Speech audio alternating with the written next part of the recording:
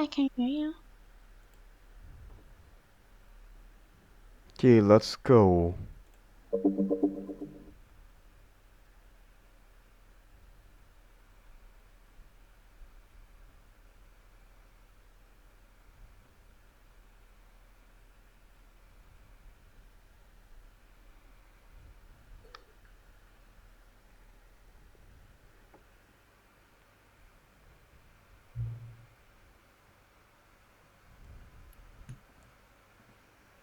Wait, what the fuck?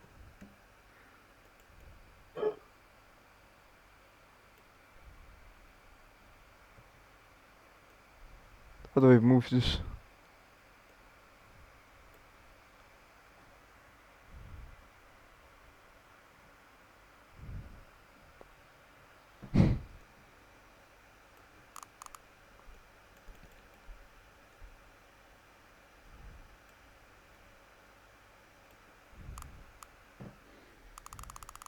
Oh, I like the sounds.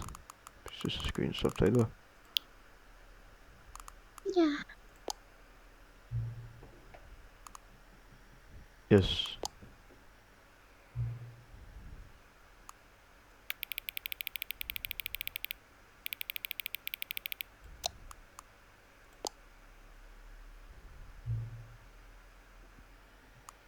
What the fuck? Why does it need my time?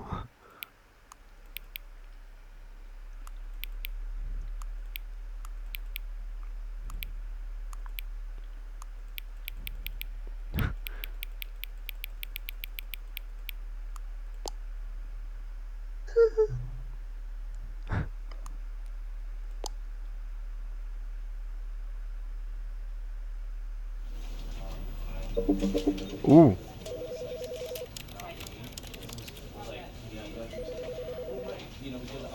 Let's capture your screen again. Yeah. Ah, but it doesn't capture the overlay. Oh.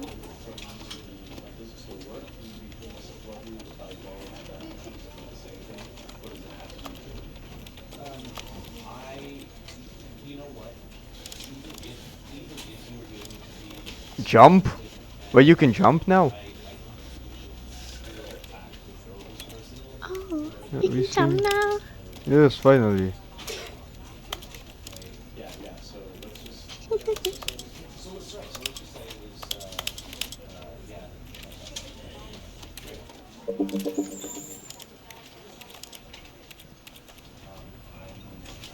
No more jump achievement.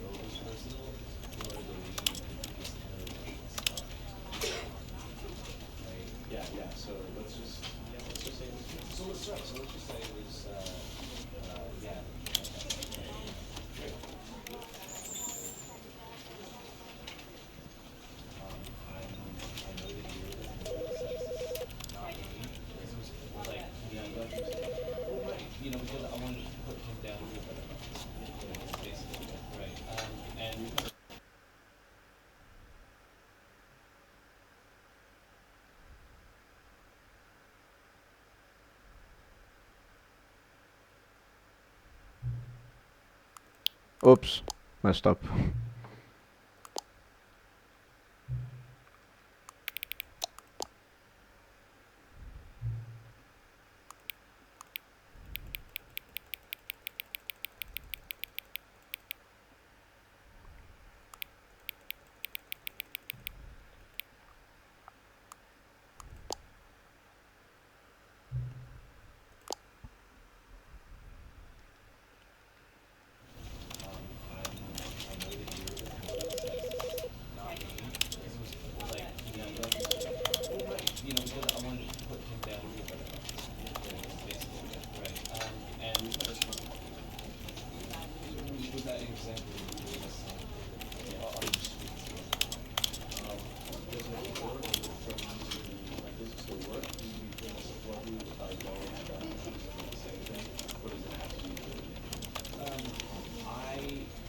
Okay, let's go.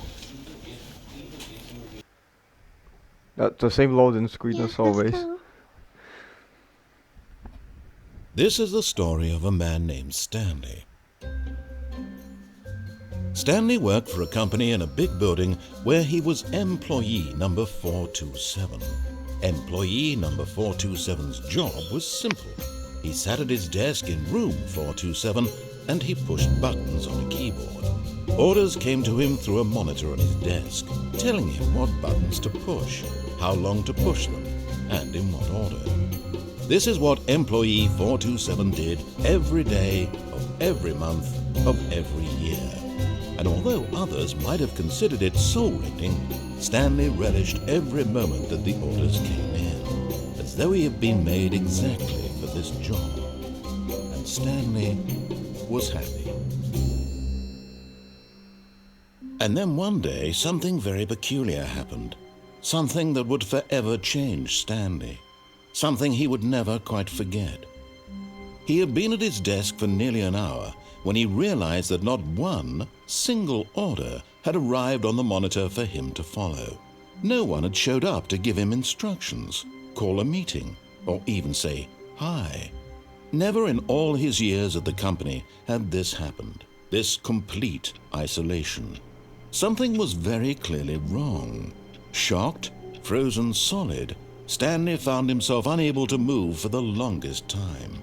But as he came to his wits and regained his senses, he got up from his desk and stepped out of his office. Yeah. Okay.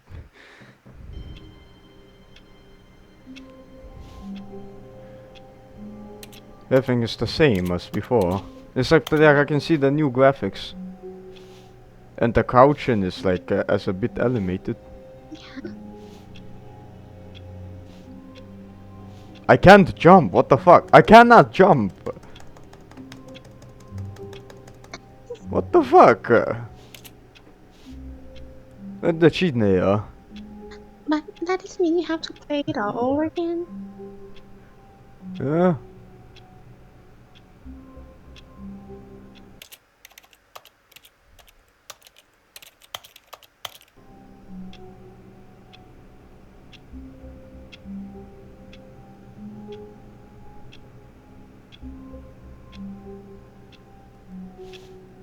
Oh!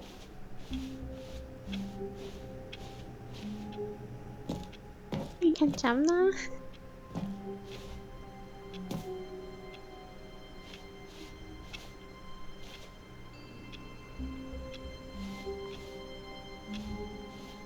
All of his co-workers were gone. What could it mean? Stanley decided to go to the meeting room. Perhaps he had simply missed a memo. Stanley went around touching every little thing in the office, but it didn't. No matter how hard Stanley looked, he couldn't find a trace of his co-workers. Oh, please. Are you really just doing this for the achievement?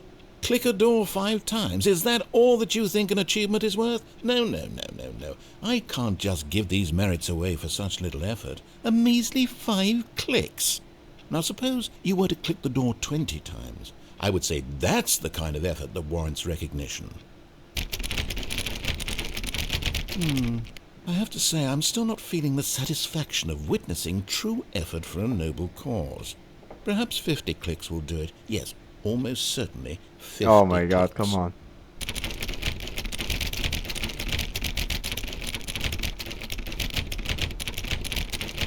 No, I'm still not feeling it. I want this achievement to have meant something. It has to be a true reward for valiant effort. I want to see some hustle, Stanley. I want to see commitment, a willingness to go all the way, no matter what the cost. Why don't you go put 20 clicks into door number 417? Oh, are you kidding me?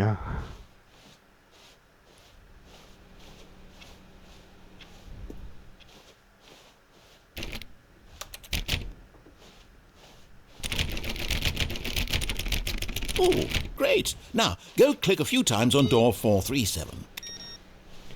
Why? I want the achievement. Excellent. I think we're getting somewhere. Now, door 415. Let's give it 10 clicks or so.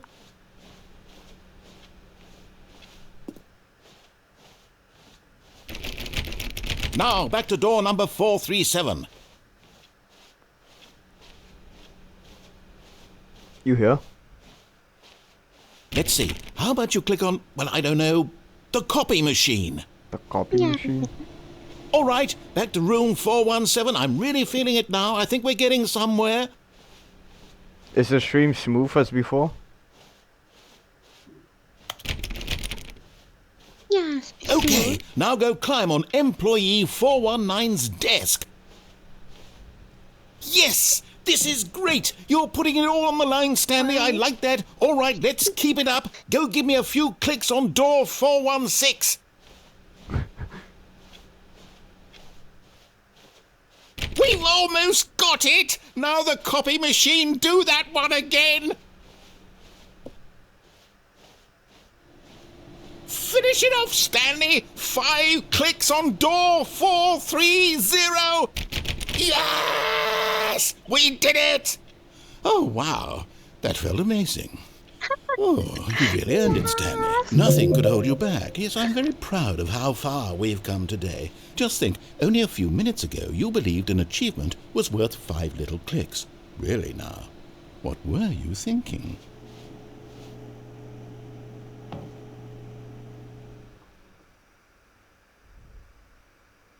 At first, Stanley assumed he'd broken the map until he...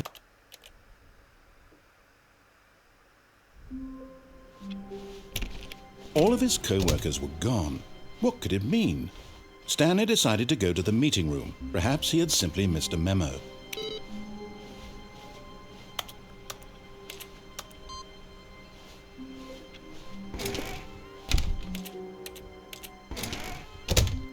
Oh, and I guess this is where Stanley felt he needed... Ah, no, apparently not. When Stanley came to a set of 2 open doors, he entered the door on his left. This was not the correct way to the meeting room, and Stanley knew it perfectly well. Perhaps he wanted to stop by the employee lounge first, just to admire it. I mean, look, the new graphic, look, the reflections, the lights. Like, this is Unity. I think the colors are truly better. a room worth admiring. But eager to get back The to colors look business, more saturated Stanley took the or something. first open door on his left. Yeah, it's look more tech. Stanley was so bad at following directions, it's incredible he wasn't fired years ago. Wait, what? That wasn't there before? Oh, Yeah, it's new. what is this?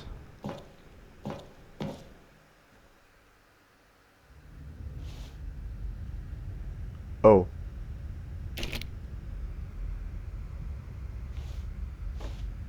Stanley had now gotten himself so far off the beaten path that it seemed the office had begun. So far off the beaten path that it seemed the office had begun. So far off the beaten path. What the That fuck? it seemed the office had begun. So far off the beaten path that it seemed the office had begun. So far off the beaten path that it seemed the office had begun. So far off the What beaten the fuck? path that it seemed the office had begun. It's me a So far cassette off the tape. beaten path that it seemed the office had begun. So far off the beaten path that it seemed the office had begun. So far off the beaten path that it seemed the office had begun. So far off the beaten path that it seemed the office had begun. So far off the beaten path that it seemed the office had begun. So far off the beaten path that it Whoa. seemed the office had begun. What is So this? far off the beaten path that it seemed the office had begun. So far off the beaten path Press the that it jump seemed the in. office had begun. So far off the beaten path that it seemed the office had begun. So far off the beaten path that it seemed the office had begun. So far off the beaten path that it seemed the office had begun. So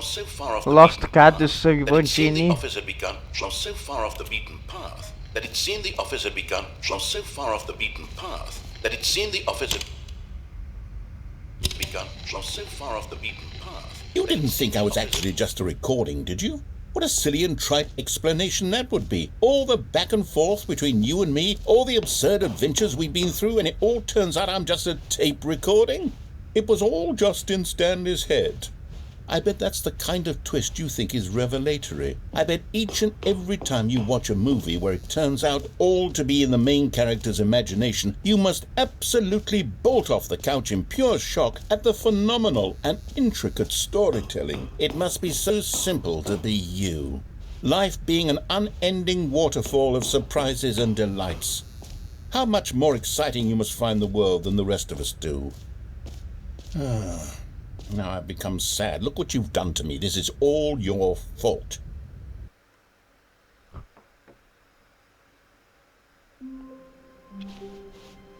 All of his co-workers were gone. What could it mean? Stanley decided to go to the meeting room. Perhaps he had simply missed a memo.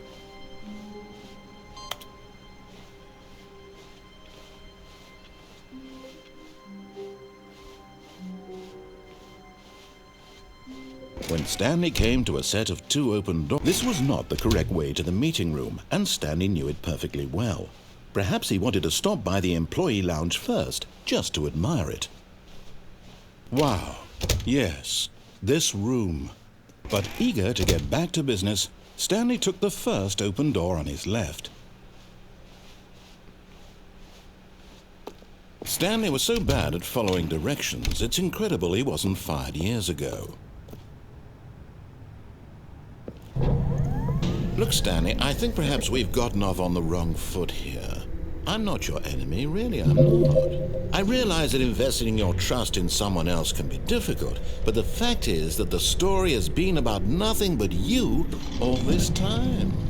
There's someone you've been neglecting, Stanley. Someone you've forgotten about. Please, stop trying to make every decision by yourself. Now, I'm not asking for me. This is it, Stanley. Your chance to redeem yourself, to put your work aside, to let her back into your life. She's been waiting. That's her, Stanley. Oh, no, you can't. Did you just unplug the phone? No, that wasn't supposed to be a choice. How did you do that? You actually chose incorrectly?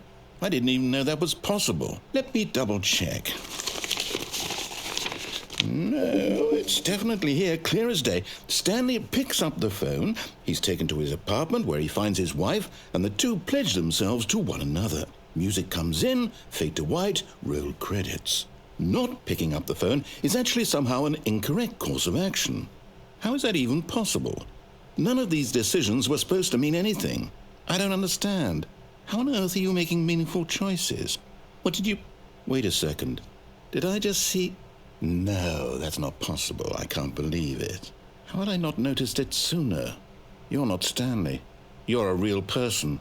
I can't believe I was so mistaken. This is why you've been able to make correct and incorrect choices. And to think I've been letting you run around in this game for so long. If you'd made any more wrong choices, you might have negated it entirely. It's as though you completely ignored even the most basic safety protocol for real-world decision-making. Or did you not grasp the severity of the situation? Well, I won't have that. What the hell? I click my mouse and I'm going to move. stop the game for a moment so we can educate you properly on safe decision-making in the real world. Please observe this helpful instructional video.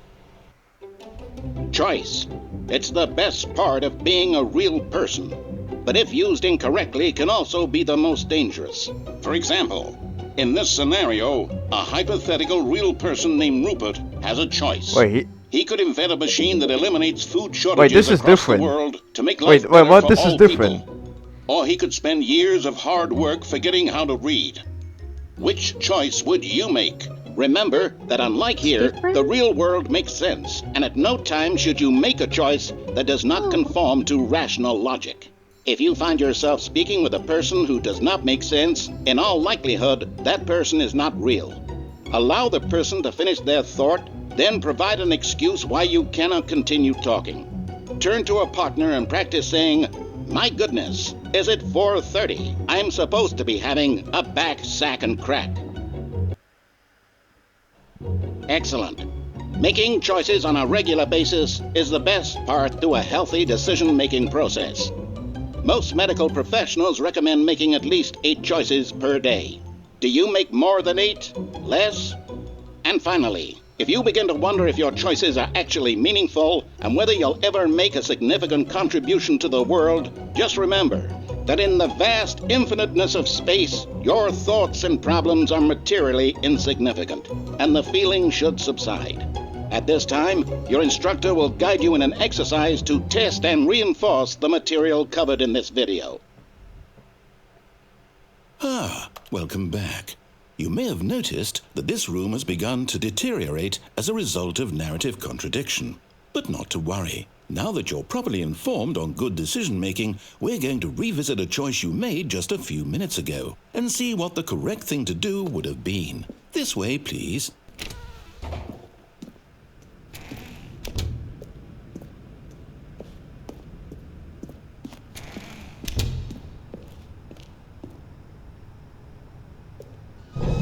Now that we know your choices are meaningful, we can't have you jumping off the platform and dying. Imagine the main character dying senselessly halfway through the story. That story would make no sense at all. We just need to get you home as soon as possible before the narrative contradiction gets any worse. Unfortunately, it seems this place is not well equipped to deal with reality. Whoa.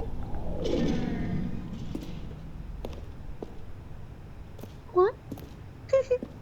You survived.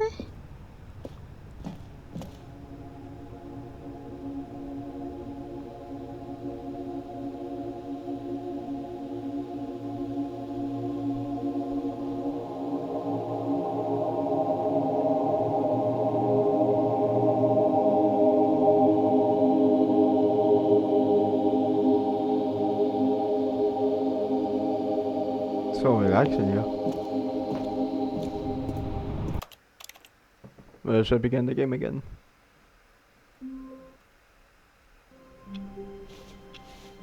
All of his co-workers were gone. What could it mean? Stanley decided to go to the meeting room. Perhaps he had simply missed a memo.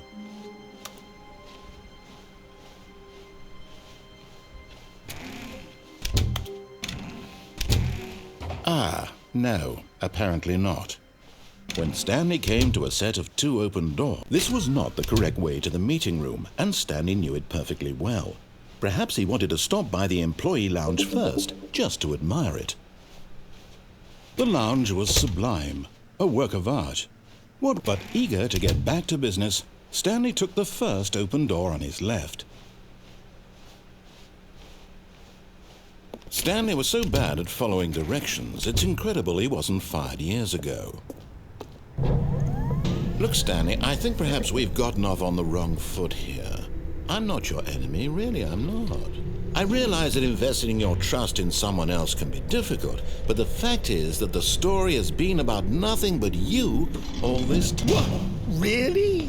I was in the middle of something. Do you have zero consideration for others? Are you that convinced that I want something bad to happen to you? Why, I don't know how to convince you of this, but I really do want to help you, to show you something beautiful. Look, let me prove it. Let me prove that I'm on your What the fuck? side. Give me a chance. No buckets past this point. What?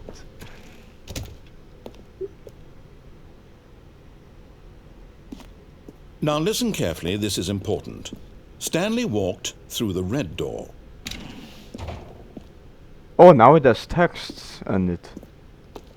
Aha, perhaps you misunderstood. Stanley walked through the red door. I still don't think we're communicating properly. Stanley walked through the red door. All right, fine, go ahead, Stanley. You want to know so badly what's out there? You want to find out what lies at the end of this road you've chosen? Well, don't let me stop you. You see? There's nothing here. I haven't even finished building this section of the map because you were never supposed to be here in the first place. Broken rooms, exposed developer textures. Is this what you had wanted? Was it worth ruining the entire story I had written out specifically for you? Do you not think I put a lot of time into that? Because I did. And in the end, it was all for nothing, because this is what you wanted to see. Help me here, Stanley. Help elucidate these strange and unknowable desires of yours. What would have made this game better? What did you want to see? Vehicles? Skill trees? Work with me. You've given me absolutely nothing so far. Tell you what, let me take a stab in the dark at a new design, and you can give me some feedback. There we go. A third option. This already feels leaps ahead of where we were before. Go ahead, Stanley. Take it for a spin. Okay, I'm going to stop you there. Now, tell me about your experience with this new version. Would you say that the game benefited from allowing you more choices? Feel free to be honest. I'm looking for some real critical feedback here. A 1? I mean, I can understand if you had reservations, you saw ways the game could be improved to more fully express itself mechanically and artistically, but a 1?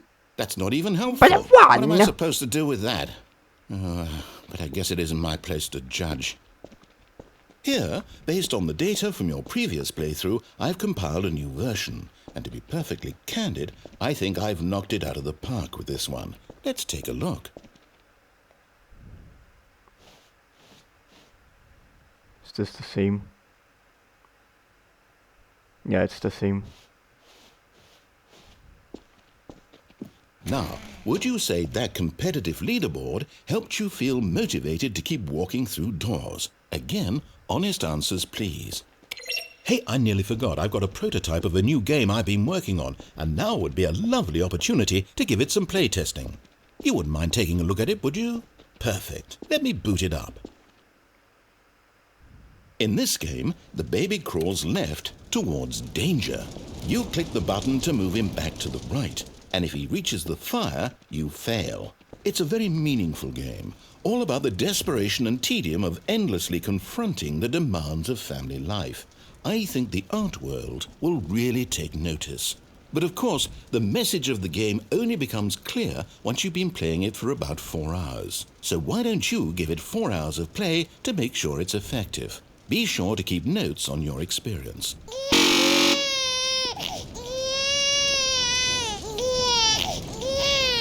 You heartless bastard. Did you do it because you hate babies or purely to spite me? Because if it's the latter, well, I don't know what to do. I'm completely out of ideas. I can't think of a single thing that might improve the experience for me. You heartless I'm not bastard. even going to try. I'm out, I'm done. It's over. Thank you for playing. Your input was extremely valuable. Oh, hey, since my game was so awful, why don't we play someone else's game? Just to ease the pain. Let's see. What do we have here? Yes, this seems like it'll work. Let's give it a shot.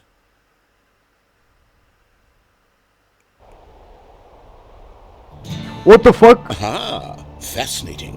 What do you think this game is about, Stanley? What's our backstory? What is our motivation? Well, it seems obvious to me that you are meant to play as a creepy man spying on innocent civilians below you from up high in your creep tower, perhaps for some sort of twisted erotic purpose. Yes, that must be it. What a fascinating venture into the experience of total mental depravity. So far, I love everything about this game, Stanley. And it seems there's even more. Come, let's venture outward and see what else is out there. A Minecraft door size. What the hell? No, like, Minecraft door? no, like this is literally a game. Like this, it's weird seeing like the textures get all the freaking useless. Do you know this game? I think I know the game, but I. Oh yeah, yeah, the name. yeah. Yeah. Oh, wow, this is weird. What the fuck? Did they copy all the map? No. It look different.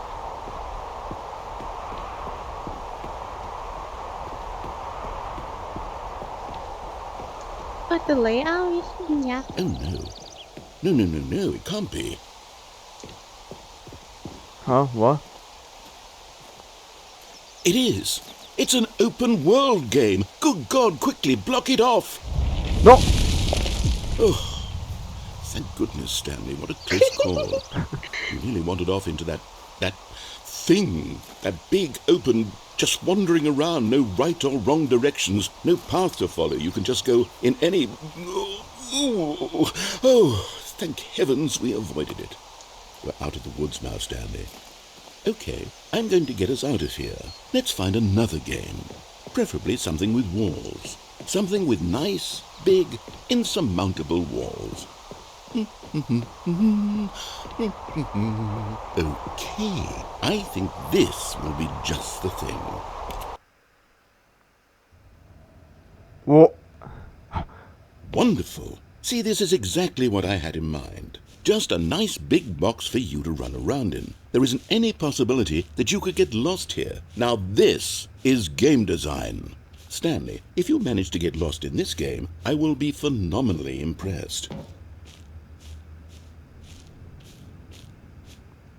Okay, so what exactly do we do here? Let's see. There are lots of cars here in the back, but obviously there's no racetrack. Okay, I'm seeing that there's a ball of some kind back here. Is this game sports ball? Stanley, I think it's sports ball. Oh, what fun. It's Rocket We shall League. run the bases and do a touchdown together. Yes, I think surely we Rocket must. League. Okay, Stanley, here's the ball. Have fun. Oh, I'm getting fast. Oh my god. Wow. I'm playing a game inside a game.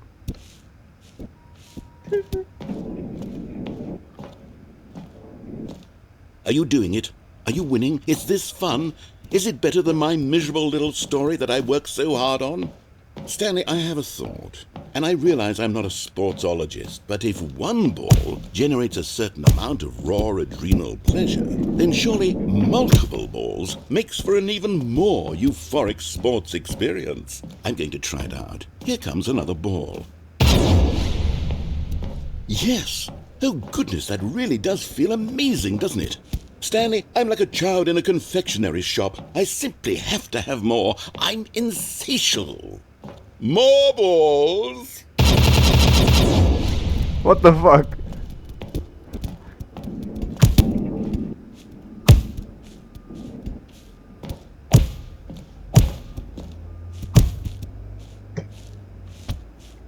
Are you enjoying this, Stanley?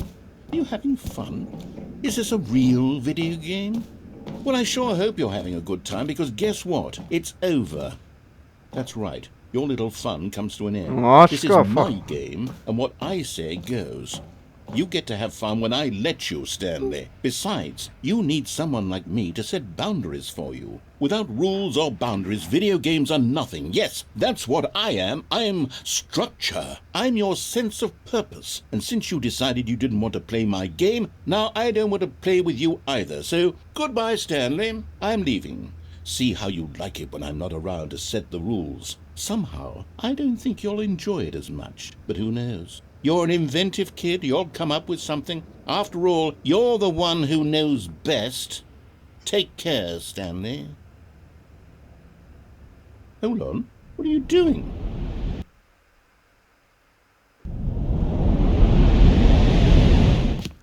Stanley, don't do that. I can't follow you there. I can't help you.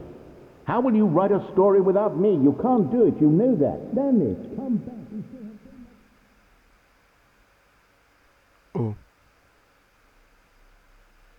Bye bye, narrator.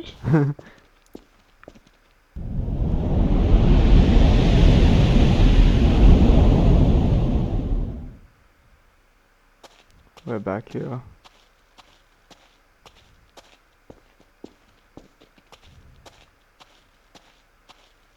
I think the lighting is better. Yeah.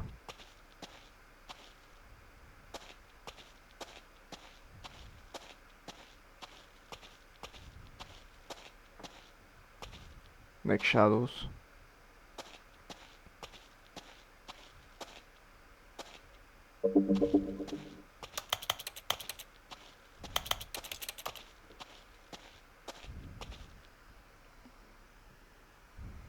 I wonder what he found.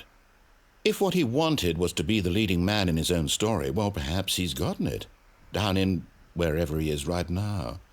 I wonder if he's happy with his choice, and if he's learned the heavy cost that comes with it. He'll understand soon what I was trying to tell him. He needs me. Someone who will wrap everything up at the end, to make sense out of the chaos and the fear and the confusion. That's who I am. That is what I mean to this world. Oh, yes. Yes, I'll be back. There's no other way. Once this ends, after it all comes to a close, then I'll be back. The end will be here soon. Very soon. I can wait.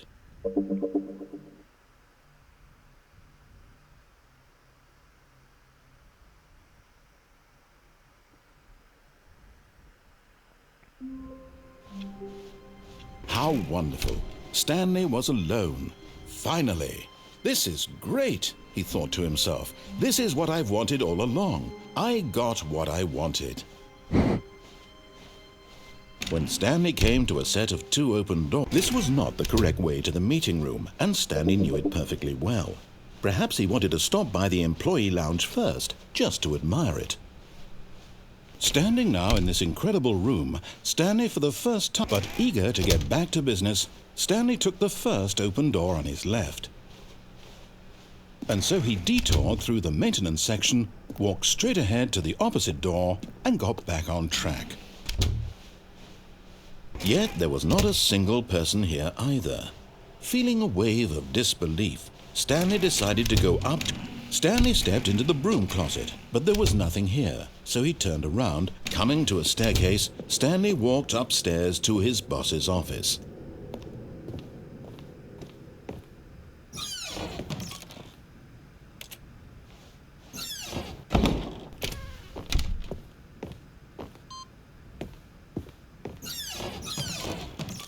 Check the bedroom. Check the bathroom.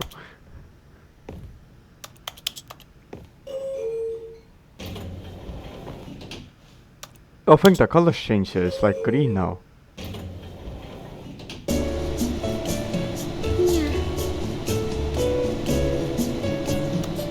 Yeah. And this also. Yep, it's still the same floor. Everything is literally the same. Stepping into his manager's office, Stanley was once again stunned to discover not an indication of any human life. Shocked, unraveled, Stanley wondered in disbelief. Stanley was in such a rush to get through the story as quickly as possible, he didn't even have a single minute to just let the narrator talk. That kind of anxiety isn't healthy, so he relaxed for a few moments with some calming New Age music.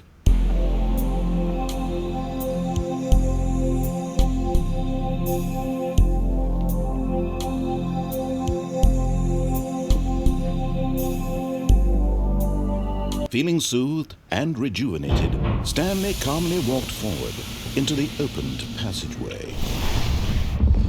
Oh yeah, the lighting looks very good.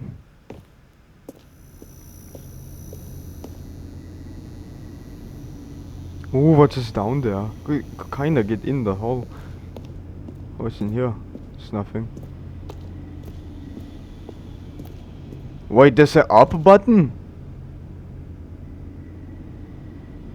Huh? No, not down.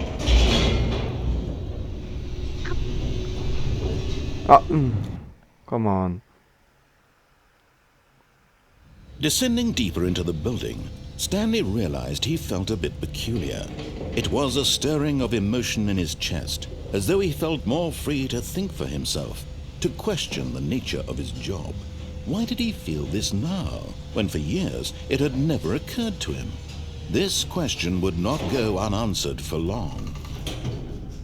Oh, I can press up now. Yes.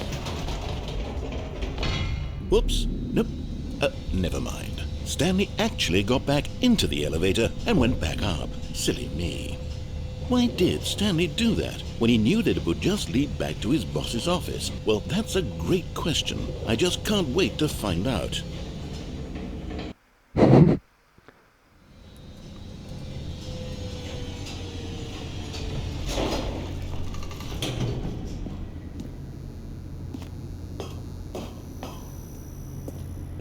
Here we are, Stanley. It's your boss's office. Exactly the way it was before you got onto the elevator. It's still just exactly what it is. What a decision you've made to come up here and look at the office again. This has fleshed out the plot of the story in new and fascinating ways I could have never anticipated. It's that keen eye for storytelling that you have, an incisive rapid fire of critical plot points, one after the other, weaving a rich tapestry of uncompromising narrative. Wow! I'm bolted to the edge of my seat.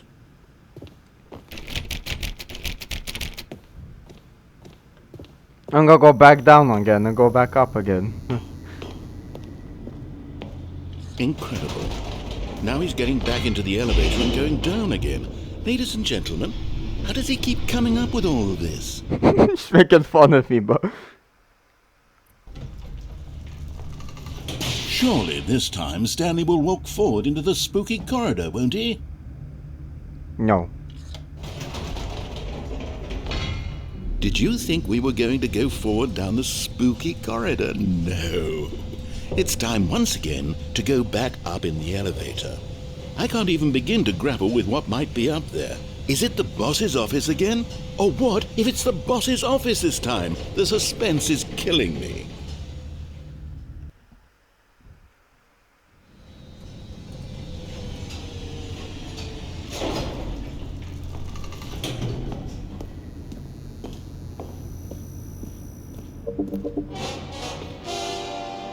Oh my God, it's the boss's office. This absolutely changes everything for me. Oh, nice. Give me a time out here for a minute while I process this. What the fuck?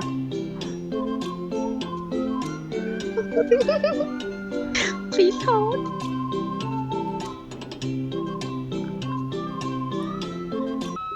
Okay, I'm ready. I'm prepared to embrace this stunning revelation and to move forward with... No, wait. No, I need more time to process. Oh, come on!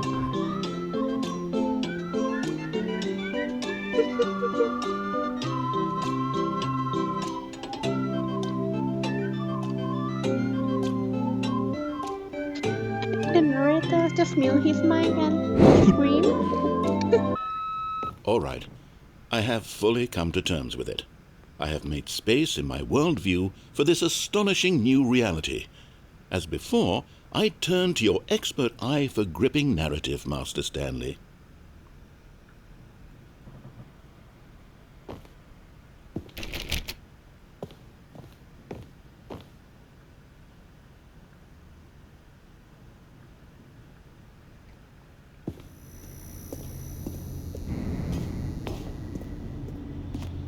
Of course. Going back down in the elevator. How did I not anticipate it? I mean, sure, now it's obvious, but you have to understand that 30 seconds ago, this kind of thing had never been attempted before. I had no frame of reference to even anticipate it. That's just how revelatory Stanley's decision-making is. A breath of fresh air in a landscape of storytelling that has grown stale and repetitive. How long are we gonna do this for?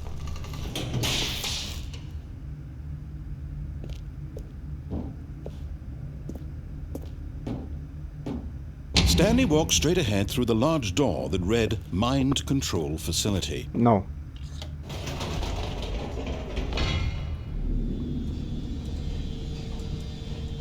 Oh, he's not talking now. You know Not what? talking now. I've just Wait, thought what? of something. Hold on, let's stop for a moment. Don't you realize? It's the anticipation, Stanley. You and I, we have no way of knowing what will be at the top of this elevator. But the suspense, the agony of waiting and anticipating and having to guess, that's the real thrill. Oh, I simply don't want to let that feeling go. It's so precious, so fleeting. Why don't we take this elevator ride nice and slow? There Oh, we God. go. Isn't this so much more exciting? You know, Stanley, it seems like nowadays the only thing that audiences want is to be shocked as loudly and frequently as possible. They want big, explosive moments flung right in their faces from the very moment that things get started. But where's the tension? Where's the trust in the audience to build a slow and nuanced appreciation for the story, the characters? Why aren't we given time to imagine the surprises, to have to think and to anticipate and then to marvel at the eventual reveal?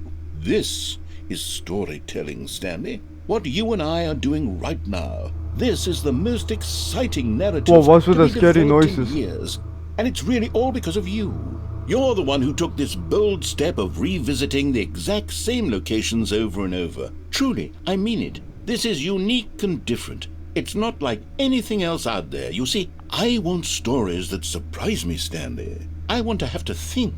I want to be engaged and not pandered to. We're being fed such unimaginative drivel all the time, and we all know it, which What is the why fuck? we're so starved for content that makes us feel sharp and vital and alive. That's why people like you so much, Stanley. because you're not afraid to spit in the face of tradition. You're a role model, you know. People look up to you. Which is why... Oh, I didn't know when to spring this on you, but, well, I've gathered a little... Wait, is this press conference repeating? for you, so that you can Oh. talk about your work and your storytelling and your life. Yes, I know you're not much for the public eye, but I thought it would especially mean a lot to the people who have been following you from the beginning. They really look up to you, Stanley. I don't know if you realize the impact you have on them. This is the kind of gesture that might leave a tremendous impact on them for the better. Whoa. Oh good, we're here. What the fuck? This is new. Okay, the room where we're holding the press conference should be just around the corner here somewhere.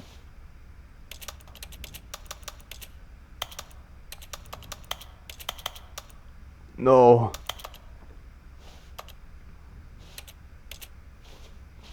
Oh, eyes on Stanley. Storyteller Stanley.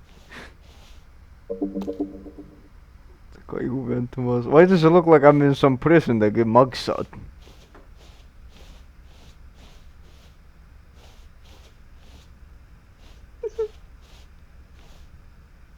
Ah, yes, here it is, just through this door. It's the Stanley Parable Stanley Life Today. What the fuck is this stage?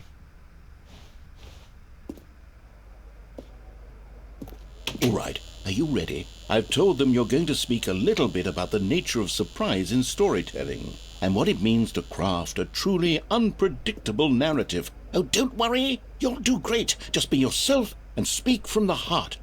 I'm really proud of you, Stanley. Okay, it looks like they're ready for you. Go get 'em.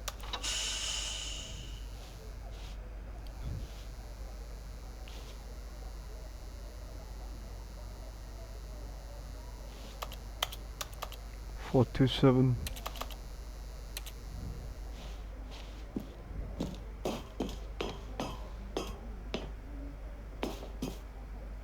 Oh gosh. What the fuck?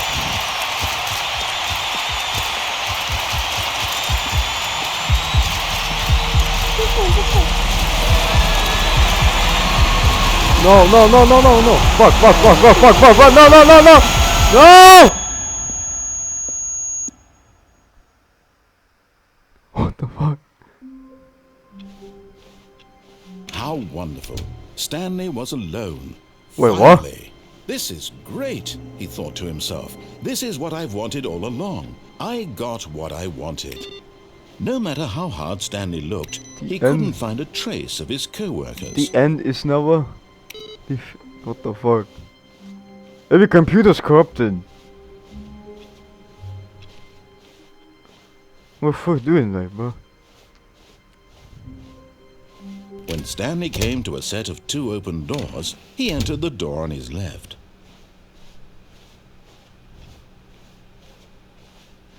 Yet there was not a single person here either. Feeling a wave of disbelief, Stanley decided, oh no, not again. I won't be part of this. I'm not going to encourage you. I'm not going to say anything at all. I'm just going to be coming to a staircase. Stanley walked upstairs to his boss's office.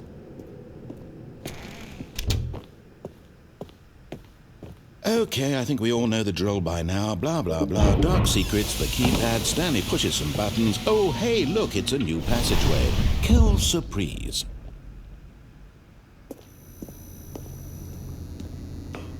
What happens if I fall down in that hole? In the move the monitors again? I think they fixed it. I think they fixed the bug. I don't know.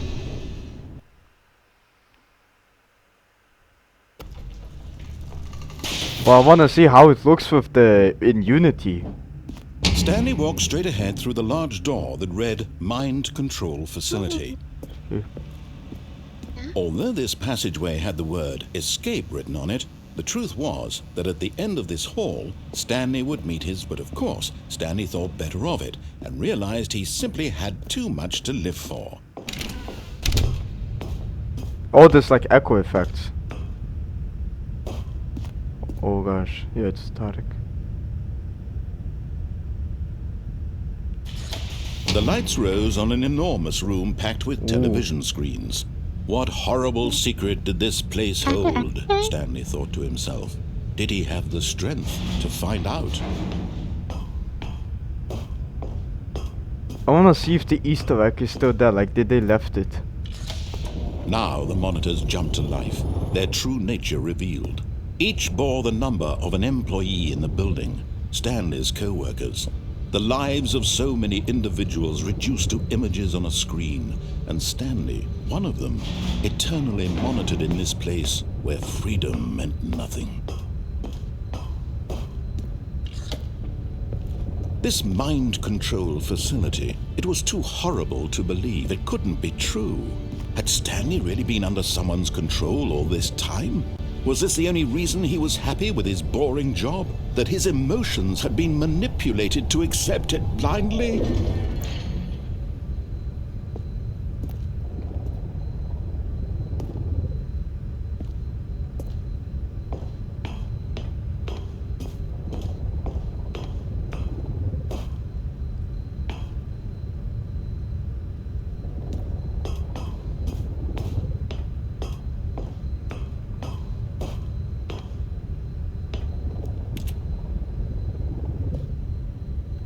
Oh, the Easter egg is not on. What is this? Why is this blank? Fire.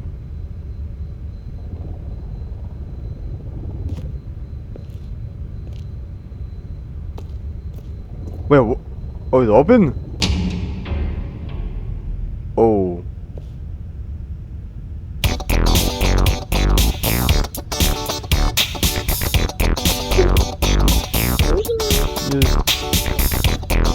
Go jump in the hole. Oh, is this bug? Aha! You've Wait, made what? it to the bottom of the mind control facility. Welcome! You see, back when the Stanley Parable first launched in 2013, getting to the bottom of the mind control facility was a bug that we simply didn't catch during development. And you all sent us lots of photos of it on Twitter and acted very superior about it. And you're all very, very clever. Good for you. Anyway, when it came time to update the game, we knew that we had to do something about this little goof of ours. So here you go. New content. You can call it the bottom of the mind control room ending, if that enhances your perception of the value of these updates. Isn't that what you crave? New content? Always more content, more, more. And I'm here to give it to you. I'm here to make it seem like we really covered every nook and cranny of the game with secrets and Easter eggs. How about this?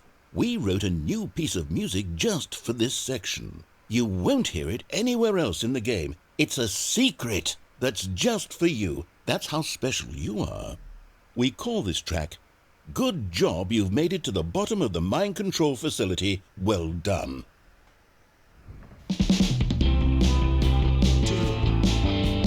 Good job, you did it. Good job. 3, 2, 1. Good job, you made it to the bottom of the mind control facility. You jumped on the catwalk. You should have been careful. You should have been careful. It used to be a bug, but now it's an ending. Now it's an ending. I believe in you. I believe in your ability to cross this barrier and chase your dreams. But railings don't mean anything. Good job, you did it. Good job, you did it. Good job, you did it. Good job, you did it. Good job, you did it. Good job, you did it. Good job, you did it. Good job, you did it. Good job, you did it. Good job, you did it.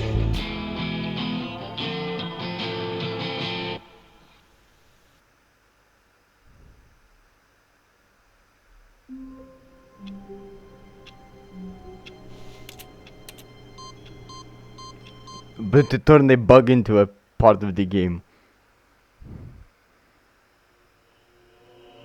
Even buttons.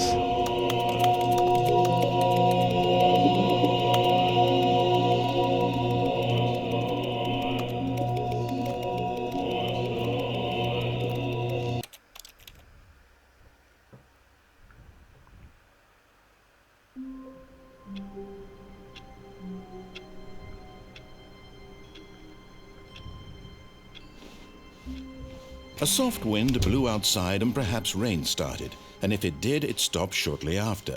Stanley hoped that he would one day see weather.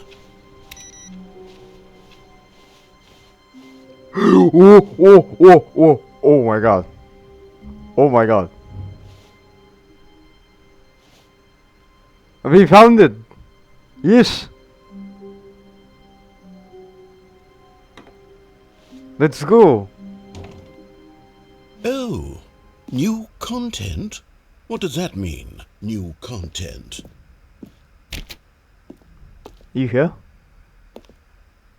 What the hell is this? Oh. Oh, new content. Here's Let's new go. content.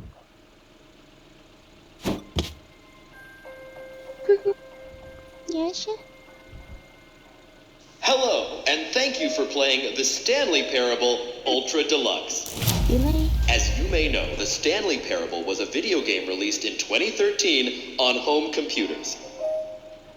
After receiving critical and commercial success, it was expanded upon in 2022 with the Stanley Parable Ultra Deluxe, a reimagining of the game for consoles and home computers.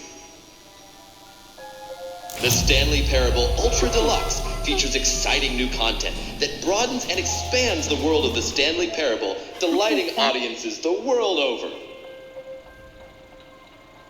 Please, step inside and see what thrilling new adventures await in the Stanley Parable Ultra Deluxe. Oh, well, this sounds delightful. I'm very excited to see the thrilling new Ultra Deluxe content. Ooh. Looking excited about this.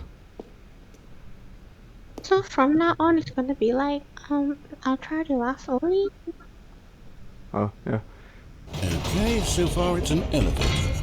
Nothing special yet, but I'm sure it's just the beginning of a mesmerizing adventure. What? Is it broken? What's going on here? Should we be moving somewhere or... Oh, there we go.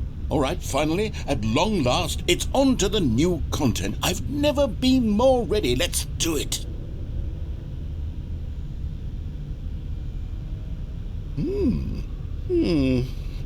I have to say, initial impressions of Stanley Parable Ultra Deluxe, mostly tedious.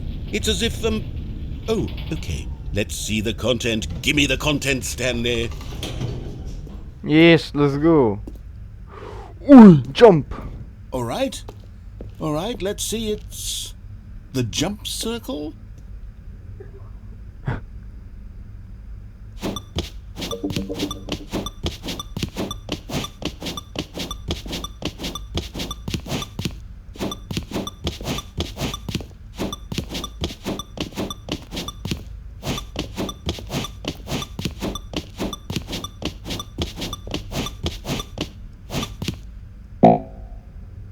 Oh.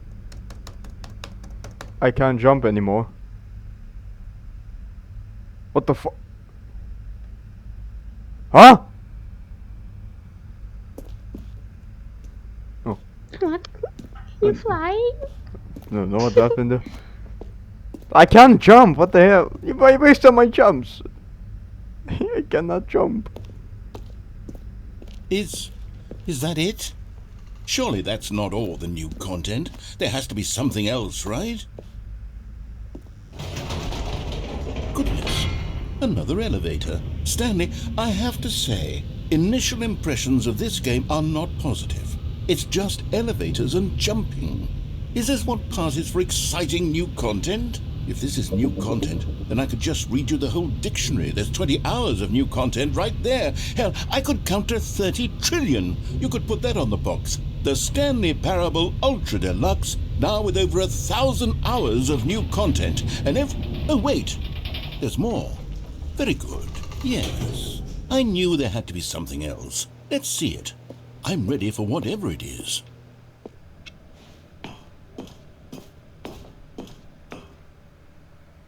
What the fuck? That's it? No! That's it? Oh, you've got to be kidding me. You see, Stanley? What? This is what happens when greedy video game developers with no respect for their fan base rush a cheap expansion to market for no reason other than to make an easy dollar. And don't get me started on the level of craftsmanship that's gone into it. In fact, I'm looking right now at the game's achievements, and it's hard to believe one of them actually says, "Test achievement, please ignore." Wait, what is that really? Wait, what? Wait, no. What the fuck, really? Test achievement, please ignore. What the fuck? Is that really it? Yeah, that's really it. What the fuck? Why? What quality assurance department signed off on this?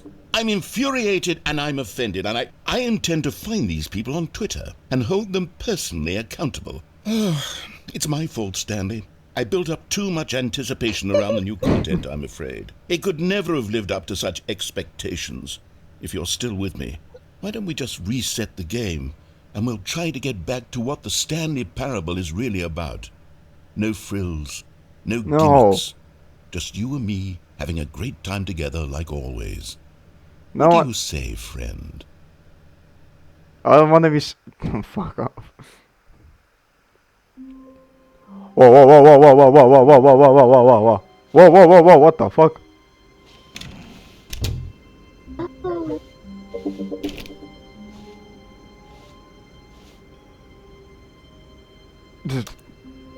I think this is the source version. What the fuck is it? Psst! Stanley! Come over here! In the vent! I want to show you something! It's kinda sus.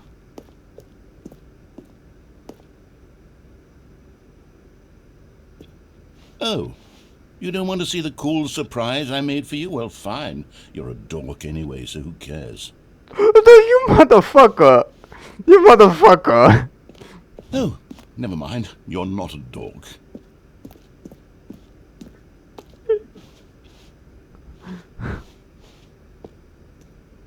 Go find him, go inside.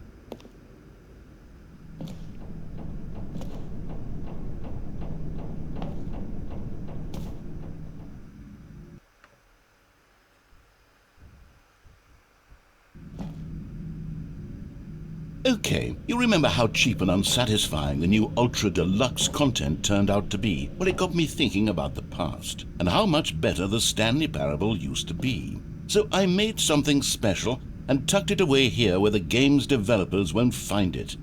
Just our little secret. Take a look. Whoa. What the fuck? oh.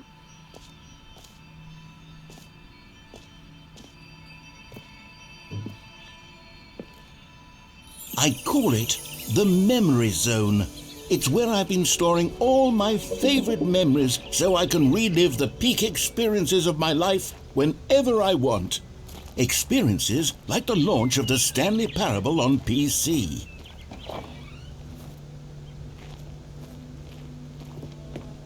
Memory zone. You see, Stanley, doesn't the Memory Zone remind you of how wonderful Stanley Parable was before it was sullied with a cheap re-release? Remember back in October of 2013, when the game originally launched? Back then, video games had integrity. Back then, it all meant something. Oh, the waste. Oh my god, this is how Steam looked like. Damn. This is how Steam looked like, it's so old. 2013. Cool spin. 2013. What the fuck, anything?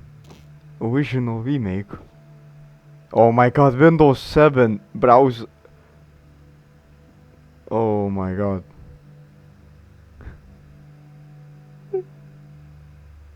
So old. Yeah, good times. I'm not even born yet. Yeah. No.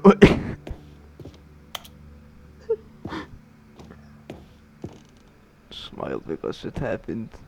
What is this? Stanley Parable bits of music trip down memory. Dollar!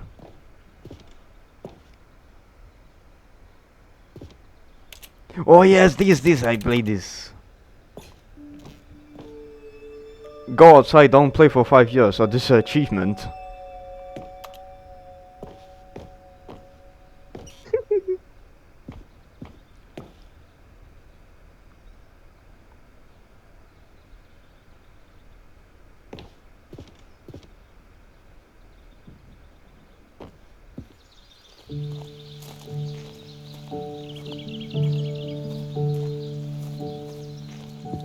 And over here is where I keep reviews of the Stanley Parable. Like this stunning triumph of games journalism, 10 out of 10 from Destructoid.com. James Stephanie Sterling writes, and I quote, "Where so many games that aspire to be more than games end up less than any form of art, Stanley Parable strives and then succeeds to be every game ever created." Did you hear that, Stanley? Every game ever created. That's how grand and all-encompassing the original Stanley Parable was.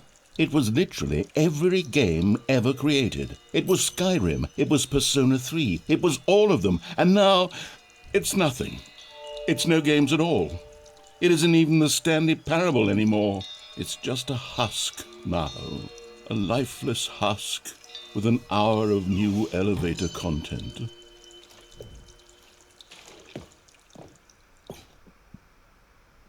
Portal! Minecraft!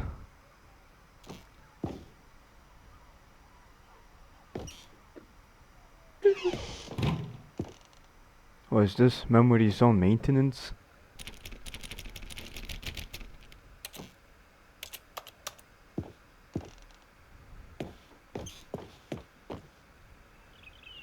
Yeah, this is the menu. So there's person of the year. Why is it blurred? The little statues. What is this? Oh, this is the map editor when they were creating it. Why does it look like the back rooms? Does it look like the back rooms? Oh, colored doors. Fucking Mac.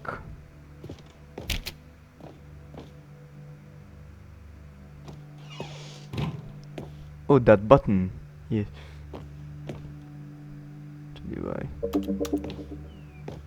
Here's another moving passage, this time from GameSpot.com. The Stanley Parable is both a richly stimulating commentary on the nature of choice in games and one that offers some of the most enjoyable, surprising, and rewarding choices I've ever been confronted with in a game. 9 out of 10. Don't you get it, Stanley? The game was perfect. It didn't need anything else. It didn't need new content. It just needed to be left alone, to spend the rest of time collecting dust in the hallowed hall of beloved video game memories. Look, this is the Source SDK, the like the Source engine.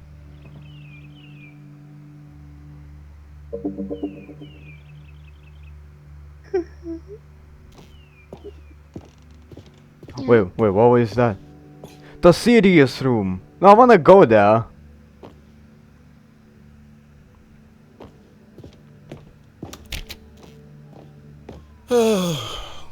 These were simpler times, Stanley.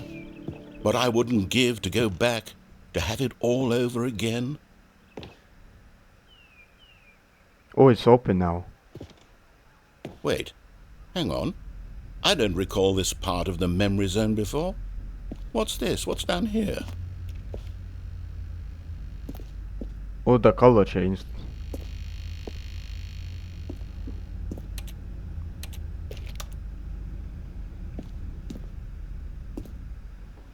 Ooh. Oh no. Oh God, no. Stanley, it's a collection of reviews from Steam, the online video game distributor. I haven't looked at these in years. I can't even imagine what's been collecting down here. Surely these reviews were glowing as well, weren't they?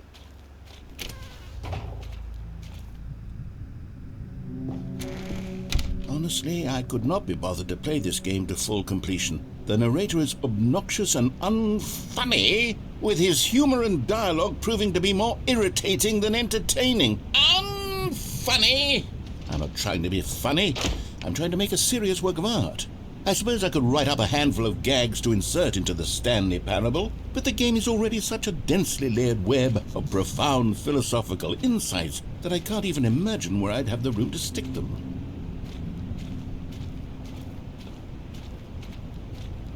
Unfunny.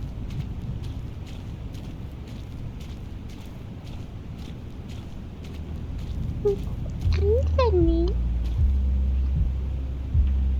What the fuck? You hear the fucking the music in the fuck. What the fuck? I can hear the music inside. This got be like a party going on inside there. Yeah.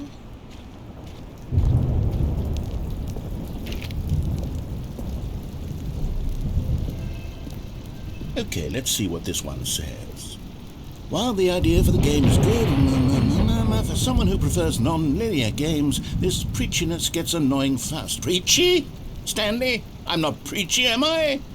You can tell me if I'm preachy. Honestly, you can. Oh, goodness.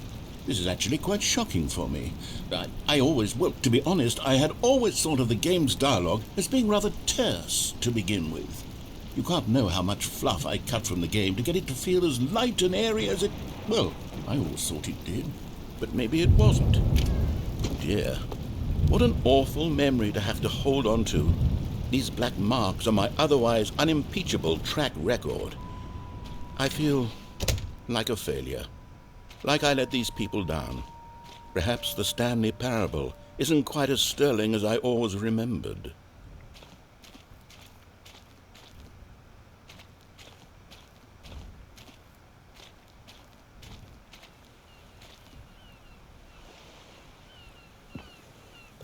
So this whole place looks like abandoned. What's this one Post-apocalypse. You constantly have to stop doing anything so the narrator can catch up with his Yeah, long-winded post-apocalypse. explanations of what's happening. I wish there was a skip button. A skip button? Well, yes. Yes, I think we can do that. If I'm truly too preachy, then maybe letting you skip ahead for just a moment, surely it couldn't hurt. Not if it means we can strike these negative reviews from the record. Only positive reviews of the Stanley Parable. That's my motto today, and it's always been my motto. I'd do anything for the customer, Stanley. Yes, a skip button we shall have. Oh, he did.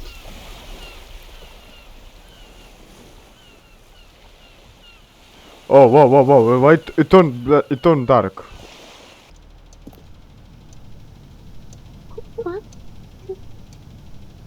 And here it is. Go ahead and give it a shot. I'll pop you forward in time so that the second my incessant droning starts to bore you, with just the push of a button, you'll have zipped right past it. It's what the players have been asking for, and I'm very proud to have delivered. No more listening to me rambling on and on and on. No. The Stanley Parable is a game for the people.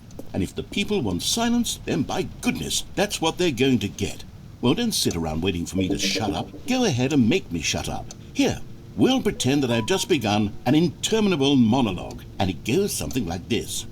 The story and the choices, or what have you, and therefore by becoming it is, so on and so forth, until inevitably we all until the end of time, at which time everything all at once, so now you see, blah blah blah blah blah blah blah blah blah blah blah blah blah blah blah. We've eaten too much and it can't be just yet, no, until 245. That the logic of elimination working backwards, the deduction therefore becomes impossible to manufacture. It went on for nearly 10,000 years, until just yesterday, here and there, forward and back, and never a moment before lunchtime. It can't be. It's the only thing there is. How many billions left until so much more than forever ago? Which is why I say, the story and the choices, or what have you, and therefore by becoming... Oh. Oh, you're back, you see. You were only frozen in time for a few minutes, but it was plenty of time for me to deliver a long, rambling monologue full of unnecessary verbal flourishes and lengthy ruminations on the nature of choice in video games. Of course, I happen to believe it was perhaps one of my more profound such ruminations. Not that, of course, you need a description of it, but if I had to describe it, I'd say it was perhaps less of a rumination and more of a treatise. Or maybe a manifesto. Look, I'll outline it for you very briefly and you can tell me what you think. Okay, so my theory is that any choice you've ever made is simply a series of choices made by the person who you are or were or will be at the time of having made said choice. That is to say, if by articulating a choice you've already made, you bring that choice into being, then by making no choice and saying nothing, are you not simply erecting in the sanctuary of time a monument to every person you've ever been, making every choice to which you've ever given your great gift of mortal and yet timeless thought? Or rather, do all of the choices you've ever made, in fact, make you more not this kind of person, and in fact do the very opposite? You see, it could in fact be both of these things at once, that you are both making choices and not making choices, and that they are both affecting you and not affecting you at the same time by virtue of the fact that you both are and are not making them. Okay, at first I was leaning towards manifesto, but now I'm going to circle around and slap the treatise label on this one. I think it has much more of a treatise vibe to it. But wouldn't you say that manifesto just has a much grander sort of tone? It has a mouthfeel that is rich with ambition and history. Ambitious history, if you will. See, now you've gotten me going back to manifesto. Heavens, at this rate, we're going to be here all day. Okay, look, I have a method for exactly this sort of situation, and I do find myself in this situation frequently. I'm going to say each word back and forth in repeated succession until I become sick of one or the other, in which case the word I am not sick of shall be the victor. It is an unimpeachable strategy, Stanley. It's rescued me from disaster in countless situations. All right, here we go. Treatise, manifesto. Treatise, manifesto. Oh my god. Treatise, manifesto. Treatise, manifesto. Are we like gonna be here for a while? Treatise, Also, plus, is manifesto. this clock like telling Treatise, actual time? Manifesto. Treatise, manifesto. Treatise, manifesto. Treatise, manifesto. Treatise, manifesto. Treatise, manifesto. Treatise, manifesto. I Treatise, think you showed me this manifesto. first, like the first. Treatise, manifesto. Yeah, but kind of- the game got Manifesto. upgraded to Unity. Treatise, I'm like, it's just like manifesto. actual time. Treatise, Okay, wait, I'm gonna manifesto. press the skip button. Treatise, That's manifesto. just I game got annoyed. This guy. Treatise. See this part and I think it was boring. You really did catch me rambling on a bit, didn't you? But that's the power of the button. The minute I start to go off on a thoughtless display of self-absorption, it's right at your fingertips to go poof, and it's all over. Oh, I can't wait to see what Cookie 9 will say about this, and whether they'll edit the rating of their Steam review, or at least change some of the wording, perhaps. To be honest, I don't even know if one can change their review in the first place. I guess I should become better educated on exactly how Steam works. Perhaps that would have been the smart thing to check on before I went about this whole exercise of making the skip button.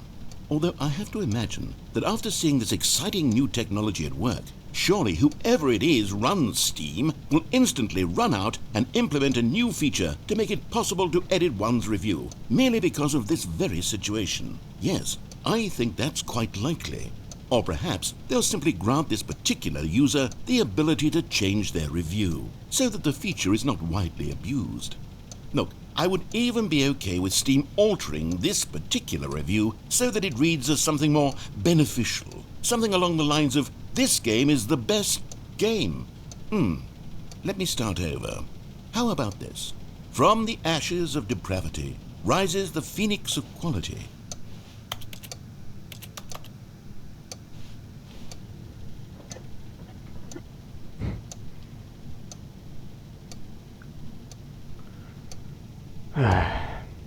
Listen. Okay, welcome back, Stanley. Now, I should say that the amount of Wait, time what? the button has been skipping through is becoming longer and longer. That last one was, well, I want to say maybe 30, 45 minutes? It's not unendurable by any means, but well, there's really only so much I can ramble on to myself about. I know, it's shocking, isn't it? But at any rate, I do suggest that we not press the button again. I think the skip button has been aptly demonstrated, and we can say goodbye to it and just... Wait, how do we get out of here? Where did the door go? Wasn't there a door that led into this room?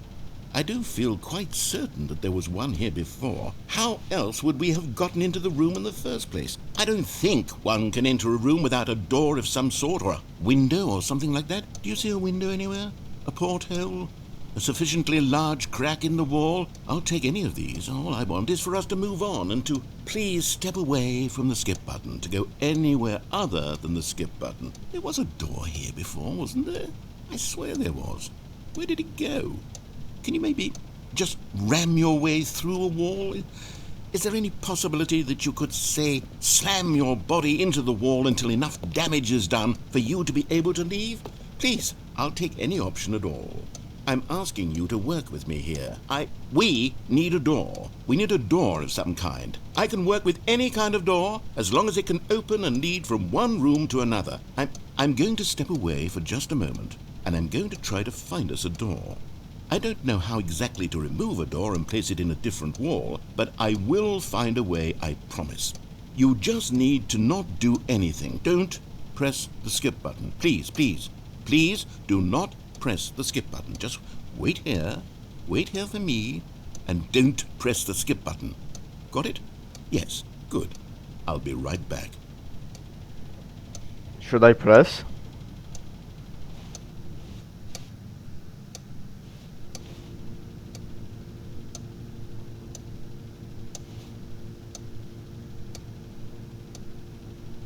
Should I press?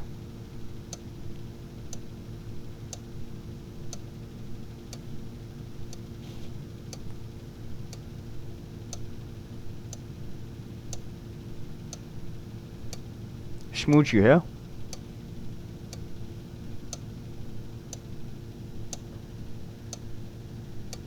Yeah, here. Oh, okay. Should I press? Or let's just like wait for him? Okay, he's taking quite a while. This is gonna be long. Oh no. I think I'm pushing it.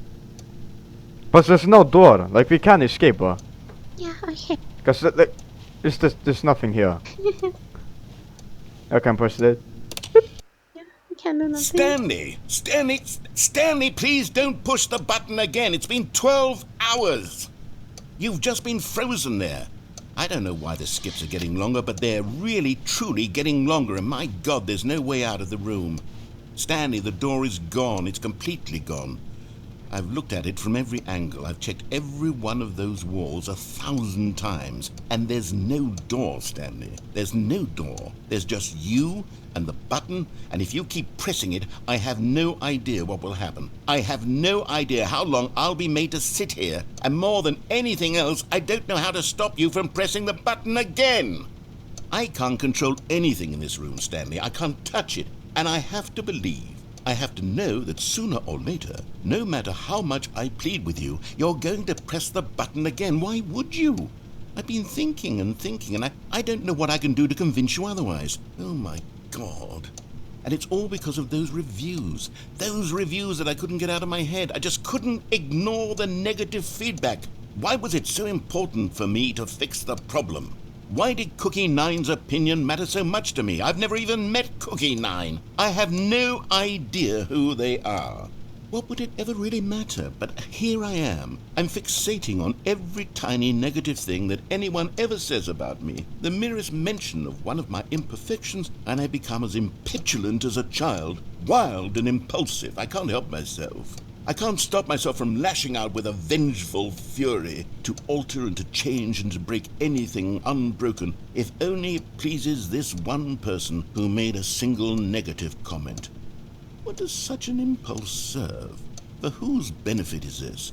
And here I am now, stuck in a room, waiting for you to press this button, and to become frozen in time, knowing that you're going to do it, and that I'm going to be stuck all alone, and that I had the power to prevent it all from happening, if only I'd held my tongue. It's all out of my control now. Just you. Just your decision as to exactly when you're going to make me suffer, to leave me all alone. Surely you will. I don't doubt it. Surely you'll press that button again, leaving me here. And surely you'll put your own desire to see what's next ahead of my need for company, for companionship. Surely you'll not be moved by my howls of fitful anxiety, that you sit with me and just stay here. Oh, no, no, no, I know you too well. You'll be leaving me. Oh, my God. And it's all because of those reviews. What the Those fuck? reviews that I couldn't get out of my Okay, I'm head. I busting. just couldn't. Oh, Stanley. You're Whoa, whoa, back. whoa, whoa, whoa. You're back. What the fuck? Oh, my goodness. I have someone to talk to again. Stanley, I It's think getting it's been a dark. week. Or 2 weeks. I've been sitting here all that time. Just sitting here. Not a single person to And then speak bye. with. And you'd think that that's just how it's always been, right? Why that slide Me behind the talking wall? and you saying nothing. Would you think that it's exactly the same as always? What? Doesn't that feel Where's like the what slide we've coming from? already been doing? Me just talking? But it isn't, Stanley. It isn't the same at all. It isn't even close. Because I know you can't hear me once you push that button. That's what I'm realizing now, Stanley. I'm realizing that I needed to know that someone was listening. I needed there to be a vessel through which my words were moving. It was the vessel I needed, Stanley. Not the outcomes, not the story. None of that matters anymore. I'll give it all up. I'll give up every branching path. I'll burn my story to the ground. One single thing I need, and God, I can see now that I need it more than anything, is to know that someone else is taking it in. These words that I'm saying, I need to know you can hear me. Because maybe, Stanley, maybe, if you can hear me, then maybe it means I'm real. Maybe I'm not just a fiction. Was I scared of that all along? Perhaps, yes. Perhaps I've been scared this whole time, that if I stop speaking, I'll slip backwards into the silence and be consumed by it. I can't be taken by it, Stanley. I can't lose myself in the stretch of emptiness between you and me. When you press that button, you're still right there, but I know you're so tremendously far away. And in those moments, the emptiness folds itself outward in between the two of us, and I am suspended in its unyielding quietness. I can feel the edges of my reality curdling inward and decaying. I can tell that I am becoming less and less real. Yet to speak to you now, I am alive. I am truly and completely here. I am a being. I am someone. I am something. I am being listened to. I am being recognized. The emptiness between us has collapsed, and I feel right now like I am not a work of fiction. I feel as though I occupy space in this world again, and I have cast a shadow onto the wall. You see what I'm saying, don't you? You can see what this means to me. I'm so clear about it now, Stanley. I feel as certain about this as I've ever felt about anything at all. I feel renewed. I feel restored, and already I can sense the looming silence as you will press the button for the next time. What a terrible dread it strokes in my heart to think of it, to think of returning to such coldness. Come, let us sit in silence together here for just a moment. Let us anticipate it. Let us welcome it. Let us not run from it.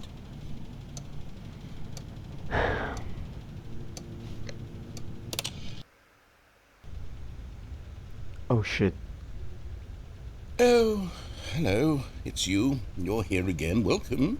I have had time to think about you and about us and about everything we've been through. I've had so much time. I stopped keeping track after a year. Have you ever sat down in one place It's and not been a moved whole for one year. entire year? Let me describe it for you. To begin with, there is only regret. There is only the turning wheel of missed opportunities. I felt nothing at all but regret for the longest time, Stanley. Days, months. I lost it all in a blur of the deepest longing to undo the past. And when that feeling had begun to subside, what took its place is what I can only describe as the collapse of every moment I have ever experienced my entire life. All of them collapsed down into a single instant. In that instant, I could see myself clearly, calmly, with a collected heart. It was an impossibly rich wellspring of both delight and disgust simultaneously. I was consumed by it. I could do nothing but wallow in it for what felt like an eternity, for what I now know was far less. You see, it was a revelation for me. It was unlike anything I had ever known. It was a space without consequence, without action or outcome. It was divorced entirely from the question of free will that you and I have squabbled over for so long. There could be no one ending, no singular outcome of events, not if all events existed in the same moment, and I felt freed. I felt unburdened by the need to manifest a particular outcome into being. I saw that I could allow myself to exist along all timelines, and that each of them was simply a strand in the web of my being. It was incredible, the spaciousness, the equanimity of the moment, both singular and infinite. For the longest time, this was my experience. And then this moment passed, and the most unyielding fear I have ever known crept into my mind. And it is this sensation that I have been experiencing now for longer than I could have ever expected was possible. I have been waiting for you. Not that you might save me or do something to fix it, but merely to state for you the plain fact of this manner of existence. I wish you to feel afraid as I do, that perhaps one day this state of mind will consume you as well. Perhaps you will somehow, in some way, have to live as I do now, and I wish for you to know how excruciating it is, and for you to be in true terror of its eventual arrival. If I can only do this, only this one thing, perhaps it will bring me the smallest moment of peace in the darkness.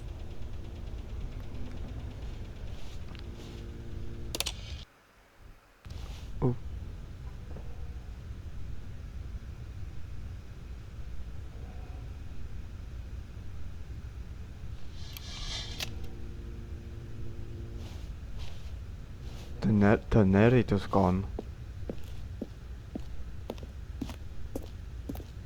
Is he gone now? Plus every time I skip this room gets more and more like destroyed, and like even the fan is now started to like not work. Ding. Yeah.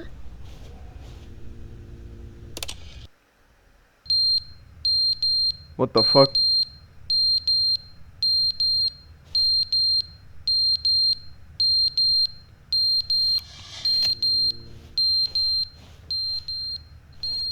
What, the clock fell? Yeah, it stopped working. Why is this beeping? I think it's malfunction. Maybe.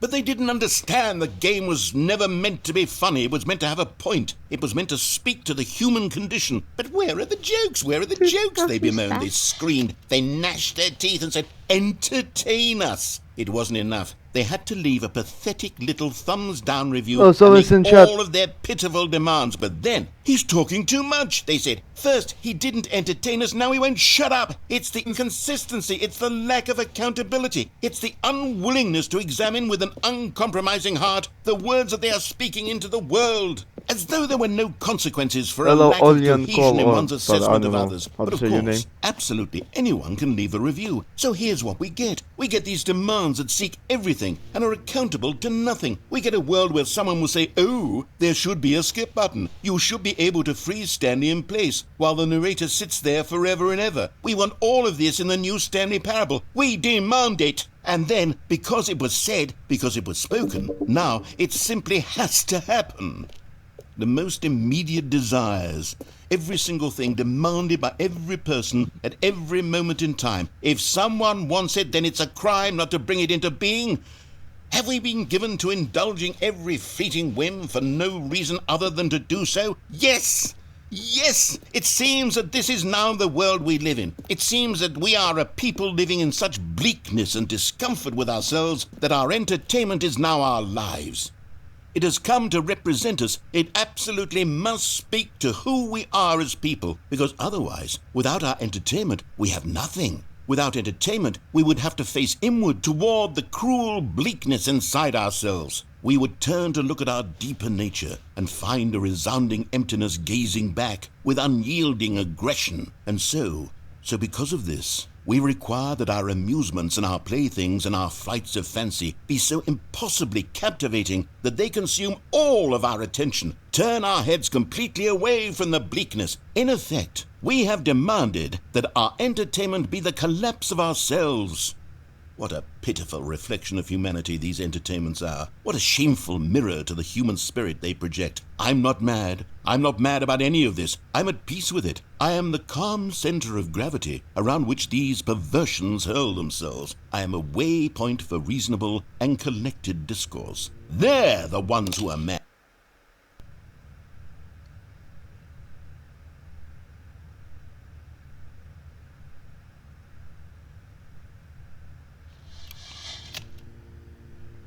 Oh shit, someone's leaking.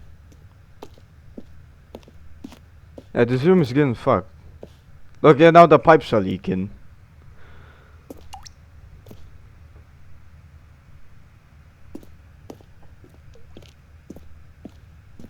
Is he gone now? The end is never the end, is never the end, is never the Okay, end, is okay, never fuck. the end, is never the end, is never the end, is never the end, is never the end, is never the end, is never the end, is never the end, is never the end, is never the end, is never the end, is never the end, is never the end, is never the end, is never the end, is never the end, is never the end, is never. I feel like we're gonna get drowned here. Yeah, the pipes are just...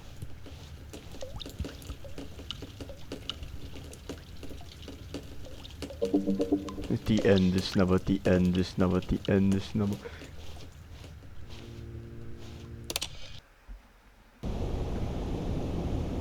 Oh damn, okay, this one destroyed.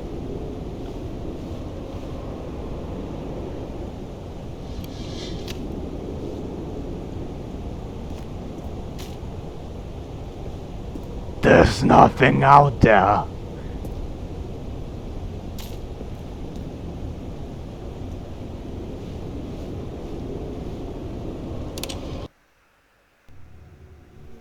Oh shit! Sunlight.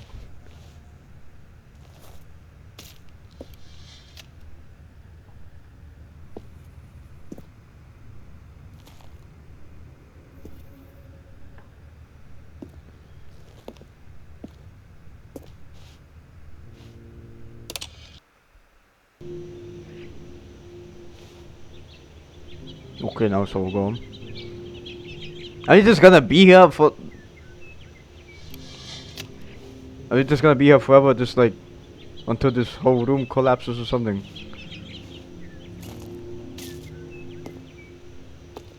Yeah, I can see the trees here now. Okay, let's go.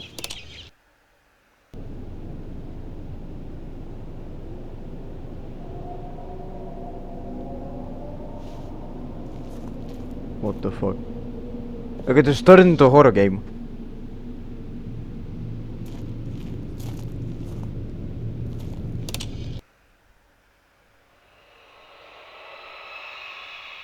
No, no, no, no, no.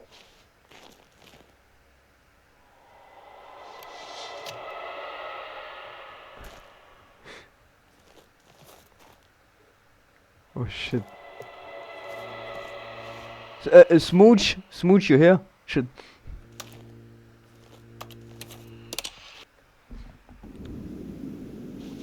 Oh, the button. Yeah, I'm here. Oh, the button died. Just alien outside. No aliens, no aliens. Oh, whoa. Oh, it's... Why it sound like alien? this place is dark with there. This outside. What the fuck? Look behind. What?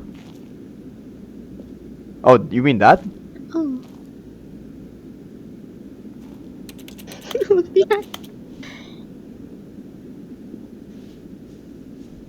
Oh damn. You're free.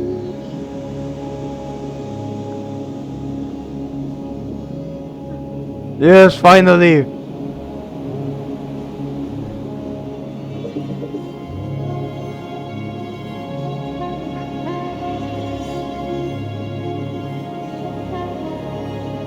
In the middle of the desert. I've been trapped in that place for 10 years. I'm finally free.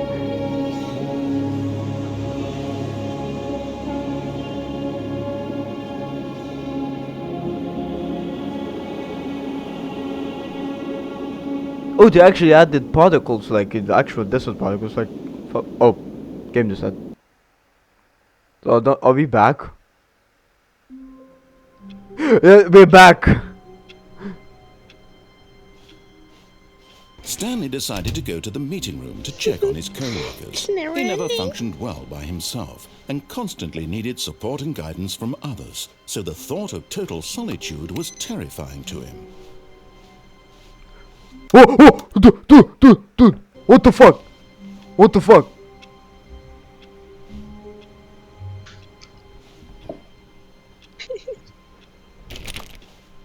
No, fuck that. No.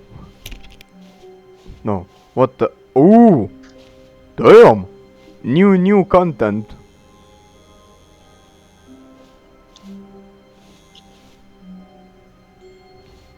No, like the new wet. Oh good, you notice my sign. Yes, I have something very exciting to show you. We jump off the window? Huh? Oh, you mean that window? Yeah, I already jumped off the window.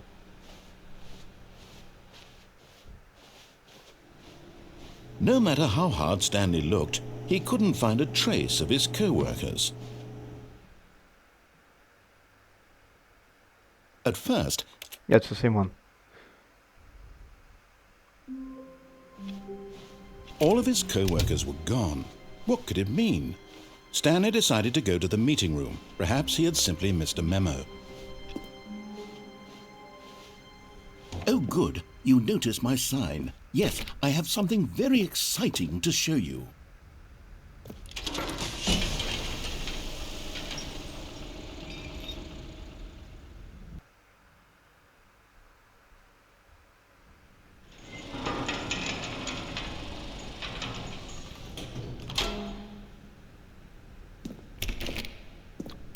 And what's so different about this?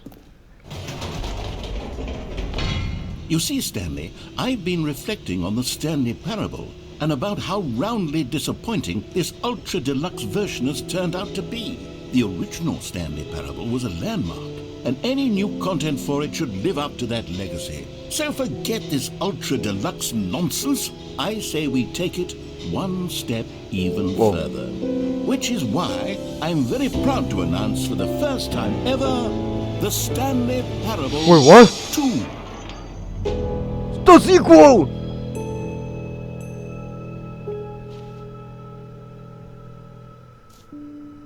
Yes, you see, isn't this far superior to a measly re-release with a few minor additions? Think of all the new territory we'll cover with a fully fledged sequel. An entirely new experience, built from the ground up. Why, there are so many possibilities. It could go in so many different directions.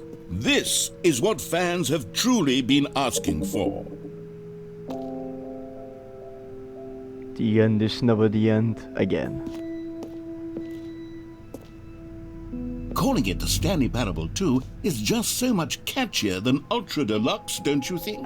Ultra Deluxe? What does it even mean? But the Stanley Parable 2, Taste the that's sequel. an artistic statement right there. It's future-oriented. It screams progress and innovation and long-term franchising potential.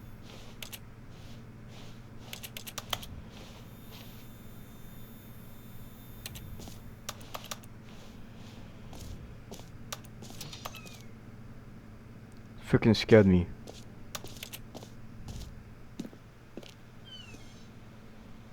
A bird?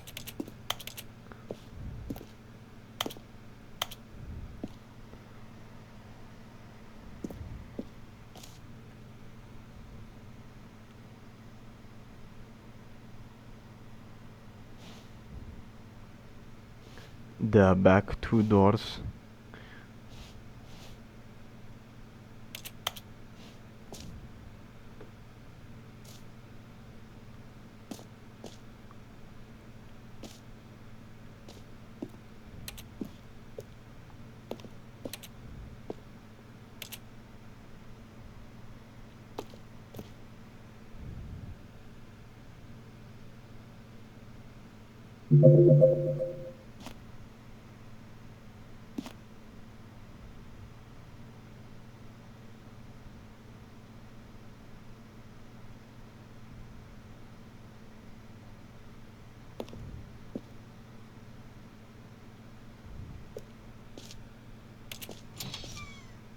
She's gonna freaking scare me, bro.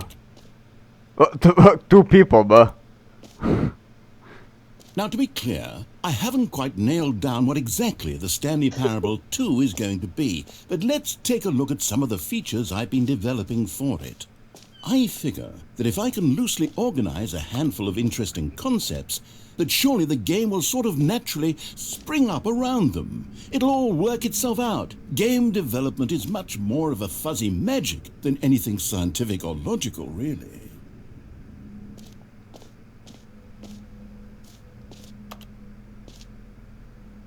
Sequels are good. Portal 2, Half-Life 2, Doom 2. Ah!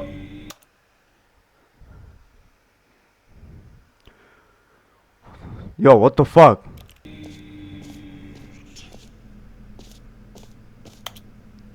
Freaking scare, bruh.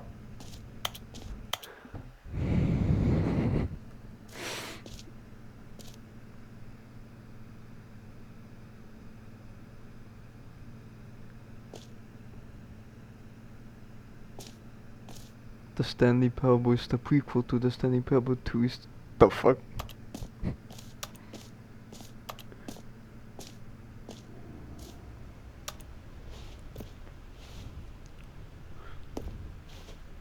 With new features. Oh, come on, I wanna write the boss. New features. The two. Where is 3? Stanley Parable 3.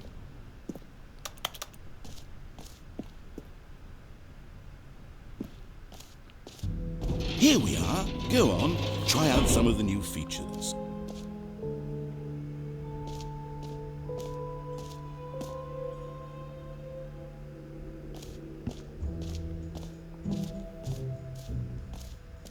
Excuse me, that button that says the name of the person that is playing the game. Bullshit. Okay, come on. Oh. For the Stanley Parable 2, I asked myself, what do players really want? And of course, the first and most obvious answer is that they want to be individually recognized and validated as people. So with that in mind, my first addition to the game is this button which speaks the name of the person playing the game. Isn't that wonderful?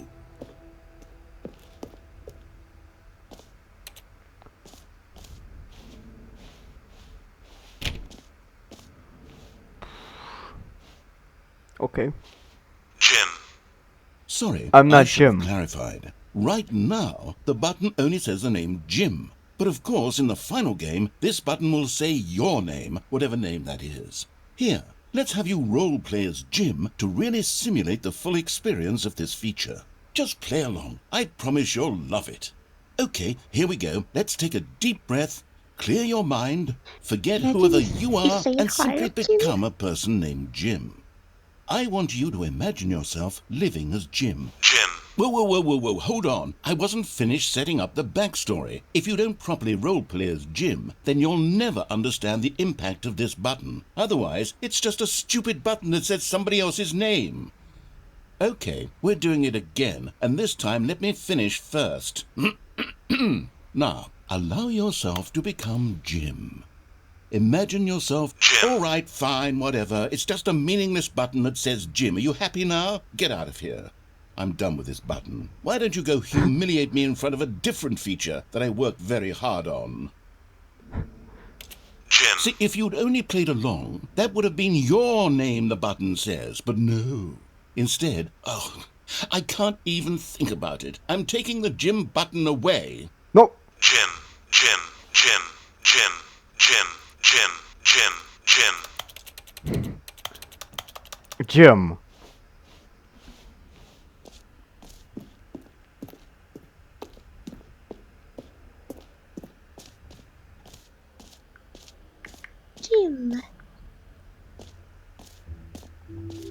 Maybe I'll only let people named Jim play the Stanley Parable too. They would appreciate what I've created here.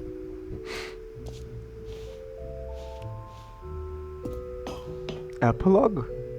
An epilogue would be fun, wouldn't it, Stanley? Yes, it would go at the end of the, well, we'll figure that out later.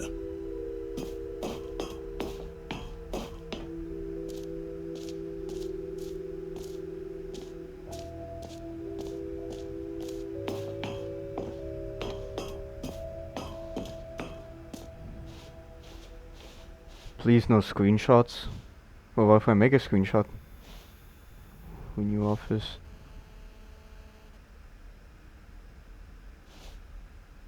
The baby is all grown up. Bankruptcy. Sure. Okay, wait. Okay, I'm gonna take a screenshot. Nothing happened. Pfft.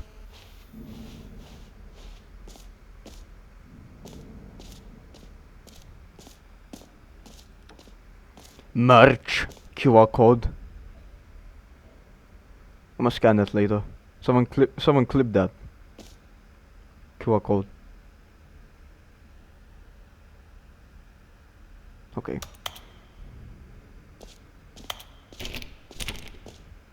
Okay. The Stanley Parable 2 reassurance bucket. Oh, I got the bucket.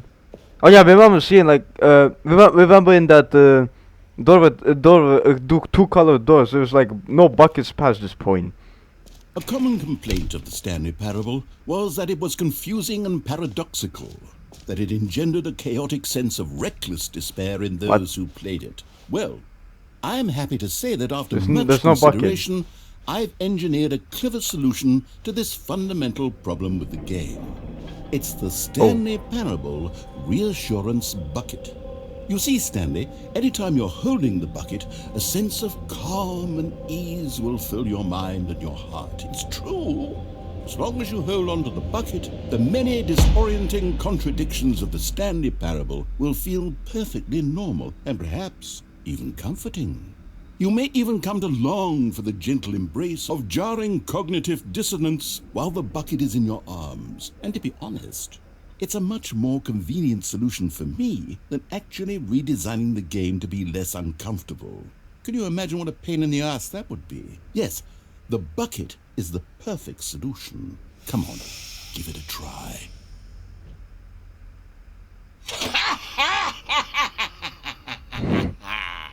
Can you feel it? The glow of comfort, even in the face of crushing despair, must already be sweeping through your body. And in fact, can I say that I do believe the bucket lends you an air of charisma as well? I think that just holding it has made you the slightest bit more attractive as a person. The benefits of the bucket seem to go on, don't they? All this and more await you in the Stanley Parable 2. No, I'm just a guy with a bucket.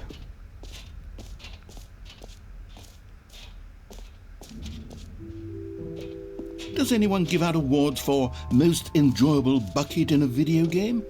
That really should be an award if it isn't already. Okay, I'll be honest, I haven't yet decided on this one. I think that in the new version, the office could use a bit of decoration, like balloons. But I'm undecided on Get Well Someday and Happy 12th Birthday. Which would you go with? That smile is very sus.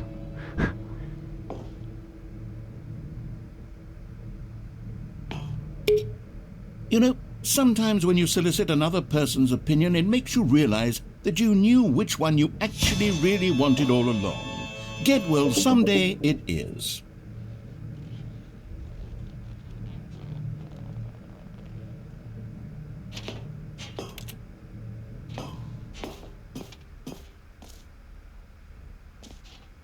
Or actually, maybe I should have gone with... No, I've made my decision, we're moving on. This one there in the pictures before.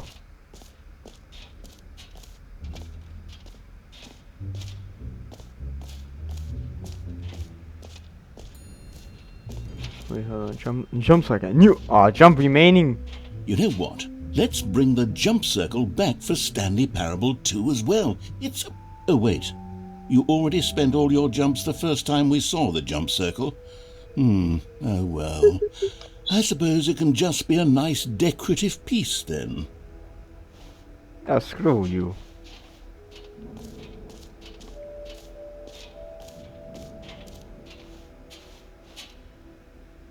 Am I just gonna carry this bucket?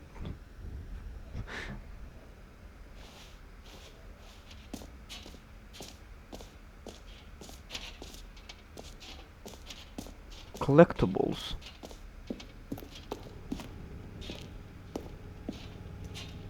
Whoa. Ah, collectibles. Now it's a real video game. In the Stanley Parable 2, you'll run around gathering up these miniature Stanley figurines. And what's truly innovative is that there will be no reward for collecting all of them. Oh, what the hell? To stifle the intrinsic joy of watching a number go up, you simply collect all of them and then you move the hell on with your unremarkable life.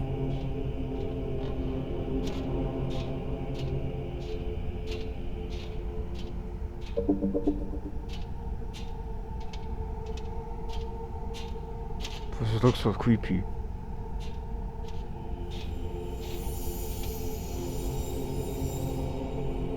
Is Stanley figurine? Yeah.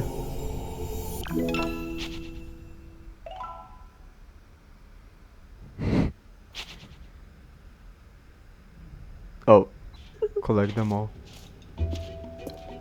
God, it really is the worst when you collect everything in a video game and then they give you a big fancy reward for it. Absolutely tragic.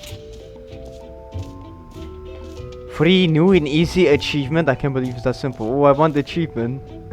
Freaking sus face. Smile.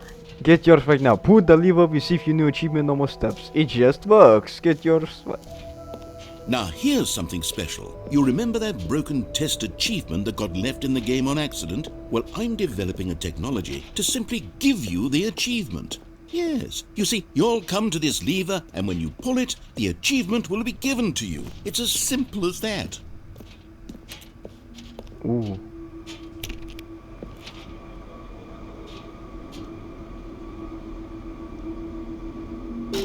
Okay, perhaps I should have clarified. This is technology that will exist. Right now, the achievement is still fully broken. I'm not a wizard, Stanley, but I guarantee it will be fixed in the sequel to at last satisfy the hordes of ravenous fans all over the world who have been uproariously demanding this feature. Gamers, we hear you, and I promise it will happen.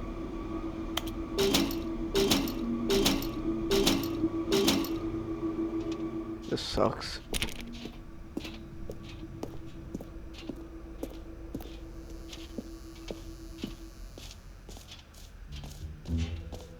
What else? What other exhibits haven't we seen yet? Oh, infinite hall. Interesting. It won't end. See how that's possible in the freaking Unity engine.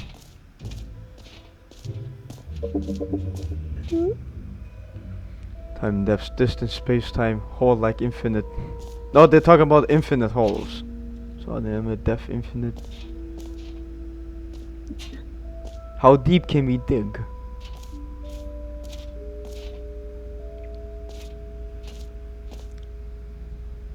It just keeps going. Okay. Oh. Stanley, here's an idea that I'm Oh, truly damn. fond of. It's never been done before in a video game. This is in fact a hole that you can fall down forever. That's right. Infinite falling. You can fall until the end of time if you like. A stunning leap forward for video games as a medium.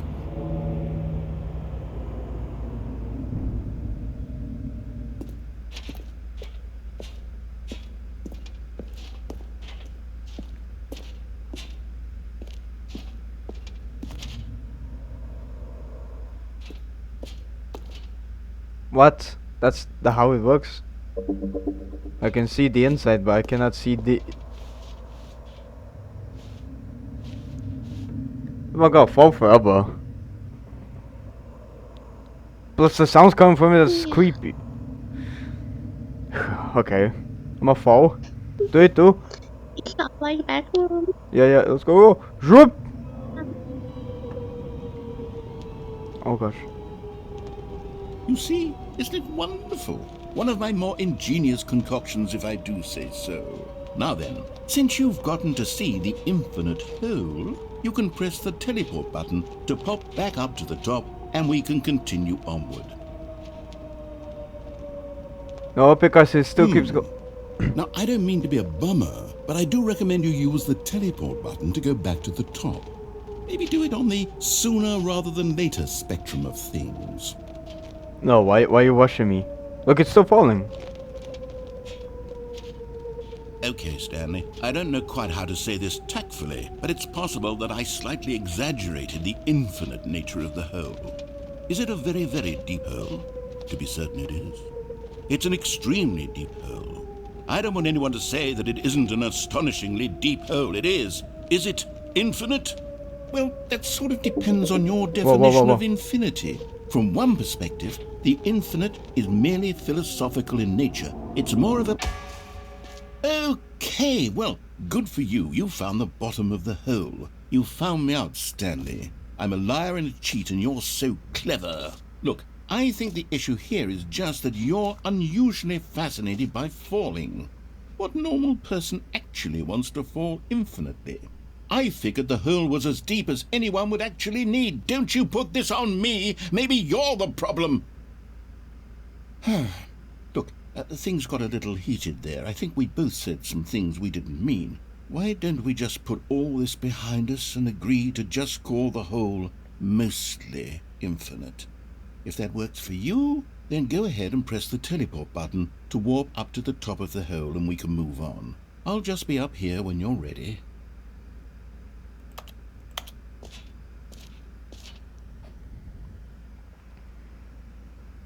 One thing is like, where's the lights coming from? Because I don't see no lights here.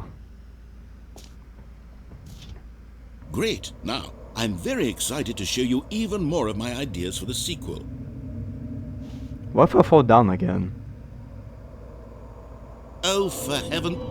You see, I was right. The problem is you. The problem is that you like holes too much. Not normal. A normal person would have said, yep, that's an infinite hole right there. Goes on forever till the end of time. Don't need to see it all, but not you. Oh, no. You have a weird sort of... Oh. Did the hole seem even shorter to you this time? I couldn't help but feel like you spent a little less time in there than you did before. I mean, admittedly, I didn't make an infinite hole, but I didn't think it was that not infinite. Well, I suppose once again there's nothing to do here. If you decide you've had enough of the hole, you can hit the teleport button and come join me up above. Had enough? I'm positively thrilled. I really do have so much more to show you and to talk about, and I've had enough of the hole for a lifetime. No. Gosh, how could I have guessed? You're back in the hole. If this starts to become a thing where... Wow. Okay. Yes. I'm starting to become extremely certain that the hole is not only not infinite, but that it's growing steadily less and less infinite. I suspect that I'm starting to hit the point where it's no longer feasible to call the hole infinitely deep, even by the lax overall standards for accountability and marketing. What's going on here? Stanley, I have no explanation for the uncertain nature of the hole's length. Here, let's try something. Let's pop back up to the top, and we'll see if it gets any shorter. Well, there it is. Oh. The shame of my lie has come to haunt me. Not only is the hole not infinite, but it's barely even a hole at this point. It's more of a concavity, or even a very aggressive divot. How is this still appealing to you? I know you're obsessed with holes, but at this depth, I just can't see this scratching the itch. Oh, who am I to judge? You just do whatever it is you're here to do and hit the teleport button when you're ready to move on. And there's no hole. Wait, what? The button doesn't work. Is the, teleport button not working? You sure? Well, I mean, I really don't have an explanation. It was working just a moment ago. Try it again. It's not working. Still nothing? Well, I suppose there is one thing I can do to fix this. I'm out. Goodbye, What? Stanley. You couldn't bear to be away from the hole, and now you'll get more time with it than you could ever have asked for. It's a win for everyone. You get to be with the hole, I get to do literally anything else. Take care, Stanley. I hope you and the hole have a wonderful rest of eternity together. What? I'm stuck here? Come on. Whoa.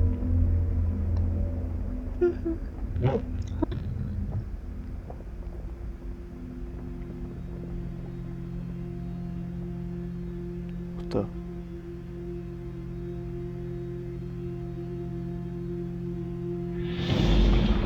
Whoa.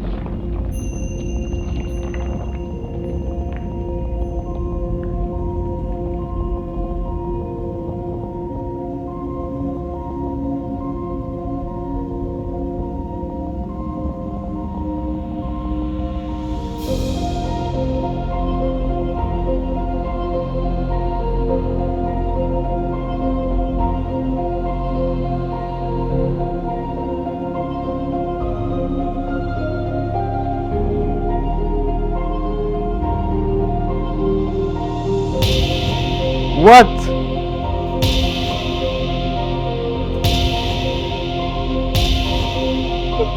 What it is?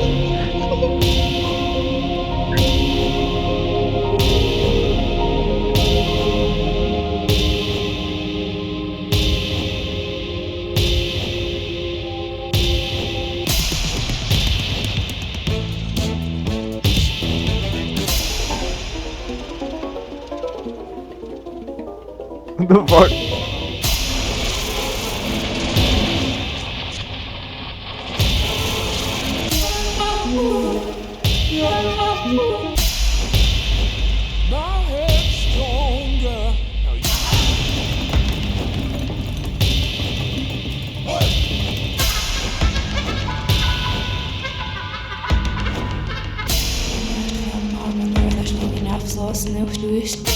What the fuck?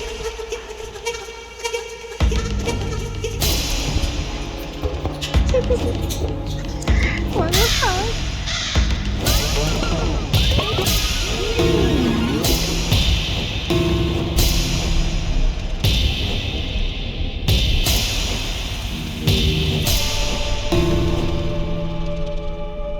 What? This one is cute.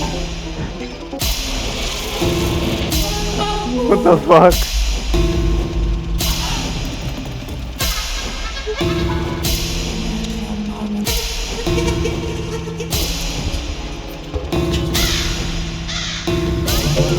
Stanley? Stanley? Stanley!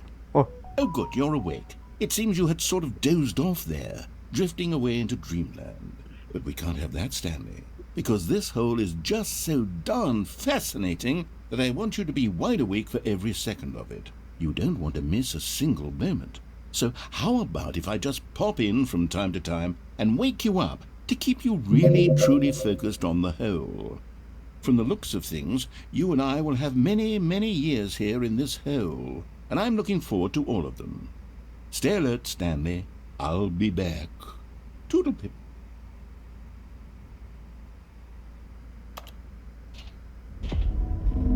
Whoa. Again? Oh. Just.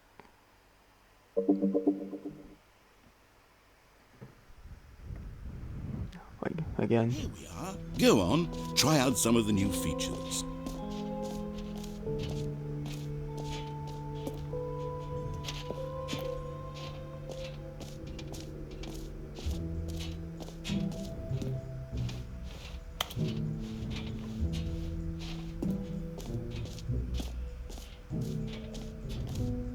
What if I go back to the hole?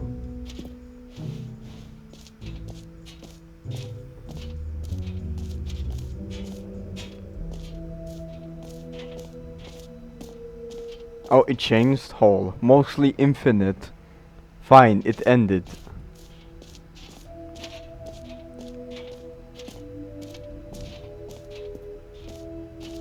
Well, I wanna go back to the hall.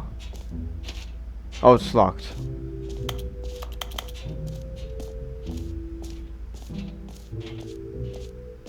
It's locked. Yeah.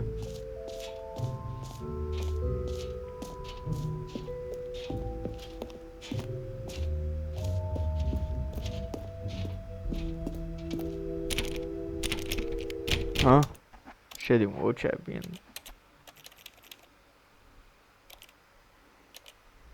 Wait, hold on. Okay, hold on.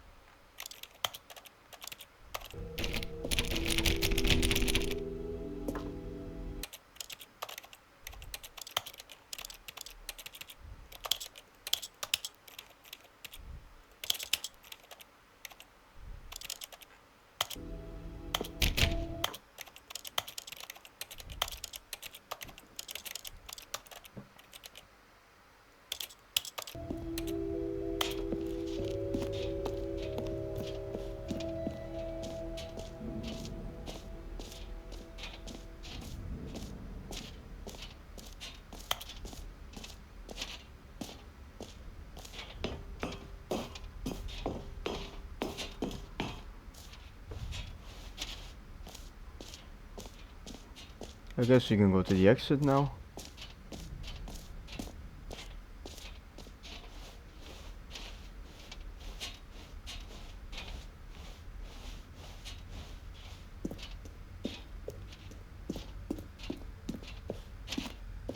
All right. Have you seen everything you wanted to? Ready to move on now?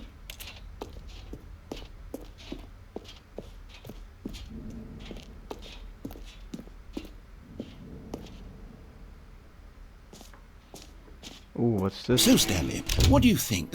Do you like all of the new features? Yes, I know it's not exactly clear yet how exactly these features will come together as one single coherent video game, but I can feel it in my soul. It's going to work. There's definitely a good game in there somewhere. Say, let's do an experiment. I'll arrange these new features together and we'll see whether or not it coheres into a meaningful gameplay experience. Okay, are you ready? Here it is. I give you the Stanley Parable 2. Wait, figurine! I mean, there's potential here, right? It's sort of... Okay, never mind.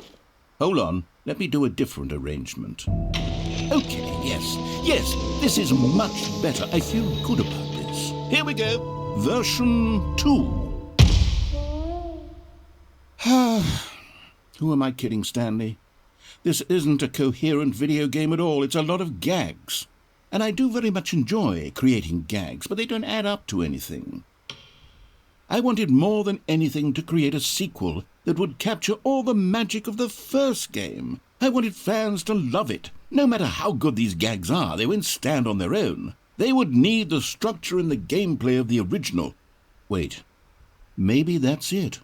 I can take the original Stanley Parable and simply, well, insert a few of my new features into it. Tastefully, of course. With respect. With care for the vision and integrity of the original game. Would it possibly work? I suppose it could. But it would need a really, really tremendous title screen. A title screen that says with bold and uncompromising conviction, "This is the Stanley Parable 2. Let me see if I can whip something up. All right, perfect. Go ahead. Take a look. Wait, what? What?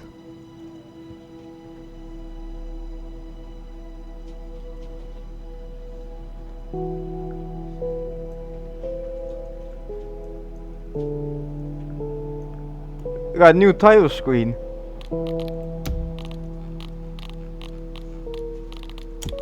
Oh my god, new sounds and everything.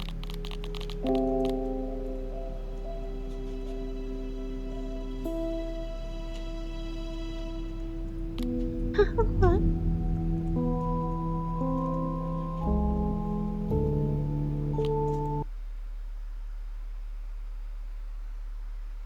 Wait, what? This is the story of a man named Stanley. Stanley worked for a company in a big There's building balloons where he now. was employee number 427. Employee number 427's job was simple. He sat at his desk in room 427 and he pushed buttons on a keyboard. Orders came to him through a monitor on his desk, telling him what buttons to push, how long to push them, and in what order. This is what employee 427 did every day of every month of every year. And although others might have considered it soul-rending, Stanley relished every moment that the orders came in, as though he had been made exactly for this job. And Stanley was happy. And then one day, something very peculiar happened. The Stanley Something that Parable would 2. forever change Stanley. Something he would never quite forget. He had been at his desk for nearly an hour when he realized that not one single order had arrived on the monitor for him to follow. No one had showed up to give him instructions, call a meeting, or even say hi. Never in all his years at the company had this happened, this complete isolation. Something was very clearly wrong. Shocked, frozen solid, Stanley found himself unable to move for the longest time. But as he came to his wits and regained his senses, he got up from his desk and stepped out of his office.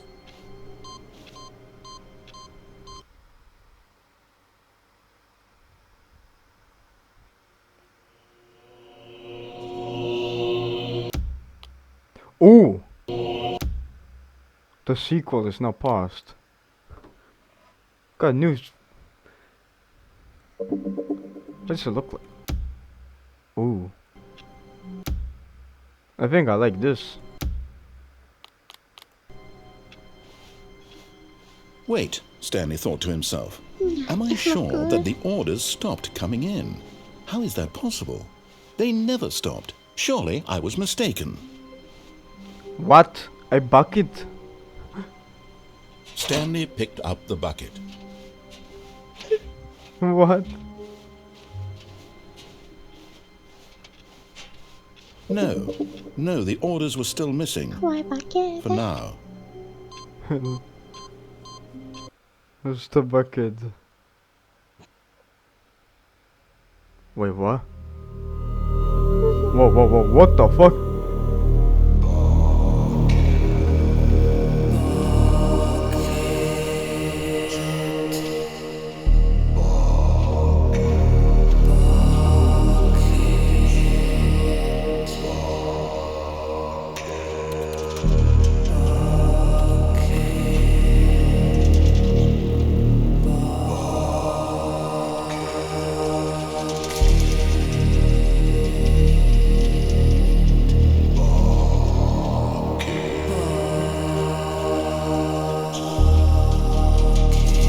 What is happening?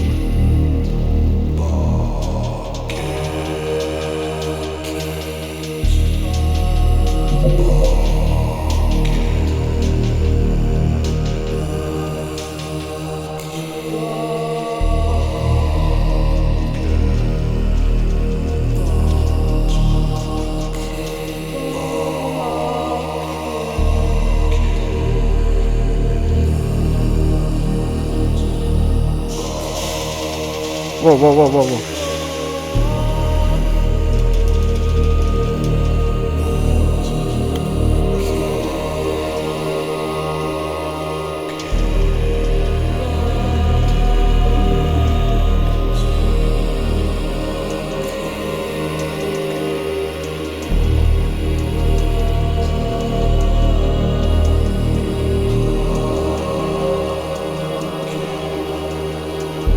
Do I just walk here?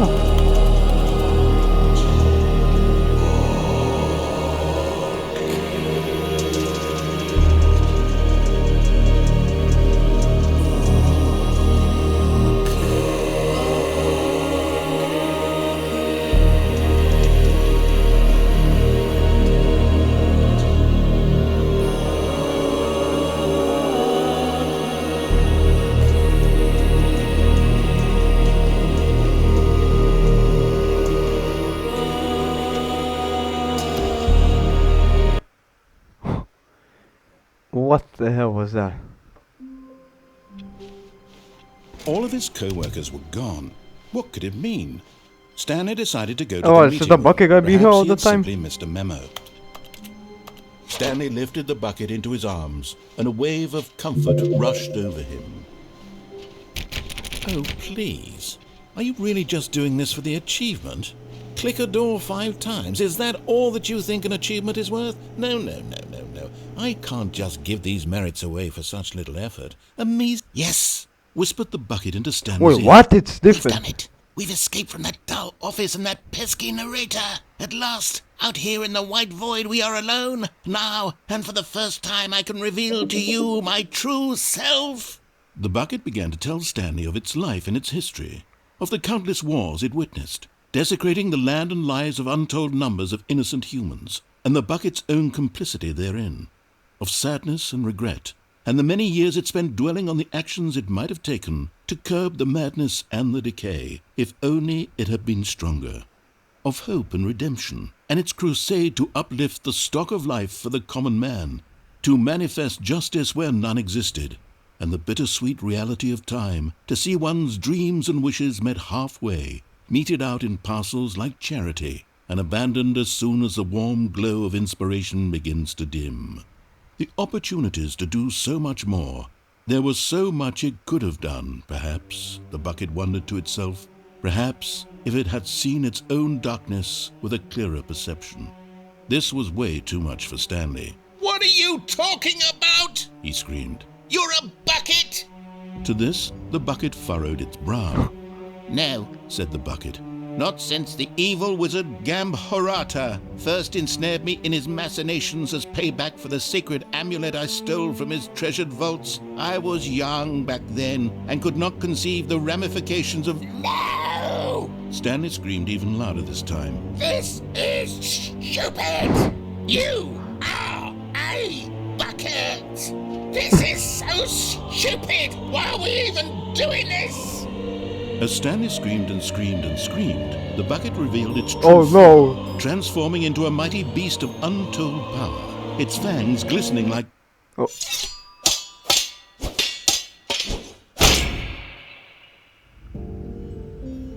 My God, Stanley, you did it.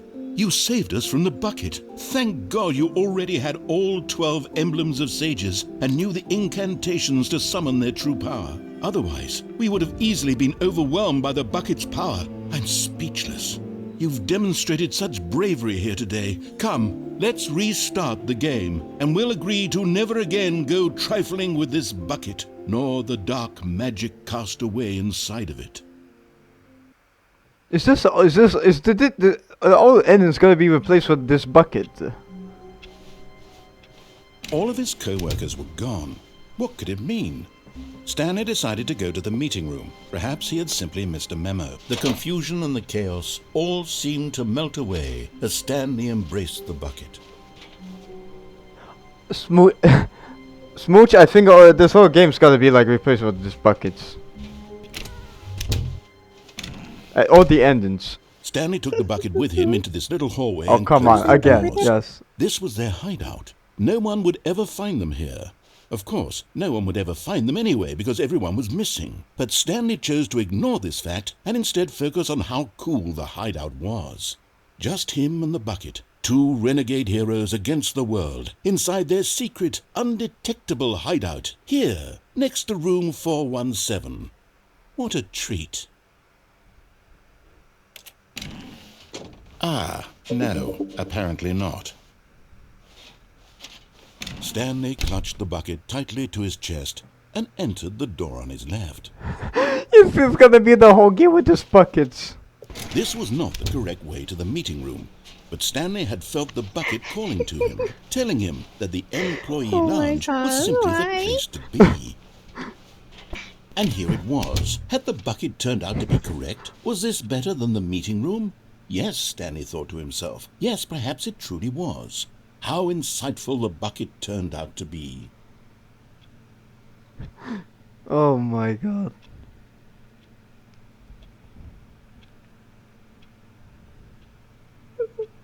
Truly, being here with the bucket was a grand adventure. Stanley reflected on all they'd been through together. First, walking through the door on the right. Then walking to the lounge. Then arriving at the lounge. What a thrilling journey the bucket had inspired.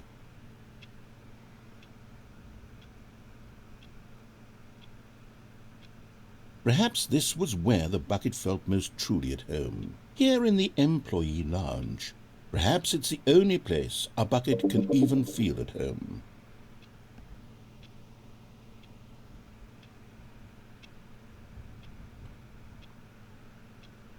Stanley decided to just give the bucket absolutely as much time as it needed to be in the lounge.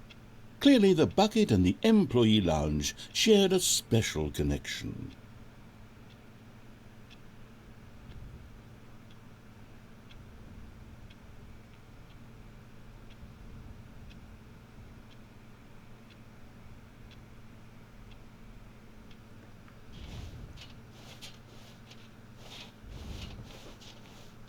But finally, the bucket was done being in the lounge, and they took the first open door on their left to get back to business. No, Said the bucket. don't go to the meeting room. Go somewhere else. The cargo lift, yes. Go there. Go to the cargo lift. Oh my god. Oh, hit that dot is still there. Good. Said the bucket. Now ride the lift all the way to the top. There's something up there I need you to do. Stanley did not question why or how this bucket was speaking to him. It should have alarmed him, of course, because buckets can't talk. But Stanley chose not to think about this obvious fact. He was firmly convinced that the bucket had spoken to him, and he unthinkingly did whatever the bucket asked. In here. Said the bucket. Go into this dark room over here. Stanley once again obeyed blindly.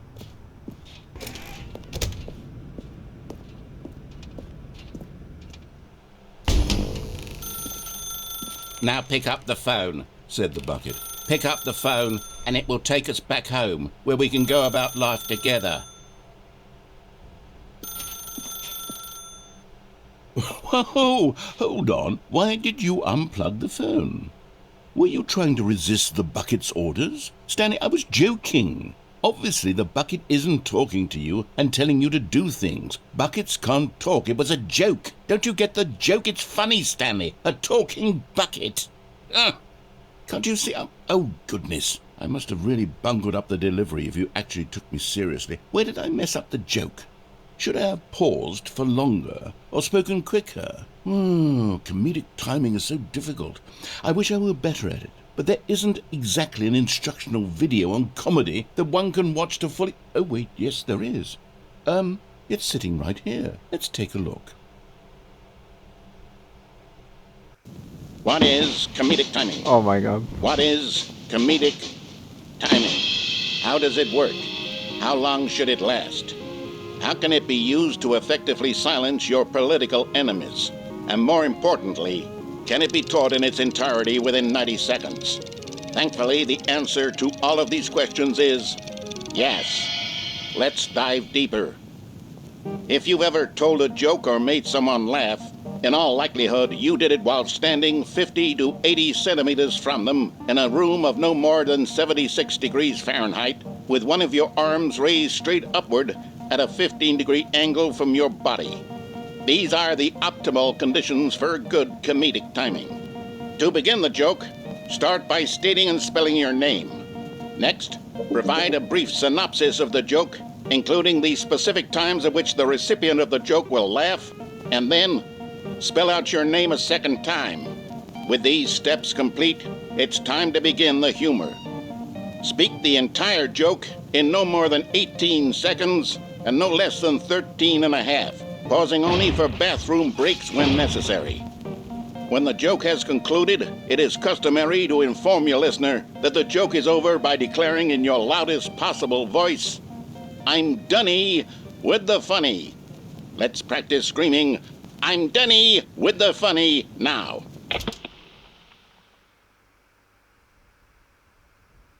Good. This saying is a perfect example of expectations management, which is the cornerstone of good comedy. Finally, it's time to hand out surveys. Collecting hard data from your audience on how rapt they were throughout the joke is the only way to grow or learn as a comedian. An effective survey should be no less than 10 pages long and should include the same question reprinted several times, just to ensure the survey taker is actually paying attention and not simply filling in answers at random. And that's all there is. With these strategies at your disposal, you'll have audiences doubled over in laughter and even tripled over in laughter in no time at all. Just remember to let them stop laughing at some point, you gut-busting little scamp. After all, we're each of us needed on the front lines of the war to fight the 12-legged invader who threaten our very existence and who very likely die in a hailstorm of bullets and mandibles. All of us must be prepared to give our lives to this noble cause, just as our children must do after us, and their children after them. Godspeed, and may Earth reign supreme. Hey, goodness, this video is a little outdated, isn't it? Well, no matter. I think the fundamentals of proper comedic timing are still as relevant today as they were back then. So with that in mind, I believe the only way forward is for us to return to the two doors and walk through all of this again, so I can try telling my story with more appropriate comedic delivery. Come along, let's head back.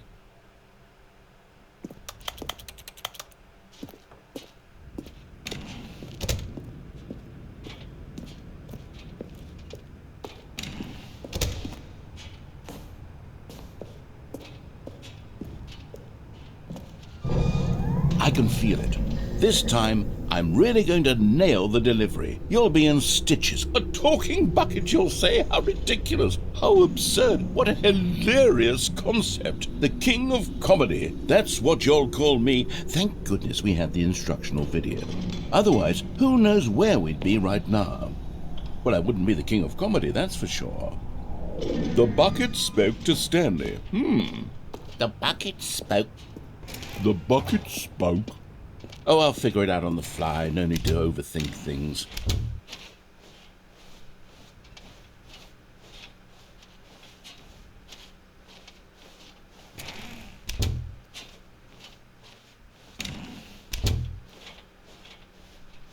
Bucket.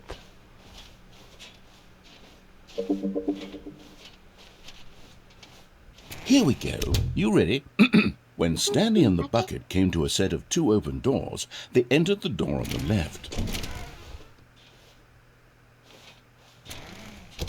Oh no. What? We're back at the phone already? No, what's going on? There were supposed to be several rooms leading up to this. There was supposed to be a build-up to this point, a dramatic display of remarkable comedic wit which culminates in this scene with the phone. But now the timing's completely off. The joke will never land, or not the way it was meant to. And it's all my fault. I must have forgotten that the phone room comes immediately after the two doors room. What an egregious mistake. I've made a fool of myself. Oh, hello, I don't UB. deserve the title of King of Comedy. I'm nothing.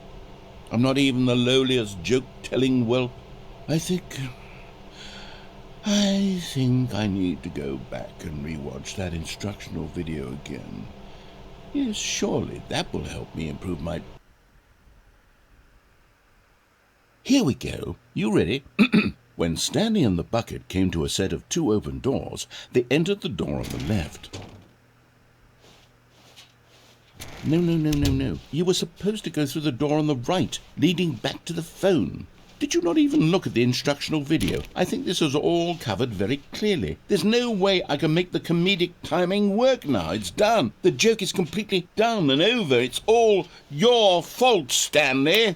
I'm going to be ridiculed in the community of other joke writers. I'm going to be shamed at every one of our meetings from now on. All because you couldn't watch a simple video and take a hint. Are you proud of yourself for bringing me down, Stanley? Are you proud? Stanley, you love the bucket so much it's like you... it's as though all of your other most prized possessions pale in comparison. Yes. Well, let me try that again, Stanley. I heard that you are pale with shame over how unabashedly in love with a bucket you are. No? Still not? Is it the delivery? Pale with shame. Pale with shame? Pale... What's another word to describe a bucket? Stanley, this bucket is so metal, I think I saw it playing guitar. No. We're getting away from making fun of Stanley's obsession with the bucket, which was the whole point of this. I'm no good at these jokes. I need more instructional videos. That's exactly what it is. That's what will make me the king of comedy again. More instructional videos. Let's see.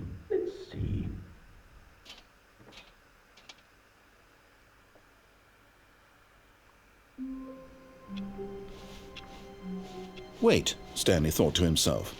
Am I sure that the orders stopped coming in? How is that possible? Warmth spread through Stanley's arms. With the bucket in his arms again, he was home. Stanley clutched the bucket tightly to his... This was not the correct way to the meeting room, but Stanley had felt the bucket calling to him, telling him that the employee lounge was simply the place to be.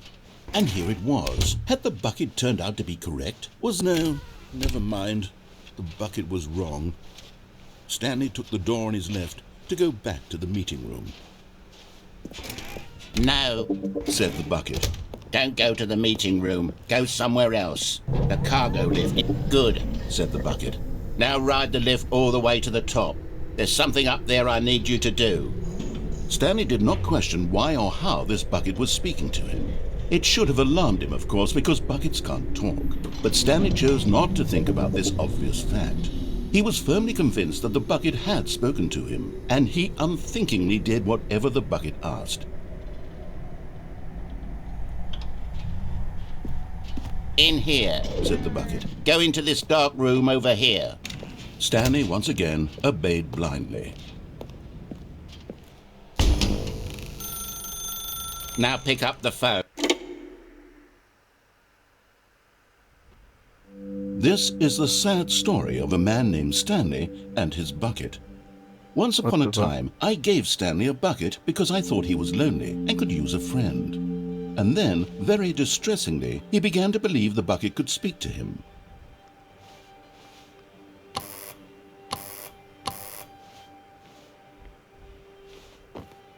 Apartment.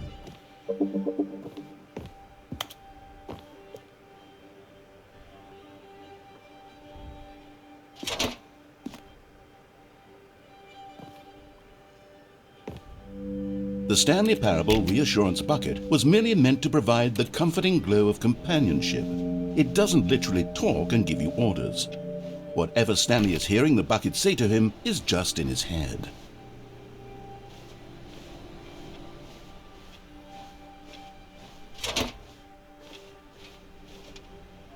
Lately, I've been concerned about him. Wouldn't you be concerned as well? To see him delusional like this, obsessing over an inanimate metal object? I want to say something to him, but I don't know how I can convince him. I don't know if he'll listen to me.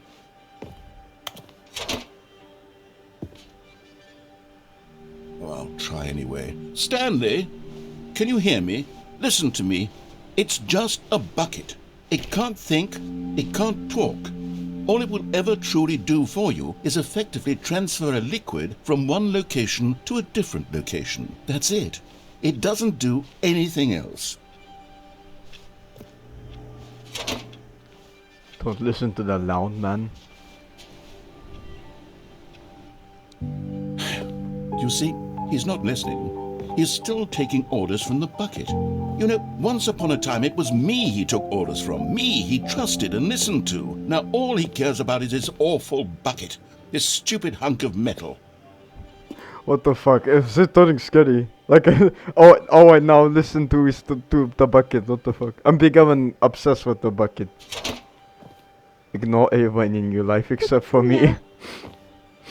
It's sad, but I suppose he doesn't need me anymore. From now on, he's just going to cling to this bucket, this cold, empty bucket, this sort of shiny bucket. Well, I'll give it this. The bucket does have a nice shine to it. Oh, it's night mode.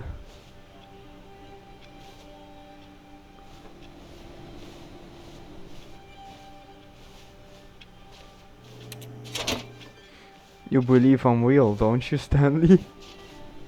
Yes, I suppose on closer inspection that it doesn't quite look like your average hardware store bucket. It's just a little more, what am I trying to say? Sturdier, more capable of transporting liquid. Like it would be better at moving an amount of water from one room to another.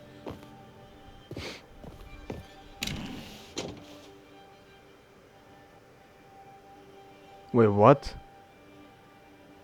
Huh? Was that supposed to happen?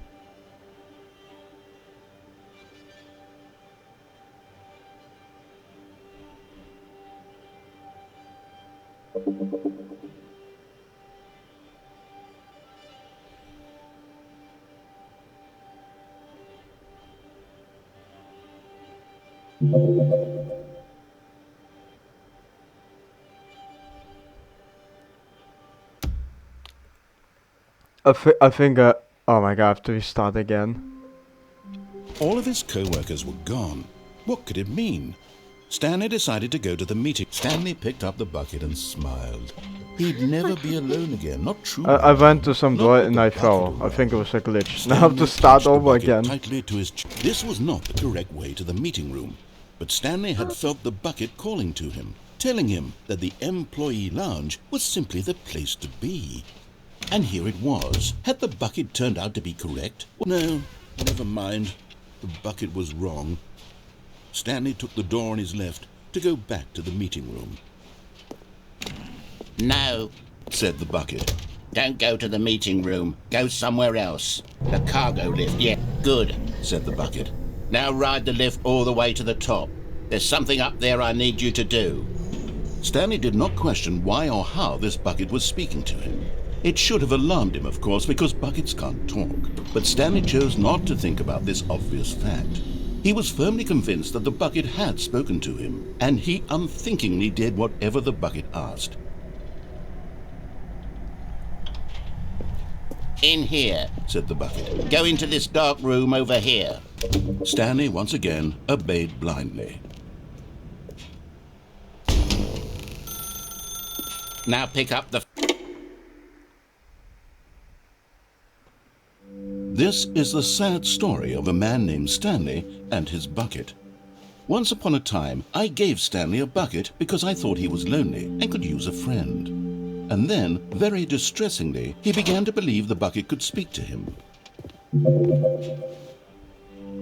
The Stanley Parable Reassurance Bucket was merely meant to provide the comforting glow of companionship.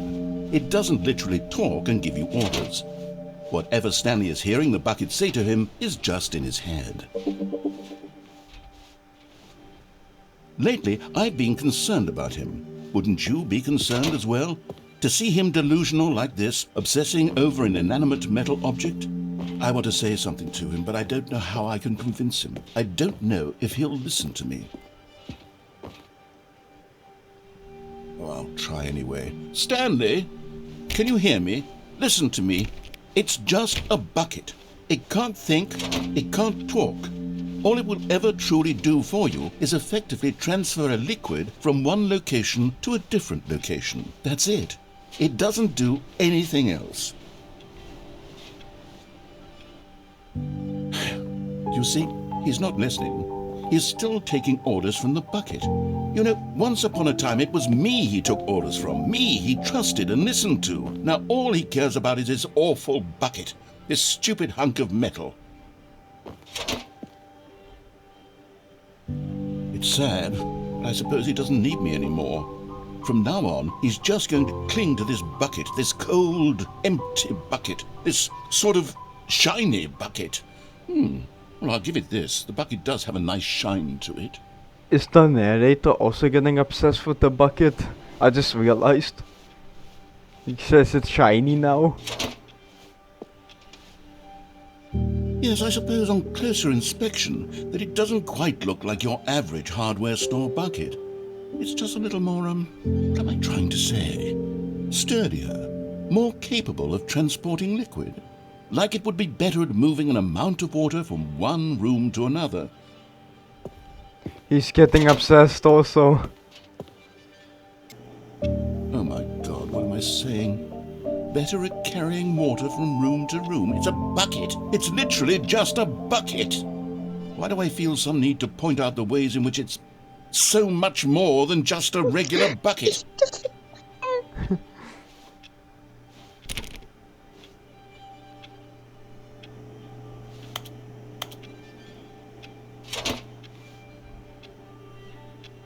Oh no, I'm having feelings. The bucket. Oh no. No. What's going on? Why do I want to be with the bucket? Hear what the bucket has to say. Do anything it asks. What's wrong with me? I don't understand. Perhaps if I had the bucket, this would be less confusing. Yes. The bucket could tell me what to do in this troublesome situation. What the fuck? The fucking bucket. Oh no. Stanley, give me the bucket. No. Give it to me. Give me the bucket, Stanley. I need it. Give it to me now. No, Give it, or no.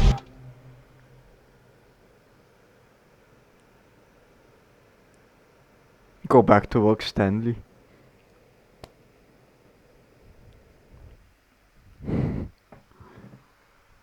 Everyone's obsessed over a bucket. What the fuck? The good old bucket. Just Stanley and the bucket, off on another thrilling adventure together. Stanley clutched the bucket tightly to his chest. This was not the correct way to the meeting room, but Stanley had felt the bucket calling to him, telling him that the employee lounge was simply the place to be. And here it was. Had the bucket turned out to be correct? No, never mind. The bucket was wrong. Stanley took the door on his left to go back to the meeting room. No, said the bucket.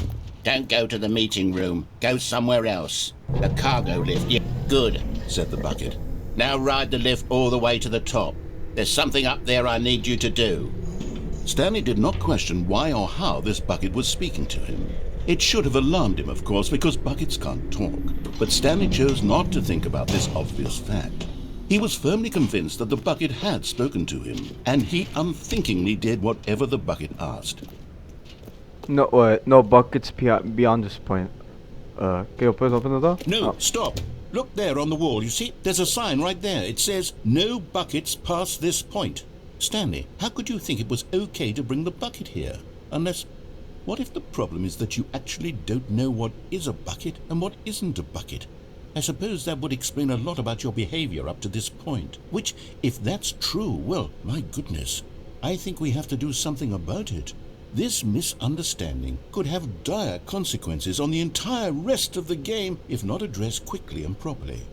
So much of the impact of the story is dependent on your understanding of what is and isn't a bucket. Please, step in here for a moment.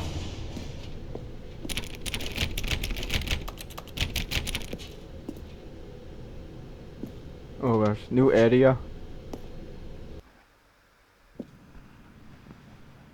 Ooh. Now then, I'm going to run you through some test scenarios, and you'll tell me whether or not the thing I'm showing you is a bucket. Simple enough, right? This should tell us everything we'll ever need to know about what is or is not a bucket. Okay, let's begin. Item 1.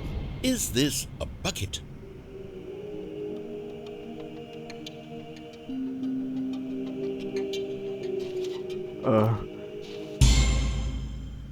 What? Incorrect. It is a hologram of a bucket, not an actual bucket. What? You bitch! Item 2. Is this a bucket? No. He tricked you again. Correct.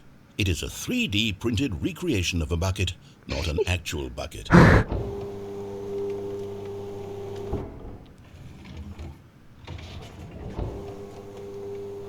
Item 3.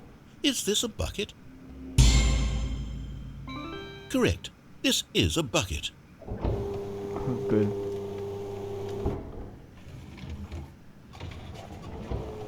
What the fuck? Item 4. Is this a bucket? I think you're tricking me. Fuck it. Oh. Are you hallucinating? This is a tractor. It's an enormous machine that tills the earth. I thought this was a gimmick. How on earth did you manage to screw it up? Absolutely incredible. Let's just move on to the next one. What? What? Is this a bucket? Correct. Tractor This again. is a bucket. What the fuck?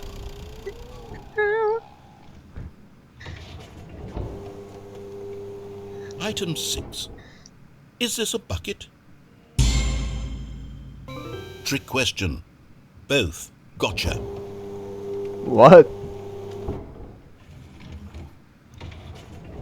Item... Wait, hold on. I can't find the next one. Let me see. It should be around here somewhere.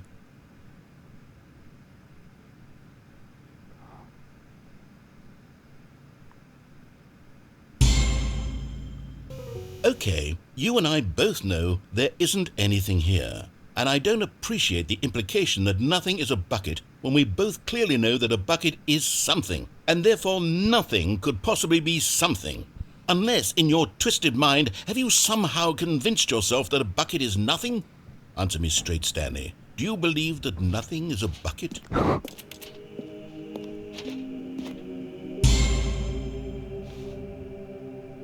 You know what? I'm too confused to even sort it out. I've lost all sense of perspective. What is a bucket? What isn't a bucket? Mere moments ago I could answer these questions with confidence, and yet now I'm somewhat adrift. Do any of us know what a bucket is? Am I a bucket? Stanley, Yes. I can't keep doing this. I'm losing myself, and myself was all I ever had to begin with. I'm afraid the bucket is threatening to tear our relationship apart. I can't have that. I'm sorry. But I'm going to erase all buckets from the game entirely. No. Okay, No. here we go. No. What? What happened? Is everything gone? Why did everything disappear? Wait, was everything a bucket? Every single thing in the game was a bucket? Oh my God, I had no idea. How could... Except me. I'm not a bucket after all. And you, Stanley, you're still here. You're not a bucket either. Oh, this is wonderful news. We're not buckets. Yes, I actually feel much more at ease right now. It's delightful to get some clarity on that issue, but it doesn't change the fact that we haven't got a game. So, tell you what, I'll reset everything and we'll put back all of the buckets, okay? And we'll know that it's all a bucket. But if you run into anyone else, maybe don't mention that. Who knows what that information might do to a person? All right, here we go.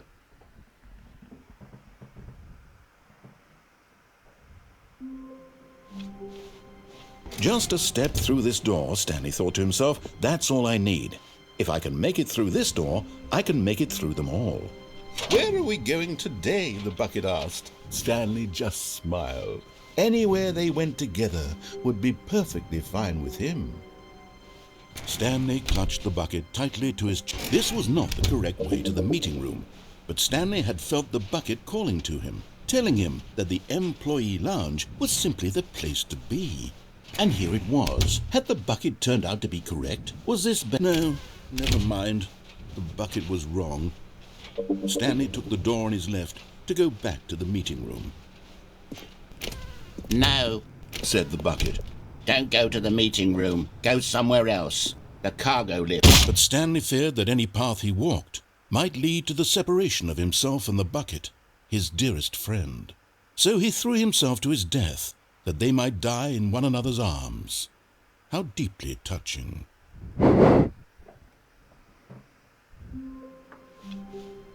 How wonderful. Stanley was alone. Finally. This is great. A good bucket.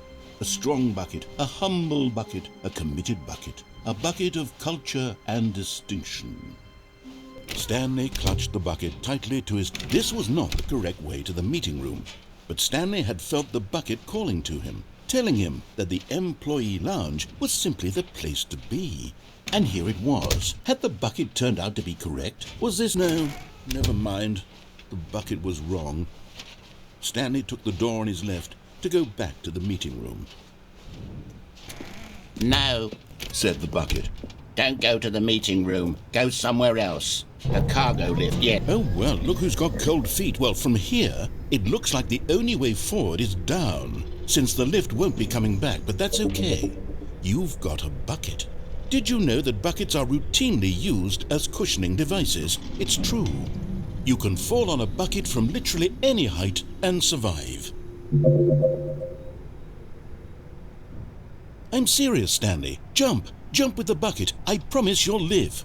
I extra double promise that you can land on the bucket and not die.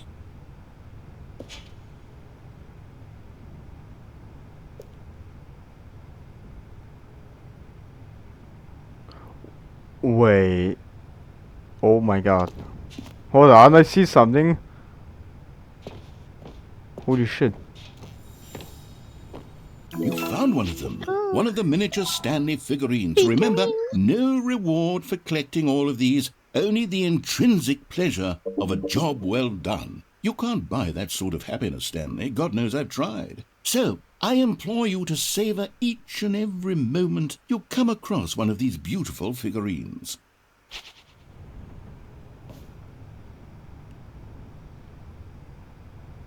Wait, okay, I'm gonna jump in these boxes, maybe I won't die. Oh! Oh! Yes, yes. Oh my god, Okay. Whoops. Looks like I was wrong. How clumsy of me. What the fuck?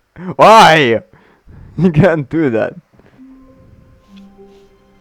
Stanley decided to go to the meeting room to check on his co-workers. He never functioned well by himself and constantly needed support and guidance from others, so the thought of total solitude was terrifying to him. The embrace of an old friend, a weathered companionship that stands the test of time. Stanley clutched the bucket tightly to his... This was not the correct way to the meeting room, but Stanley had felt the bucket calling to him, telling him that the employee lounge was simply the place to be. And here it was. Had the bucket turned out to be correct? Was this no, never mind. The bucket was wrong. Stanley took the door on his left to go back to the meeting room.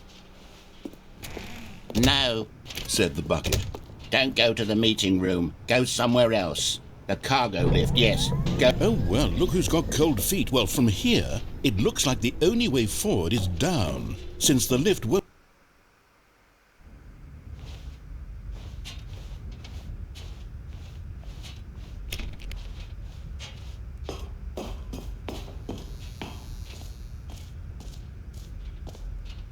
Everything's silent. Oh. What the fuck? Okay, this is day number 295, tape number... I don't even know. I've lost track. Nothing feels real anymore. The longer I study this bucket, the less sense anything makes. The sheer euphoria I feel every time I pick it up. No matter how many times I've done it, it's always the same feeling. And the emptiness in my chest when I set it down. It doesn't make sense. There's no explanation for it. I still haven't figured out why I see the world so differently when this bucket is in my arms. Why everything feels so... What do I do with this treasure? I can monetize it. Yes. It's unthinkable the amounts of money people will pay for even just an hour with the bucket. This is my golden ticket. But I have to be careful, because as soon as this gets out, there's going to be a target on my back. Even now, I don't know who might be trying to get... What the fuck? What's that? Who's there?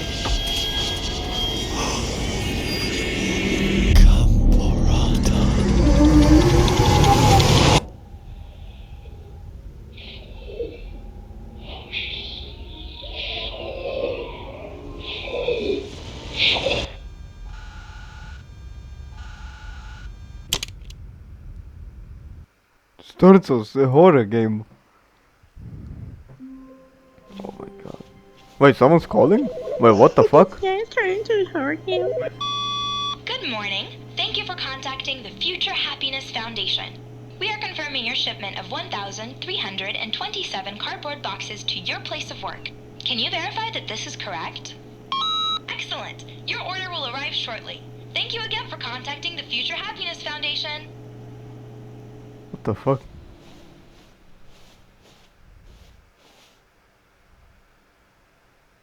Figurine Finders Committee meeting today in the meeting room.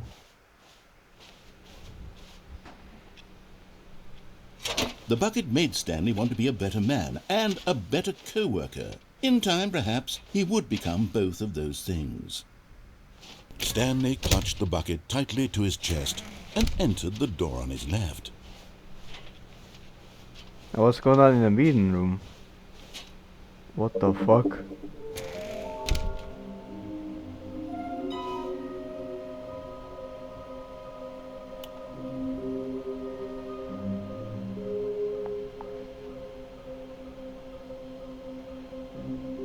What is this?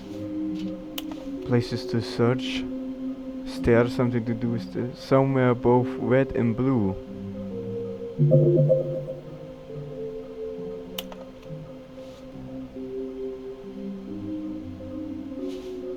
There will be a reward for finding them all. Who are you? 666 lol.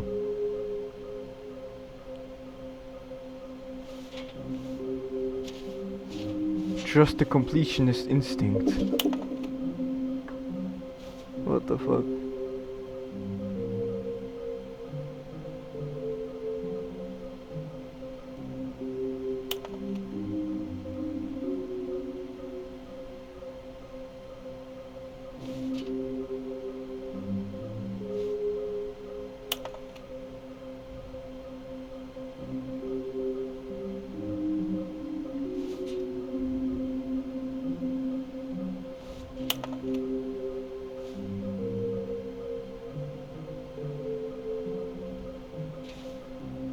What the fuck? Oh, Stanley, can you feel it? The broom closet. It wants the bucket. You can feel that, can't you? The aura of jealousy? It's as clear as day. This broom closet believes it deserves the bucket. I can really feel it now. It's a bucket. It belongs in a broom closet. That's what the broom closet is trying to say here. It's supposed to go with the other cleaning supplies. Good for you, Stanley. Don't give in. Don't hand over the bucket. I know how hard it must be, given the pressure that the broom closet is putting on your shoulders right now, but you have to be strong. This is your bucket. This is your companion and lifelong friend. You can't hand it over. Oh no. We're getting into name-calling now, it seems. Is this how low the broom closet has sunk, that it has to resort to this stream of petty insults simply in order to get you to hand over the bucket? Stanley, I never liked this broom closet for a variety of reasons, but even this is worse than I had imagined. And wait, now the broom closet has the gall to imply that you and the bucket are not truly deep and lasting friends? That your relationship is purely superficial and convenient? That your life is so banal and meaningless that you'd feel the same sort of kinship towards any inanimate object which happened to lay in your path in an even partially enticing manner? Well, I never. Go on, Stanley. Lay into it. Really tell the broom closet off for its demeaning comments. Expand on the wide variety of experiences you and the bucket have shared together. Go through each of them point by point. Share your journal entries detailing the rich emotional landscape of your feelings for the bucket as they have changed and evolved over the years. Let him have it.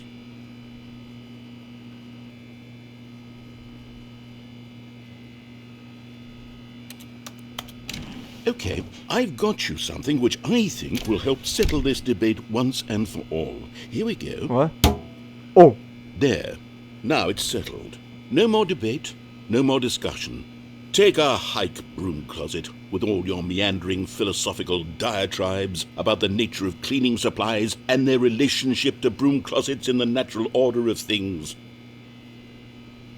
Property of Stanley. All right, I've got a second sticker back here, and I'm going to slap it on as well because I think it's appropriate. See? I feel that it works because the sticker is also a bucket. That way, if you're ever unsure whether the thing you're holding is a bucket or not, you can look down at this sticker and say to yourself, "Ah, it's a bucket." There really is a wide variety of applications for this sticker.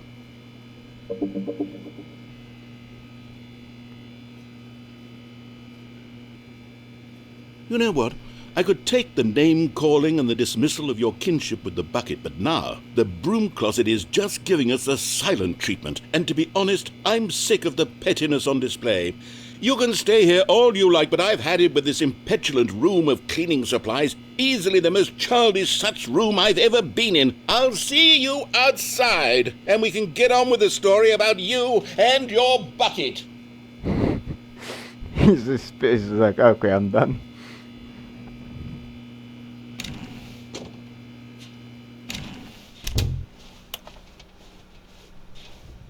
Coming to a staircase, Stanley and the bucket walked upstairs to the boss's office. Oh! Another miniature Stanley figurine. This, there really must be a snappier name for these things. What about mini-stands? Stanley figs? What about Stanlerines? Yes, I think I like that. Another Stanlerine under your belt.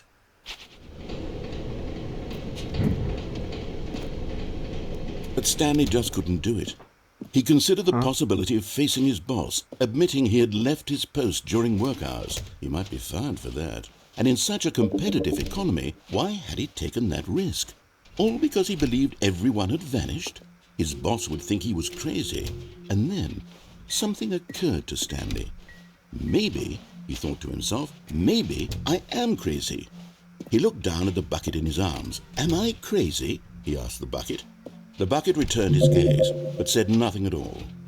That's strange, Stanley thought. Usually the bucket is a source of guidance and wisdom for me in difficult times such as these. He held the bucket close, yet felt none of its familiar reassurance and comfort.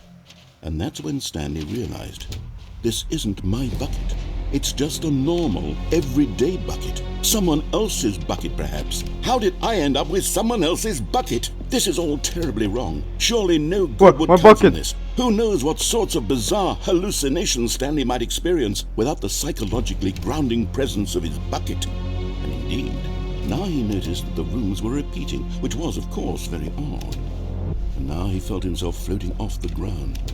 Oh, gracious, he exclaimed. Without my bucket, I've gone truly mad. Where is it? I must find it.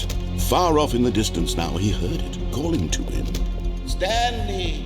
Stanley, it's me, the bucket.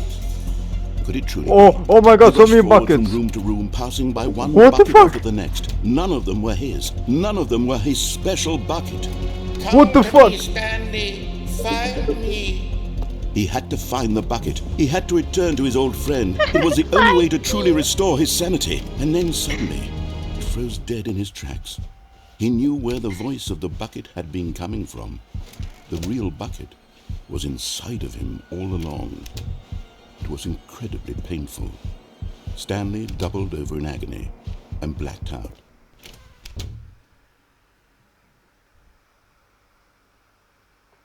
This is the story of a woman named Mariella. Mariella woke up on a day like any other. She arose, got dressed, picked up her bucket of comfort and security, and walked to her place of work. What the fuck? But on this particular day, her walk was interrupted by the body of a man who had stumbled through town, talking and screaming to himself, and then collapsed dead on the sidewalk. Right away, she knew what the problem was. This man had no bucket. Of course he'd gone mad, ranting and raving about a narrator describing all of his actions and how everything is predetermined and free will is an illusion and it's all just a video game. It could all have been prevented if only he'd taken his bucket with him. Perhaps he didn't even realize he'd forgotten his bucket at home in the first place. How cruel the world can be, Mariella thought, and she hugged her own bucket even tighter. But of course, she had no time for this. There were a myriad of confusing problems she would soon have to confront at work, for which her bucket would provide absolute guidance and total clarity on everything. Heck yes, she thought to herself, my life kicks ass. And she backflipped all the way to work. Backflipped. Oh, hi, Oliver Singer.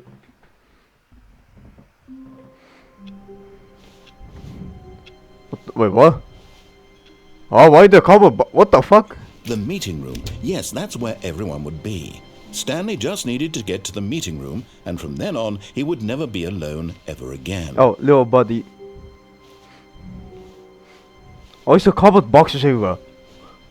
Not everyone is so lucky to have a bucket, but Stanley is a very lucky fellow. Very lucky indeed. Is this the ocean she likes? Yeah. The bucket. Stanley clutched the bucket tightly to his chest and entered the door on his left.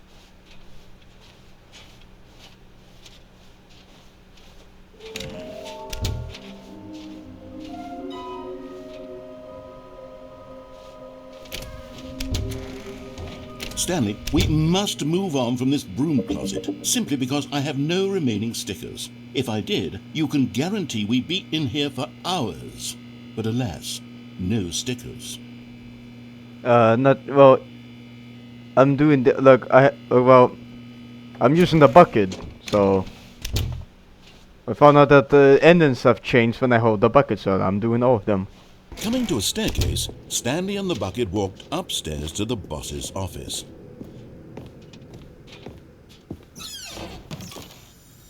Ooh, another one. Okay, I'm going back to the name of these little Stanley figurines, and now I'm torn between Stanlerines and Figlies. What do you think, Stanley? What name better encapsulates the intrinsic sense of happiness that you get from seeing a small number in the corner of your screen go up by one? PC. Let me sit on it. I'm sure it will come to me.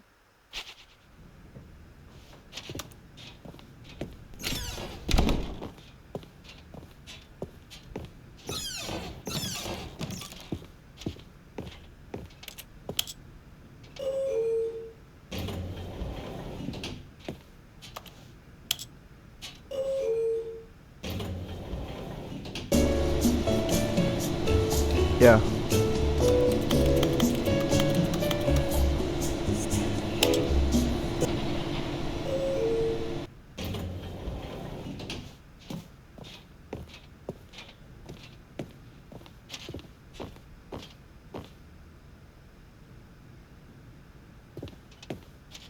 Stepping into his manager's office, Stanley was once again startled. Oops.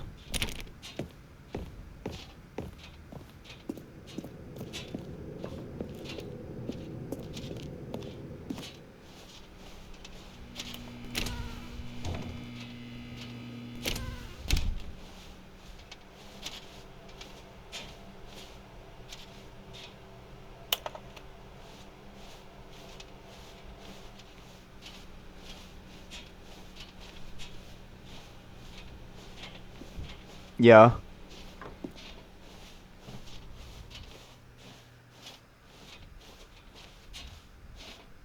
Usually those are shots, everything goes quiet.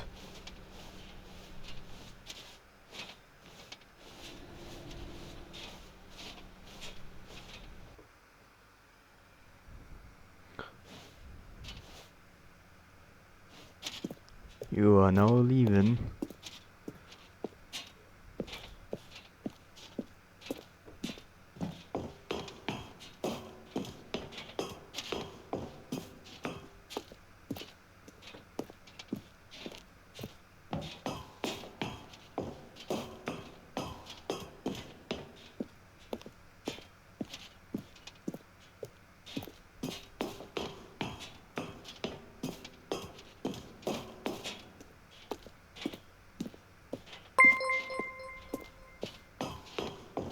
Olivia Singer 2024 is now following. Oh, thanks for following,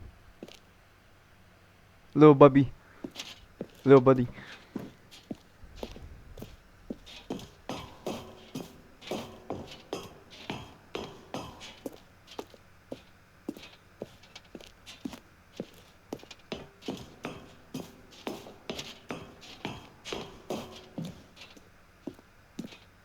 Skip a lunch bay. Okay. What if they changed? I wonder what's gonna happen since we have the bucket.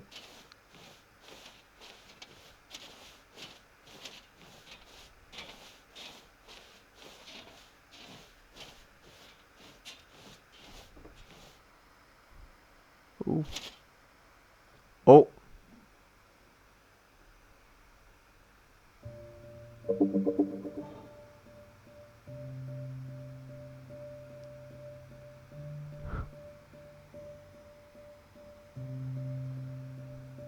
But man is in love with a bucket.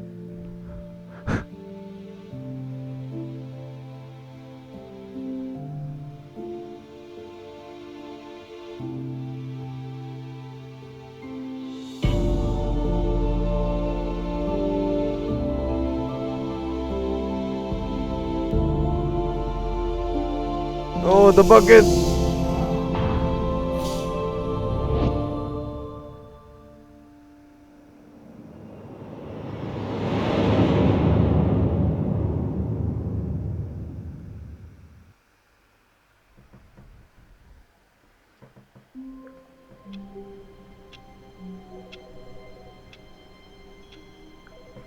Who's calling again? Hello. This is a recorded message scheduled either by you or a person in your place of work. The purpose of this message is to warn you about the dangers of recorded messages. If at any time you believe you are listening to a recorded message, please terminate it immediately and cease all flow of information from the recorded message into your perceptual sphere. Thank you, and have a pleasant day. What? Wait.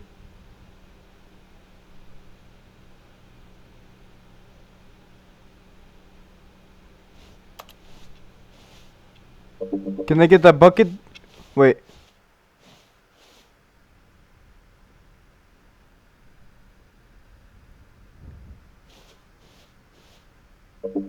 God damn. Okay, how can I get the bucket back? When Stanley came to a set of 2 open doors, this was not the correct way to the meeting room, and Stanley knew it perfectly well.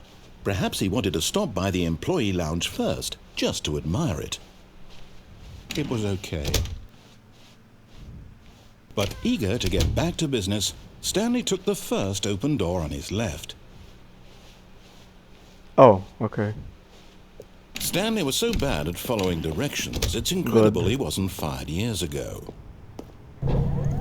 Look, Stanley, I think perhaps we've gotten off on the wrong foot here. I'm not your enemy, really, I'm not. I realize that investing your trust in someone else can be difficult, but the fact is that the story has been about nothing but you all this time. What? Really? I was in the middle of something. Do you have zero consideration for others? Are you that convinced that I want something bad to happen to you? Why, I don't know how to convince you of this, but I really do want to help you, to show you something beautiful. Look, let me prove it. Let me prove that I'm on your side. Give me a chance. Now listen carefully, this is important. Stanley walked through the red door.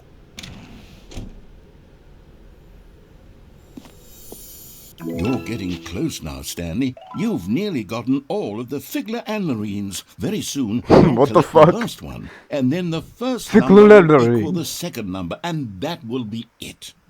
We'll be different people by then. Different in the sense that we used to have none of them, and now we have them all. You can't go back to when you had no Figler and Marines. None of us can.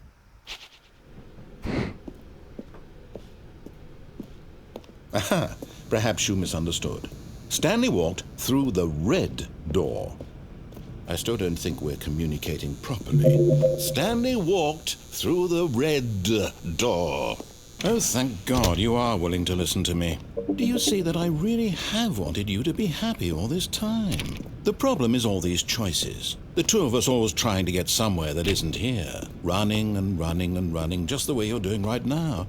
Don't you see that it's killing us, Stanley? I wanted to stop. We would both be so much happier if we just stopped. And I think I have a solution. Here, let me show you. Because the textures they use in the source textures in Unity looks kind of weird. No, it's just like I think they like did enhanced it with AI, higher resolution.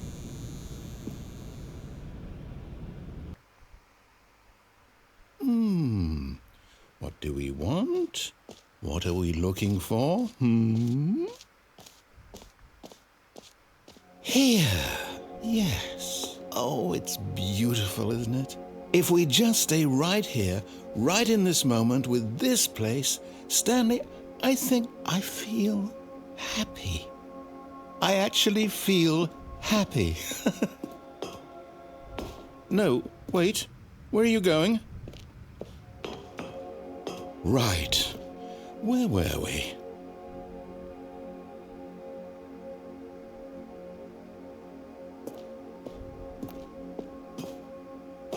No happy for you.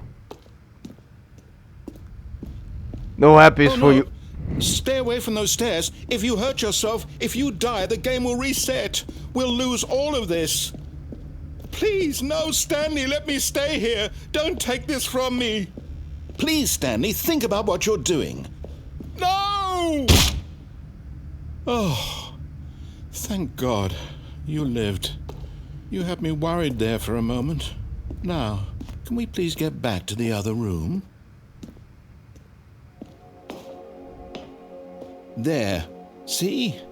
This is what you want. This is where we can both be happy. We really can. If we stop moving, we just have to stop moving. Stanley, go back. There's nothing good that can come from this.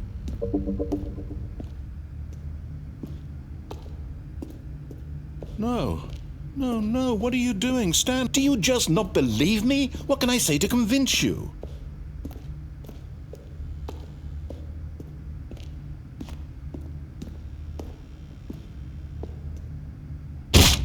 Stanley, let's go back to the other room. Can you... My God, is this really how much you dislike my game?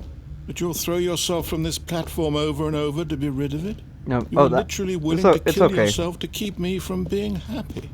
Am I reading the situation correctly? I upload the full streams on YouTube. I think my Twitch profile has the link for my YouTube. Or maybe you're just getting a kick out of it. I don't know anymore. I just wanted us to get along. But I guess that was too much to ask. It looks like you wanted to make a choice after all. Well, this one is yours. Yeah, I usually stream around these hours, maybe like 2 hours forward because I have school.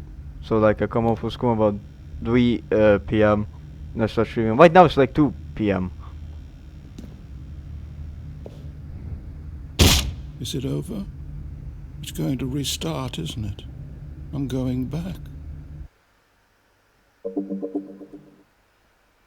Yeah. Even now, Stanley's office was a distant memory. What did it look like? Yes, the It bucket. was a computer, perhaps, and a painting.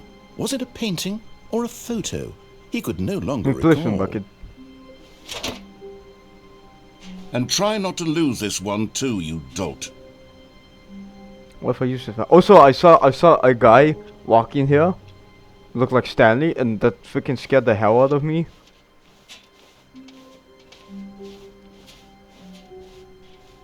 Stanley clutched the bucket tightly to his chest and entered the door on his 'Cause I'm left. too scared of horror games. Like, I don't hate horror games, but they're just too scary for me. Like, fuck.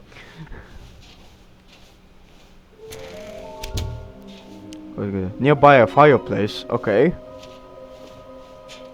Fireplace. Stanley, we must move on from this broom closet, simply because I have no remaining stickers. If I did, you coming to a staircase, Stanley and the bucket walked upstairs to the boss's office.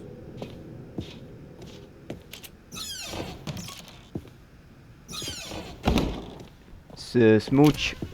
Smooching, you here? Stepping into his manager's office, Stanley was once again stunned to discover not an indication of any human life. Crushed but Stanley guessed the correct code by sheer luck.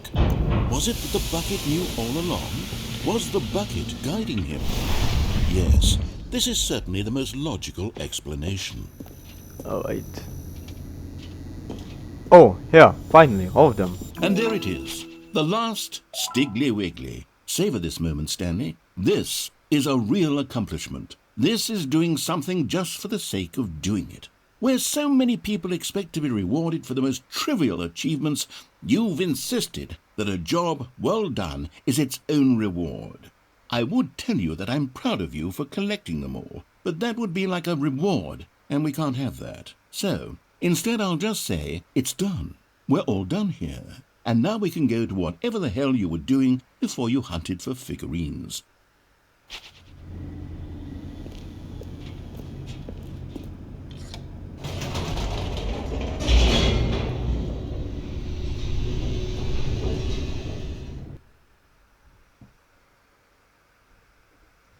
The elevator raced downward, plummeting towards an unknown fate. It would be all Stanley could do to keep himself together, if not for the bucket. Soothing him, comforting him, reassuring that in this darkest moment of uncertainty, he would be all right. The bucket is here for you, Stanley. Everything will be fine. Stanley and the bucket walked straight ahead through the large door that read, Mind Control Facility.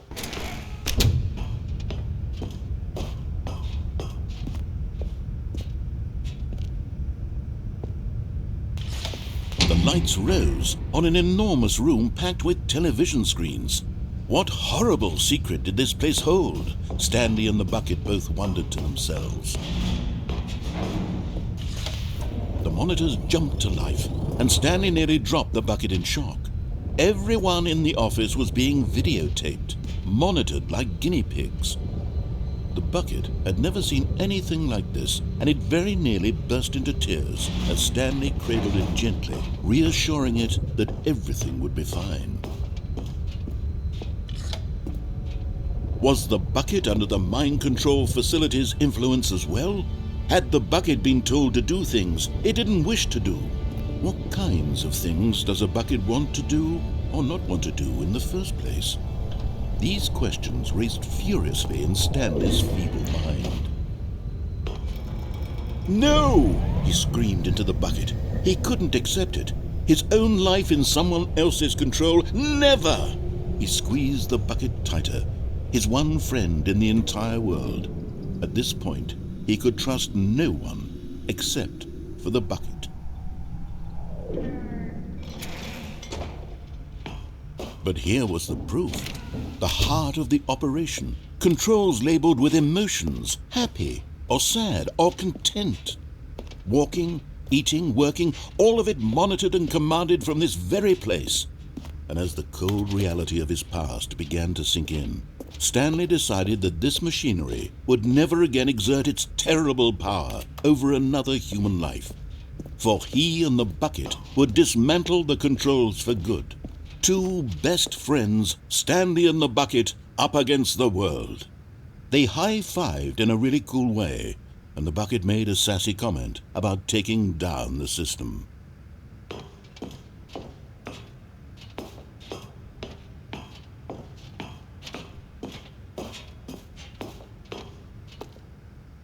But at the last second, the bucket jumped in and pressed the button to turn on the controls. Whatever. Stanley gasped in horror. Had this been the bucket's plan all along? To take over the machine and claim the power for itself? How could the bucket have betrayed him like this? The bucket betrayed was me. prepared to throw the bucket away in disgust when suddenly an image appeared upon the enormous No, screen. the bucket betrayed. Birds. What? Silly birds. The control buttons became active again. What?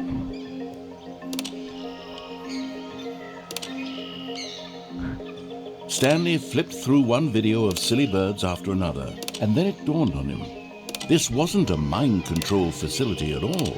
It was a facility for monitoring and surveilling silly birds all over the world. The mind controls were only a facade to disguise its true intentions. Had the bucket known this all along? Stanley marveled at the metal genius in his hands, the one who had pointed him towards this incredible discovery. Stanley and the bucket never found freedom because they spent the rest of their lives here in this place, flipping through live streams of the silliest birds imaginable. Of all the possible paths his life could have taken, this one was surely the best. And Stanley was happy.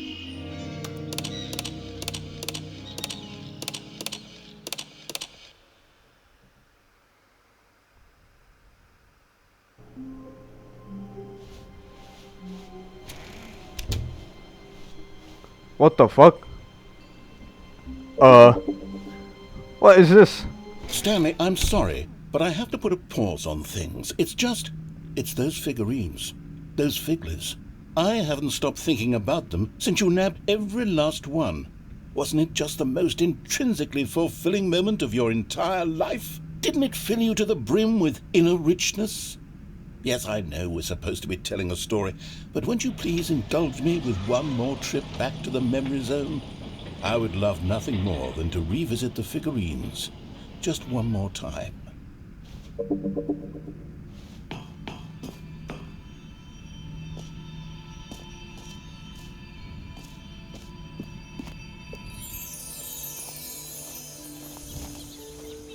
Now remember when Stanley found the collectibles.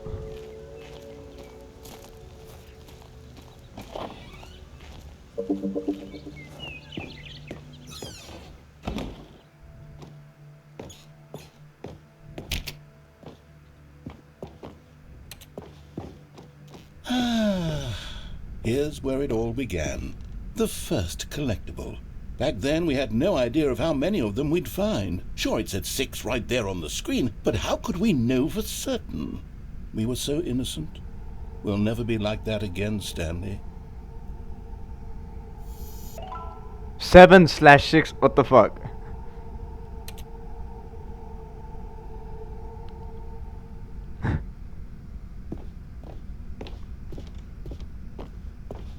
Ooh.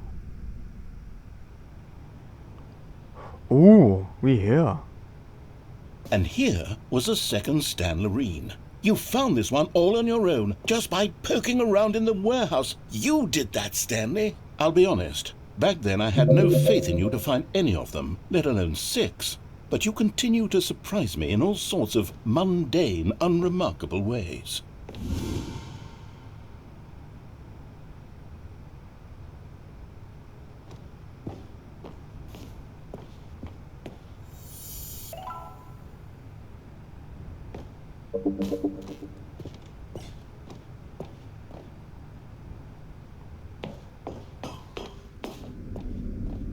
Okay, let's do a little quiz.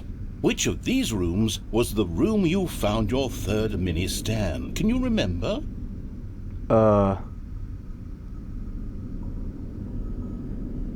See, Smooch, you remember what the dirt one we found? The dirt figurine?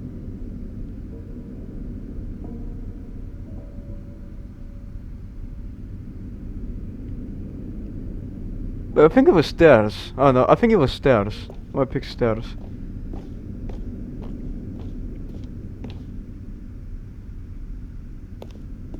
Hey, that's exactly right. It was here under the stairs. It was the third one. You picked it up, and then after that, you had 3 of them. I'm glad these moments are so crystal clear in your memory, but I shouldn't be surprised. After all, science tells us that it's impossible to forget your 3rd time doing anything.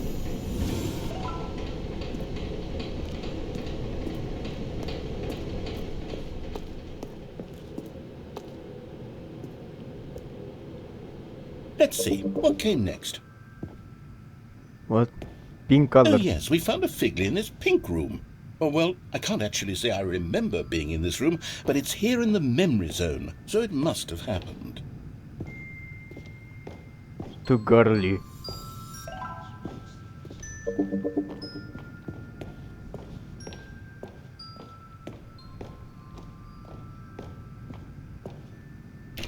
This was the 5th mini-stand, and this one was really something special. It was by the red and blue doors. I remember it so clearly. In fact, because this one is particularly special to me, I made a little video to commemorate the occasion. What? Enjoy. What the fuck?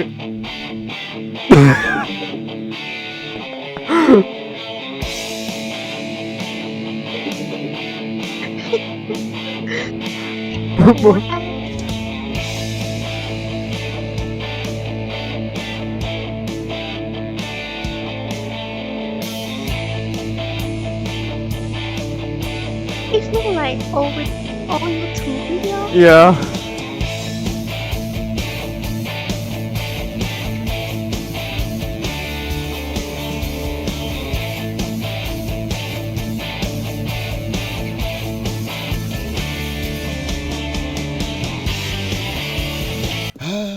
Takes you back, doesn't it? I spent a lot of time making that video, but it was 8 minutes I wouldn't have spent on anything else.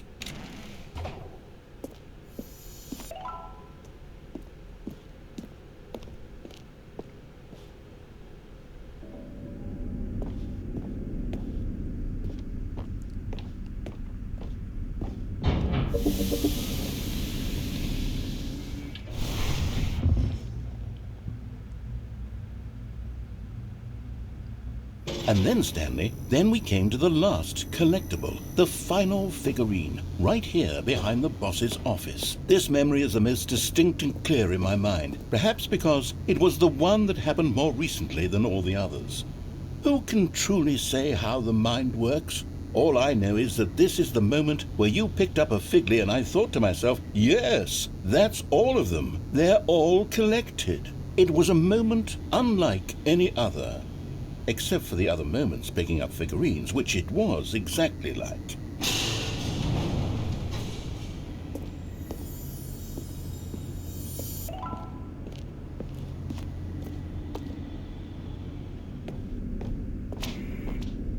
Whoa, what the fuck? You were in the prison? The past? And then there was no more. Because we've caught up to the present moment. Nothing left to do but move onward into the future. Goodbye, memory zone.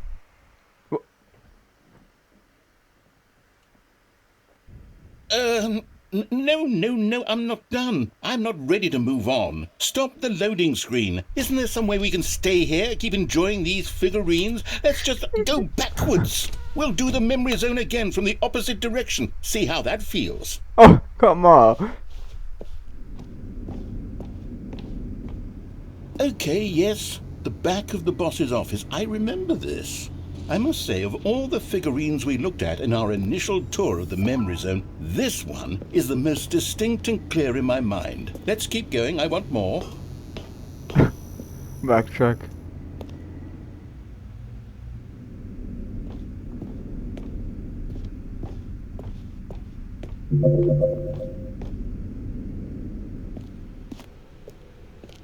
here's where I made that video. Don't you remember the video we watched? Oh my god. Yes, I love that video. He showed you the video game?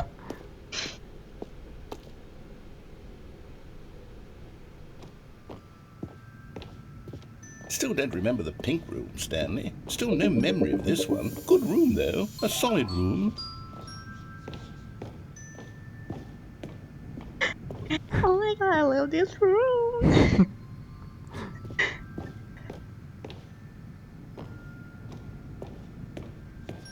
It's so pink.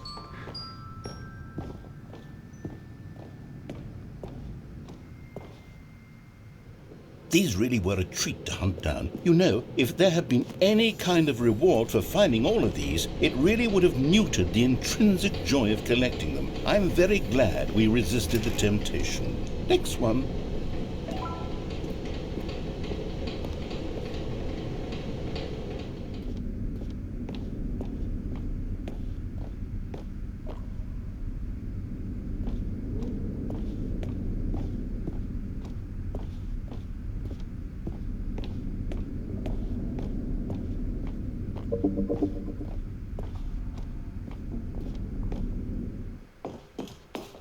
This was our second Figley. Don't you remember? Yes, I remember it too. The past is truly a wonderful thing. Why does anyone ever choose to leave it? Keep going.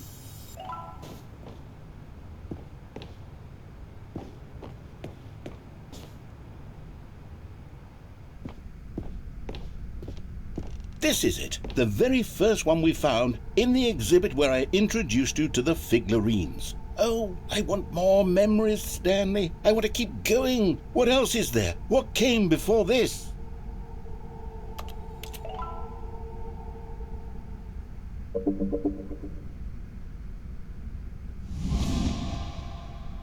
Oh.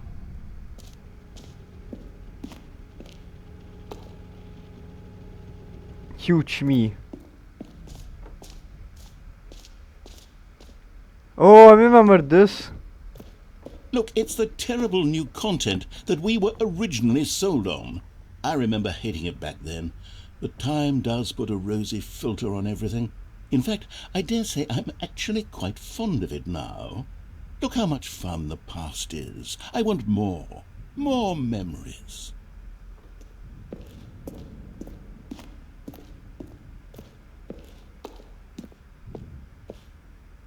Oh, we're back here. Oh, yes, the two doors. Who could have forgotten that? A classic memory, this one.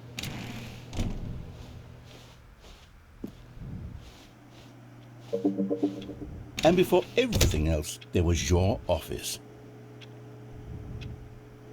Is there anything else? Was there something that came before your office? There's something I feel I can remember. I can remember. Yes, I'm remembering something now. I remember before this whole story got started. Back then I was different. I used to make big decisions. I was passionate. I was skeptical. I weighed each decision with profound thoughtfulness. And then somewhere along the way, I stopped making decisions. I became lazy, and I came up with a character named Stanley to do my thinking for me. He would make the decisions, he would decide which way to go. I would cheer him on as he collected figurines for no reason. Why did I invent Stanley? Was I lonely? Yes, perhaps that's it. Perhaps I needed to imagine I had companionship. And Stanley really did make for a wonderful companion, even if he was a fiction. But I suppose it's grown old. I want to think for myself again. I want to go back to how it used to be. Yes, I can be on my own again. I can do it. I'll be stronger this time. I'll take care of myself. I don't need Stanley anymore. Oh, but he truly was so much fun to play with. You know what? Since we're in the memory zone, how about one more good memory? Let's go back just once and give Stanley one more run of the office, and then I'll retire him for good. I did enjoy telling his story so very much. Okay, here we go. What? This is the story of a man named Stanley. Is the end of the game? All of his co-workers were gone. What could it mean? Stanley decided to go to the meeting room. Perhaps he had simply missed him. It takes a lot of humility to carry a bucket so magnificent. Stanley checked his ego and then proceeded onward. Stanley clutched the bucket tightly to his chest. This was not the correct way to the meeting room, but Stanley had felt the bucket calling to him, telling him that the employee lounge was simply the place to be. And here it was. Had the bucket turned out to be correct? Stream's Was this- delayed? No, never mind. The bucket was wrong. Stanley took the door on his left to go back to the... Oh, so okay. the two of them detoured through the maintenance section and walked straight ahead to the opposite door. Still no one was here. Stanley needed the bucket's warmth and comfort now more than ever. Perhaps his boss's office was where he'd find answers. Stanley, we must move on from this broom closet, simply because I have no remain. Coming to a staircase, Stanley and the bucket walked upstairs to the boss's office.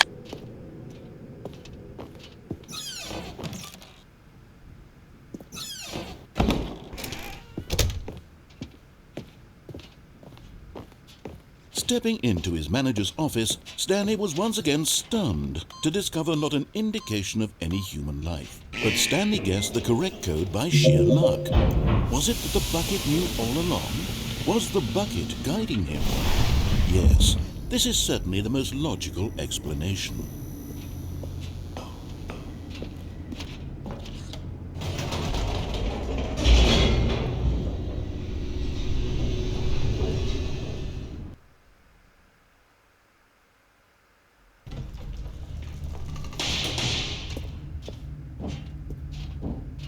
Stanley and the bucket walked straight ahead through the large door that read, Mind Control Facility.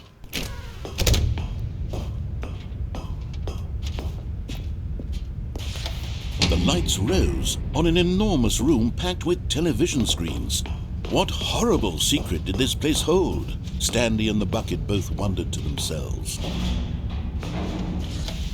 The monitors jumped to life, and Stanley nearly dropped the bucket in shock. Everyone in the office was being videotaped, monitored like guinea pigs. The bucket had never seen anything like this, and it very nearly burst into tears as Stanley cradled it gently, reassuring it that everything... Was the bucket under the mind control facility's influence as well? Had the bucket been told to do things it didn't wish to do? What kinds of things does a bucket want to do or not want to do in the first place? These questions raced furiously in Stanley's feeble mind. No! He screamed into the bucket. He couldn't accept it. His own life in someone else's control, never! He squeezed the bucket tighter. His one friend in the entire world. At this point, he could trust no one except for the bucket. But here was the proof. The heart of the operation. Controls labeled with emotions, happy or sad or content. Walking, eating, working, all of it monitored and commanded from this very place. And as the cold reality of his past began to sink in, Stanley decided that this Actually, what's up machinery here? would never again exert its terrible power over another human life. For he and the bucket would dismantle the controls for good. Two best friends, Stanley and the bucket, up against the world. They high-fived in a really cool way, and the bucket made a sassy comment about taking down the system.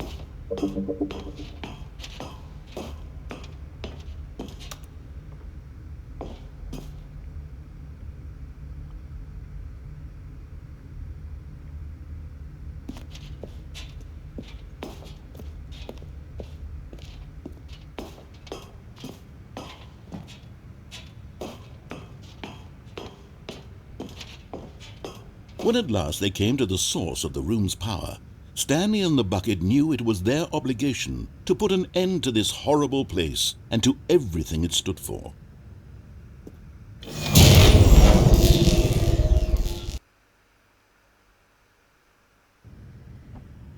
Stanley and the bucket waited in blackness. Was it over? Yes! They had done it! Stanley and the bucket had defeated their greatest and darkest enemy, freed themselves from the tyrannical grip of the evil mind control machine. Freedom was now mere moments away. Excitedly, the two of them began to discuss the kind of life they wanted to live once they stepped through this massive door. The bucket wanted to learn to roller skate. Stanley wanted to sneeze in every country on Earth. Sneeze in every country on Earth, what the fuck? Any movie, but then stop it halfway through and begin watching it in reverse from the end. True, it was a simple life they envisioned, but it was one they'd lived together, with one another to lean on, to trust, to support, and Wait, what? What? Wait. What was happening? Why had the door stopped? Was Stanley and the bucket not about to be freed? An unbearable silence filled the room, lingering in uncertainty, until finally the truth hit Stanley square in the face. This building did not want the bucket to leave. Even the facility itself recognized the incredible calming presence of the bucket, needed the soothing warmth of the bucket, would go to any lengths not to part with the bucket. No, no, no. Stanley can't leave this place. Not while he has such a precious bucket in his arms. Not while this building has anything to say about it. Stanley realized he would never again leave this very room. But at least he has the bucket. To be trapped eternally in darkness isn't really so bad, Stanley thought to himself. As long as I have my bucket with me, right? I'll be okay, won't I? Stanley gulped. Very soon now, he was about to find out.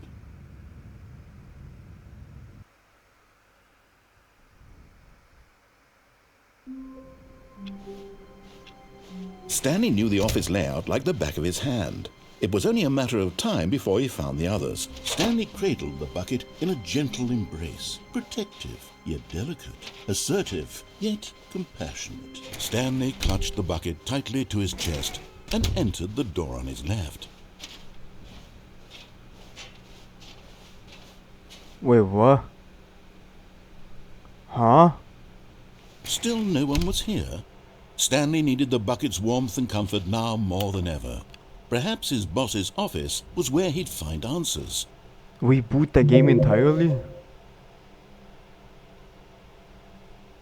What? Why? I don't know. Coming to a staircase, Stanley and the bucket walked upstairs to the boss's office.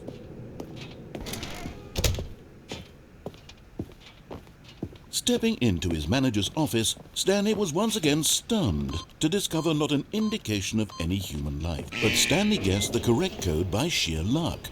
Was it that the bucket knew all along? Was the bucket guiding him? Yes, this is certainly the most logical explanation.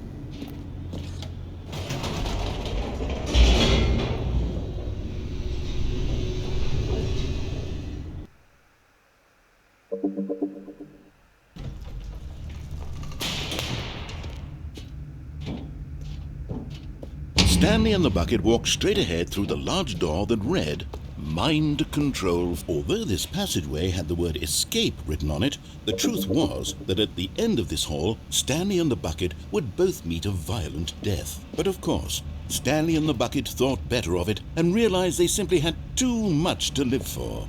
Nope, it's death for Stanley and the bucket.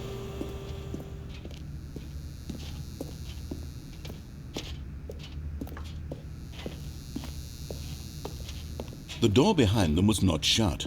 Stanley and the bucket still had every opportunity to turn around and get back on track. At this point, Stanley and the bucket were knowingly walking forward into a very painful death for each of them.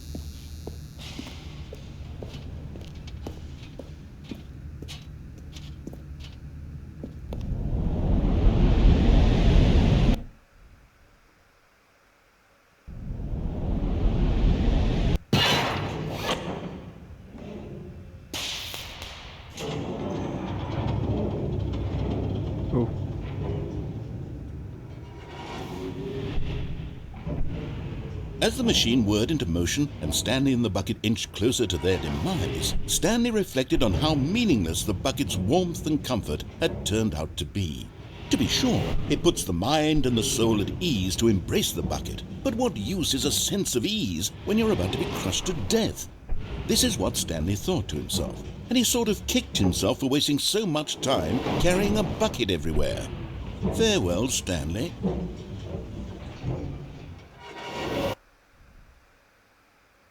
Farewell, Stanley, cried the narrator, as Stanley and the bucket were led helplessly into the enormous metal jaws. In a single visceral instant, the bucket's life came to an end, as it was crushed violently to death.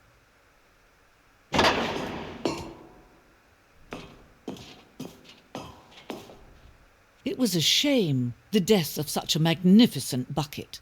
It's true that all buckets are radiant in their own way, but this one stood above the rest. It was a glorious bucket to behold.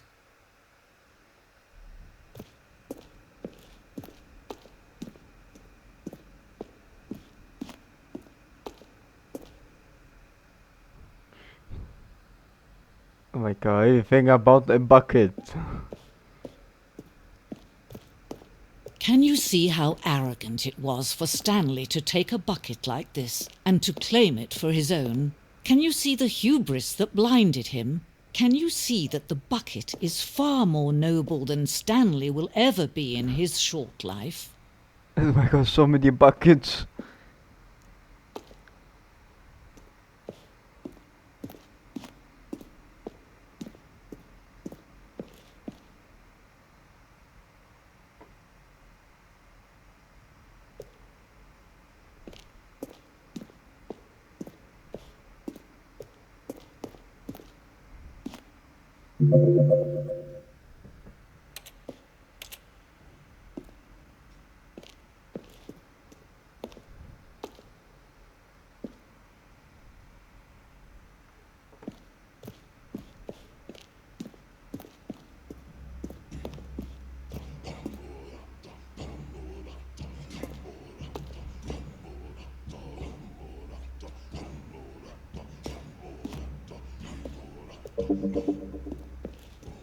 No man can own a bucket, and certainly not a bucket as dazzling to behold as this one. It is man who should kneel before the bucket.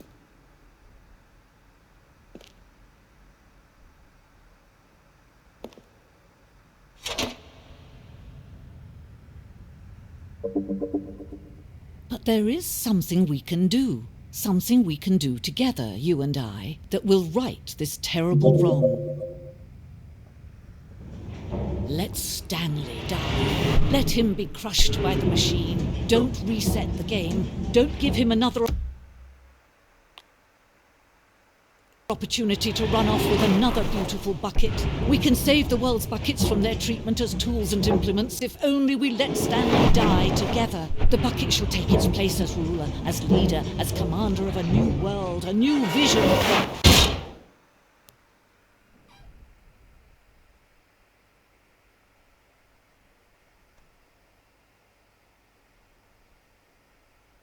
Oh no.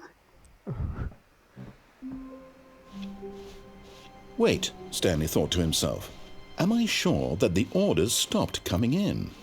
Ah, Stanley's bucket, the only co-worker he would ever truly need. Stanley clutched the bucket tightly to his chest and entered the door on his left.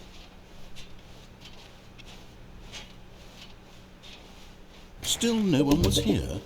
Stanley needed the bucket's warmth and comfort now more than ever. Perhaps his boss's office was where he'd coming to a staircase. Stanley and the bucket walked upstairs to the boss's office.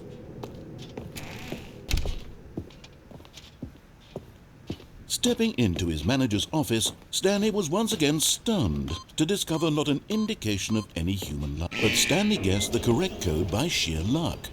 Was it that the bucket knew all along? Was the bucket guiding him? Yes, this is certainly the most logical explanation.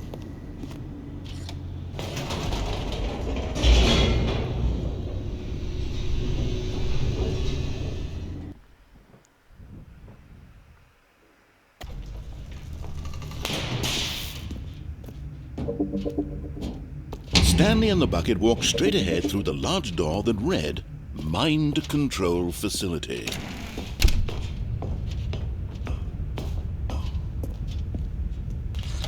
The lights rose on an enormous room packed with television screens. What horrible secret did this place hold? Stanley and the bucket both wondered to themselves. But just as Stanley was about to proceed further into the mind control facility, he tripped and fell over the railing and into the dark void below. Thankfully, he fell directly onto the bucket, which safely cushioned his fall. Now, what to do next? Stanley wondered. Stanley and the bucket could find no way out of this enormous pit, and so eventually they decided that the best thing to do would be to simply get comfortable down here. Oh. So they set up a little couch and relaxed. It really wasn't so bad down here, a bit cold perhaps. After some time had gone by, they installed a few shelves as well, and a sort of kitchenette that was useful for when the bucket was craving paninis. But it wasn't until the rugs and the standing lamps came in that it really started to feel like a home. And In the fact, after soundtrack? some time, Stanley realized that it had been ages since he had even thought of the mind control facility at all. He'd never gotten to fully explore what was up there, never been able to unearth the many mysteries of the mind control facility. This lack of closure began to eat at him. Soon he was dwelling on his regrets, and the state of their home slowly decayed as Stanley became withdrawn and neglected the cleaning. It unsettled the bucket deeply. Stanley wasn't usually like this. The bucket tried to reach out to him again and again, but to no avail. All Stanley could think about, all he could talk about, was going back, doing it over again, staying on the path. It was a mistake to leave the path. It was a mistake. It was a mistake. I need to do what the narrator says. I need to see the true ending. This made no sense at all to the bucket, which was simply trying to live its life down here as comfortably as possible. Yet Stanley was unconsolable. This isn't an ending. This is just a hole in the ground. The bucket sighed. True, it wasn't an ending. But it's where we happen to be. And maybe, possibly, if we accept the reality of things, maybe this will become an ending eventually. It's what the bucket was counting on. The two of them waited for a very long time.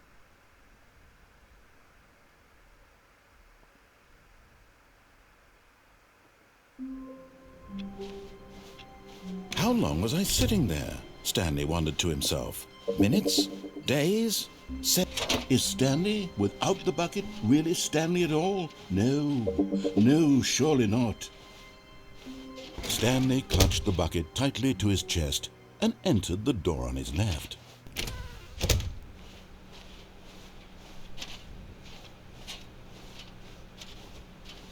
Still no one was here. Stanley needed the bucket's warmth and comfort now more than ever. Perhaps his boss's office was where he'd... Coming to a staircase, Stanley and the bucket walked upstairs to the boss's office. Stepping into his manager's office, Stanley was once again stunned to discover not an indication of any human. But Stanley guessed the correct code by sheer luck. Was it that the bucket knew all along? Was the bucket guiding him? Yes, this is certainly the most logical explanation.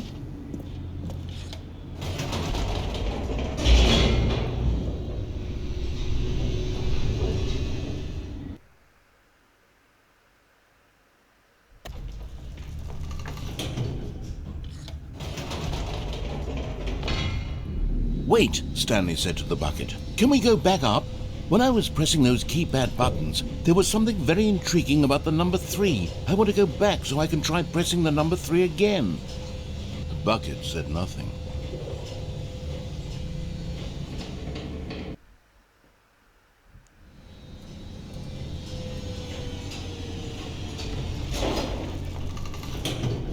How long have you been streaming? 4 hours? Oh my god. Here we are, said Stanley. Now I'm going to try out that number 3 button. He took the bucket over to the keypad and began absolutely slamming on the number 3 over and over and over.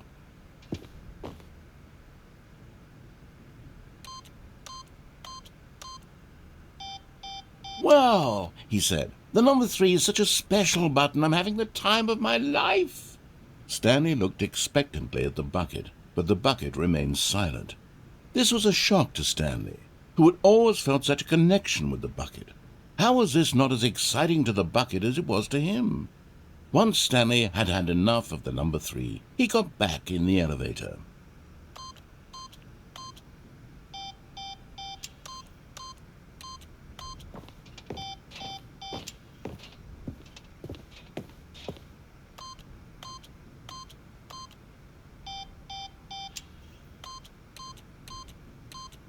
Eight. What the? It said 8.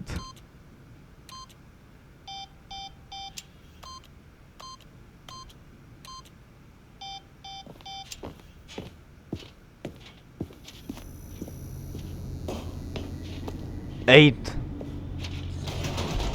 Perhaps the bucket had missed something. Perhaps it had not seen how much joy Stanley got from slamming the number 3 repeatedly.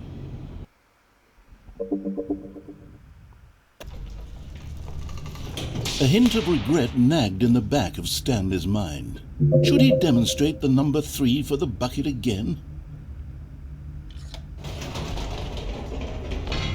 "No, no, no, no, no," said Stanley to the bucket. "You can't go on yet. Not till you understand how much the number 3 means to me. You and I have been through so much together, and I just want you to see what I see. Feel the happiness I feel." He smiled at the bucket, and the bucket said nothing.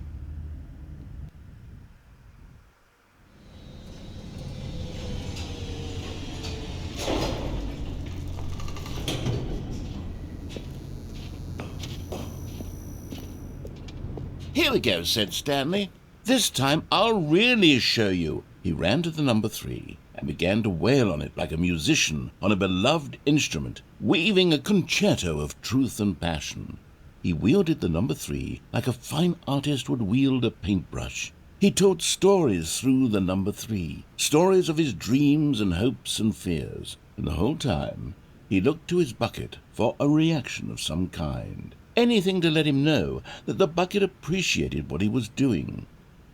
The bucket conveyed absolutely nothing at all, only silence. Crushed by a wave of dejection, Stanley returned to the elevator.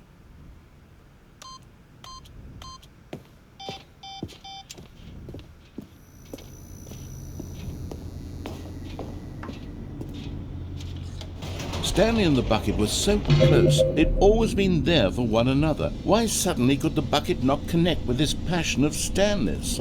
The question caused Stanley to ruminate the whole way down the elevator. He knew that there must be a way to get through to the bucket, to communicate fully with his dear friend. Surely there was a solution, mustn't there be?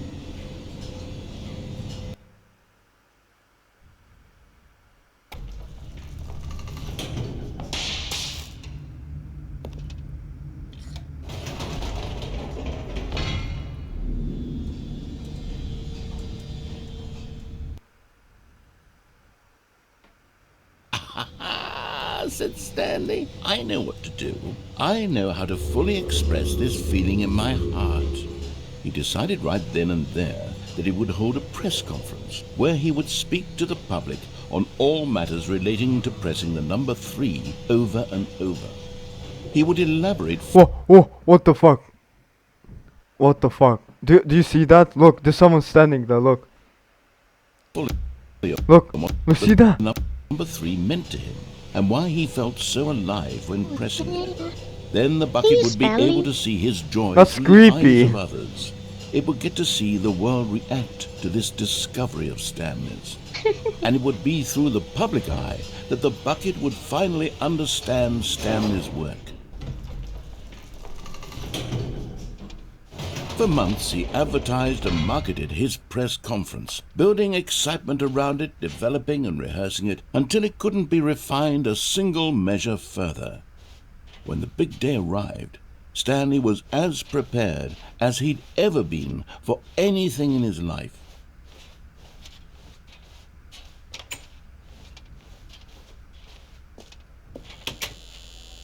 3. This was it. One last chance to win the bucket over. One opportunity to share a true connection with a loved one. 3.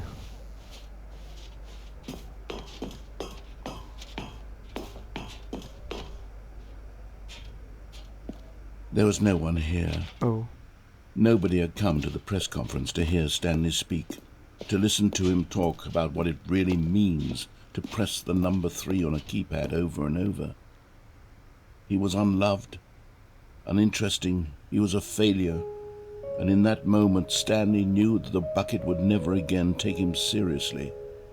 There would be no connection, no deeper understanding. The bucket merely sat there in his arms, indifferent. And so it began that slowly, over many years, the two of them grew more and more distant. They spoke less and less, neither wishing to state the obvious, that any sense of real respect between them had eroded since that day at the press conference. There would be no more games, no more long conversations about passion and pursuit, only a silence that consumed the space between friends. And Stanley, having for once in his life discovered the warmth and comfort of true companionship, was cast back into the unremarkable normalcy of loneliness.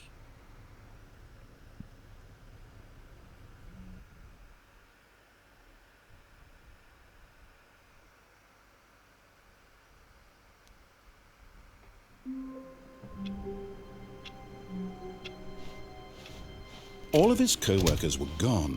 What could it mean? Stanley decided to go to the meeting room. Perhaps he had simply missed a memo.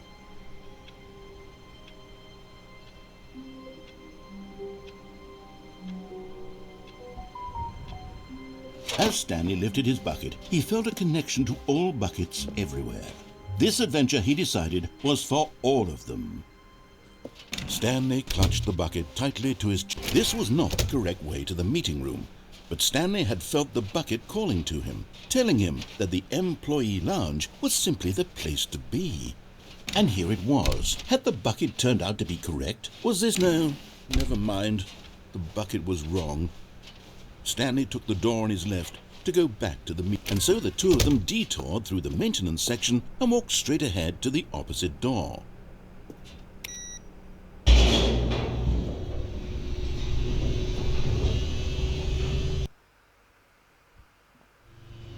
Oh, good Stanley, I'm glad you found your way here. I knew you'd find this place eventually. We care about you, Stanley. You see, your friends and I are concerned for you, Stanley. We've come together here because we care about you very much. It's this bucket you're carrying around everywhere.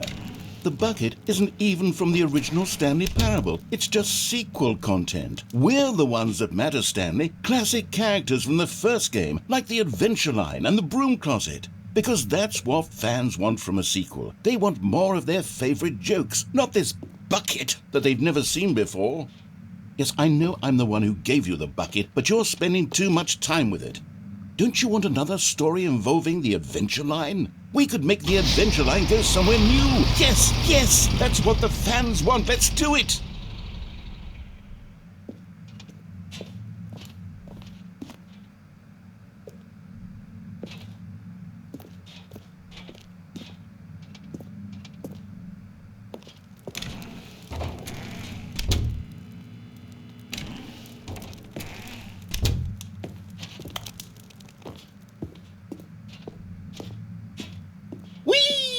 Look at that wacky line. Who knows where it'll go off to next? Oh, and it played some silly music as well. Oh, the freaking music.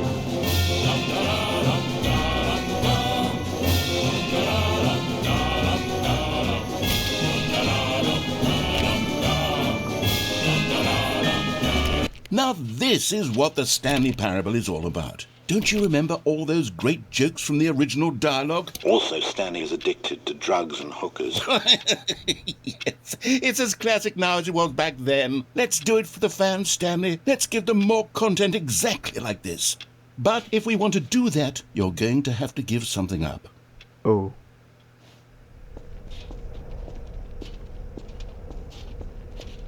My bucket.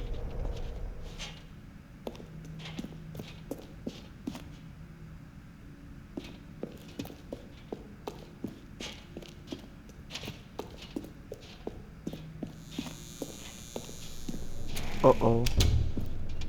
Don't you get it, Stanley? We need to get rid of the bucket. That's why I'm very proud to introduce a brand new character. This is the Bucket Destroyer.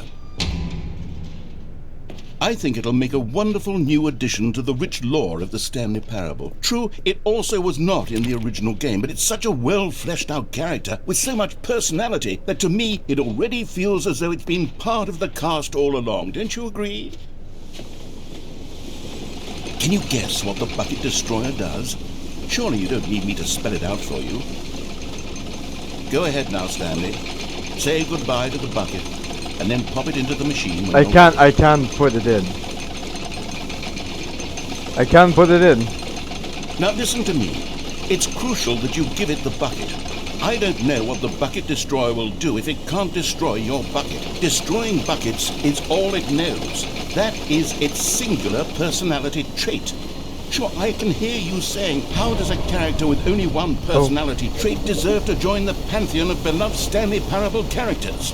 Well, you see, if you were to really explore the Bucket Destroyer, you would see that its desire to crush buckets is so densely loaded with complexity and nuance that it's really like 10 personality traits. What other object in this game can you even say that about? The broom closet? Certainly not. I wonder what sort of Bucket Destroyer merchandise the fans will be clamoring for after this.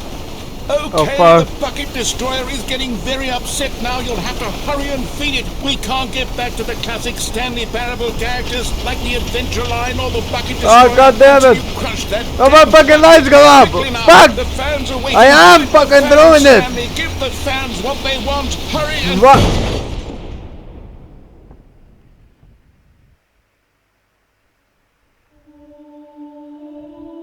What the fuck? The Bucket Destroyer. My prized creation.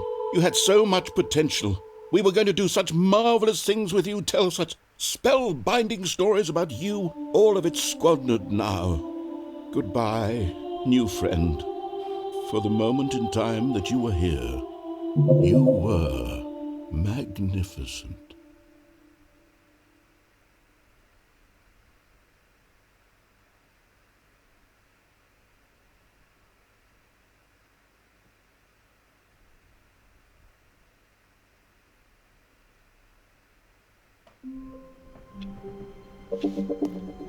Even now, Stanley's office was a distant memory. What did it look like? There was a computer, perhaps, and a painting. Was it a painting or a photo? He could no longer recall.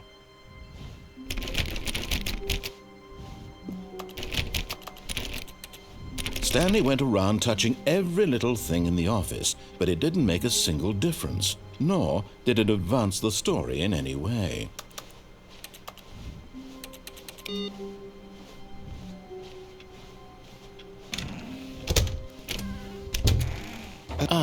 No, apparently not.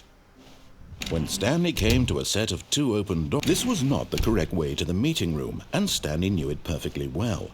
Perhaps he wanted to stop by the employee lounge first, just to admire it. It was okay. But eager to get back to business, Stanley took the first open door on his left. And so he detoured through the maintenance section, walked straight ahead to the opposite door, and got back on track. Yet there was not a single person here either. Feeling a wave of disbelief, Stanley decided to go up to his boss's office. Coming to a staircase, Stanley walked upstairs to his boss's office.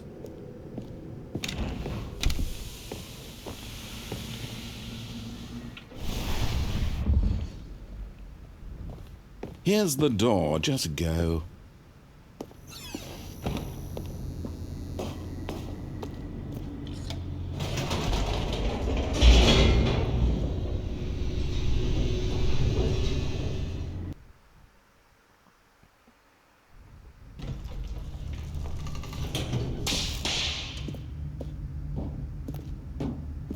Stanley walked straight ahead through the large door that read Mind Control Facility.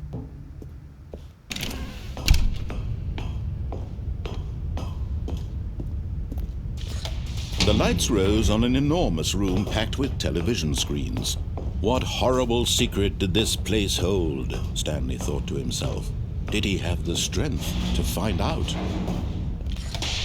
Now the monitors jumped to life, their true nature revealed. Each bore the number of an employee in the building, Stanley's co-workers. The lives of so many individuals reduced to images on a screen, and Stanley, one of them, eternally monitored in this place where freedom meant nothing. This mind control facility, it was too horrible to believe. It couldn't be true. Had Stanley really been under someone's control all this time? Was this the only reason he was happy with his boring job? That his emotions had been manipulated to accept it blindly? No, he refused to believe it. He couldn't accept it. His own life in someone else's control? Never! It was unthinkable, wasn't it? Was it even possible? Had he truly spent his entire life utterly blind to the world? But here was the proof, the heart of the operation. Controls labeled with emotions, happy or sad or content. Walking, eating, working, all of it monitored and commanded from this very place. And as the cold reality of his past began to sink in, Stanley decided that this machine...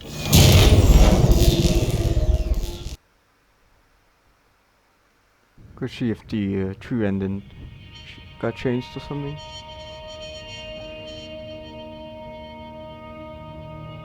Blackness and a rising chill of uncertainty. Was it over? Yes! He had won! He had defeated the machine, unshackled himself from someone else's command. Freedom was mere moments away. And yet, even as the immense door slowly opened, Stanley reflected on how many puzzles still lay unsolved. Where had his co-workers gone? How had he been freed from the machine's grasp? What other mysteries did this strange building hold? But as sunlight streamed into the chamber, he realized none of this mattered to him, for it was not knowledge or even power that he had been seeking, but happiness. Perhaps his goal had not been to understand, but to let go. No longer would anyone tell him where to go, what to do, or how to feel. Whatever life he lives, it will be his. And that was all he needed to know. It was perhaps the only thing worth knowing. Stanley stepped through the open door.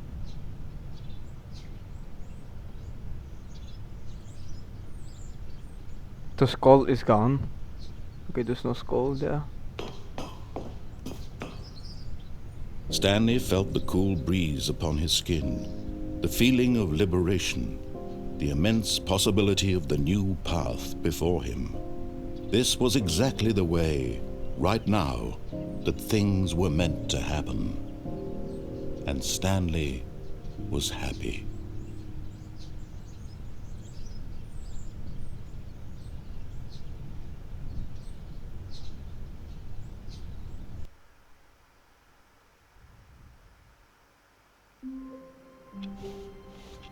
Wait, Stanley thought to himself. Okay, what happens if we like restart the game?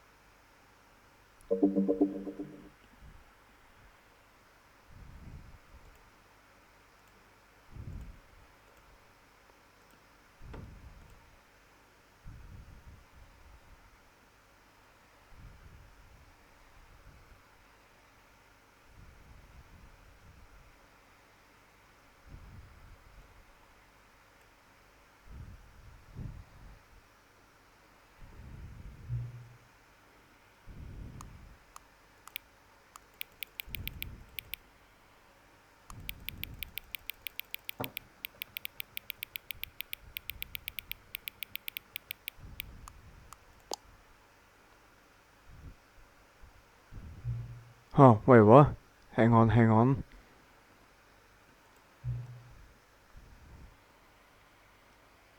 Five hours, let's go.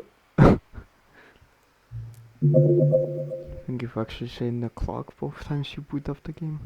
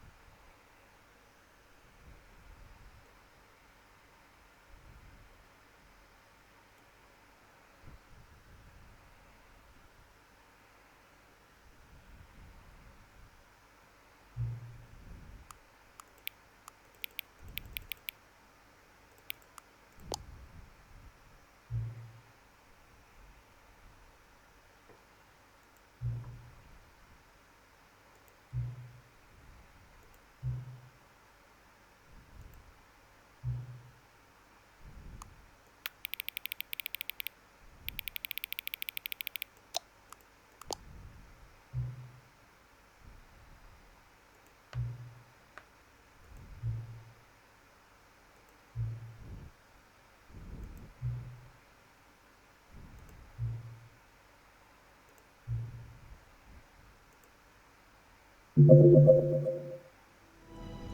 have to boot up the game again.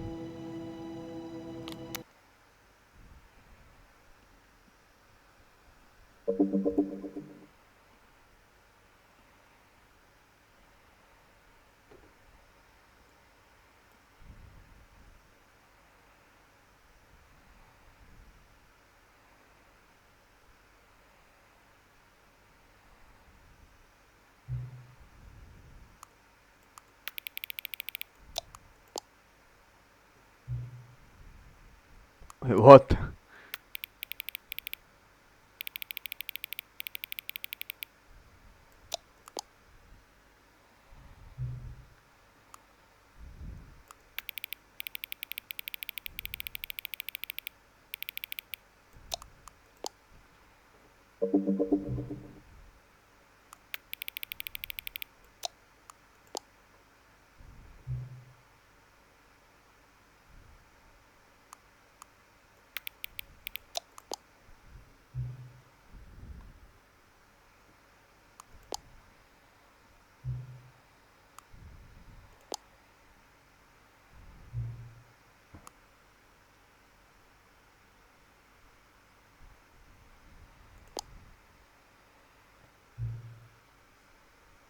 Yes.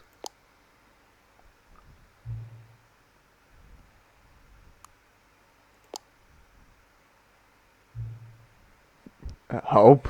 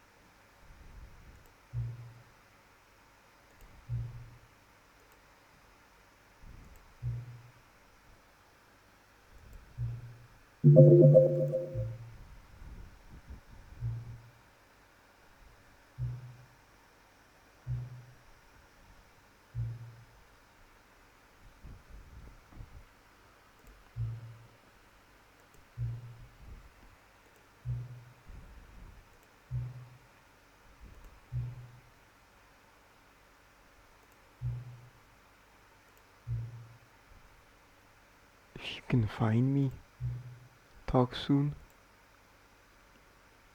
Huh? Wait, what? Huh? Epilogue?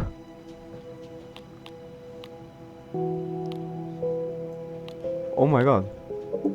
What? Epilogue? Yeah, It's a new one? yeah.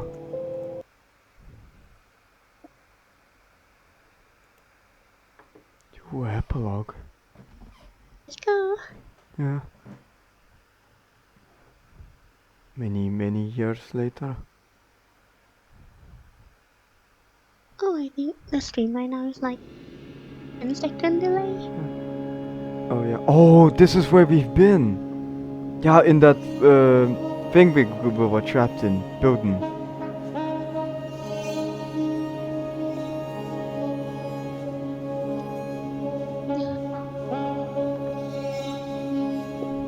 I'm gonna refresh the stream. Be right back.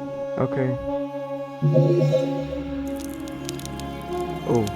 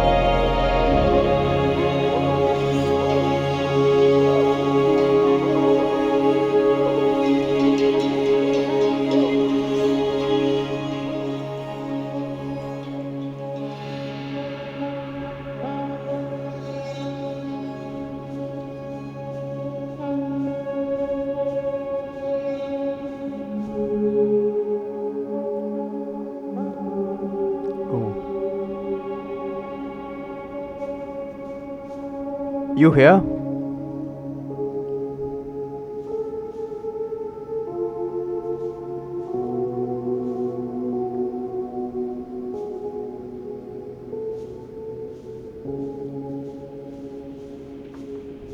Smooch?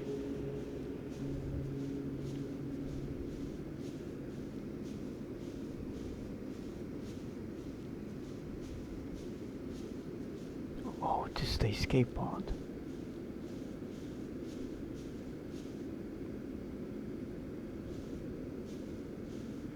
The bucket. Oh! Oh yeah, we put the bucket in here. That's where it's gone to.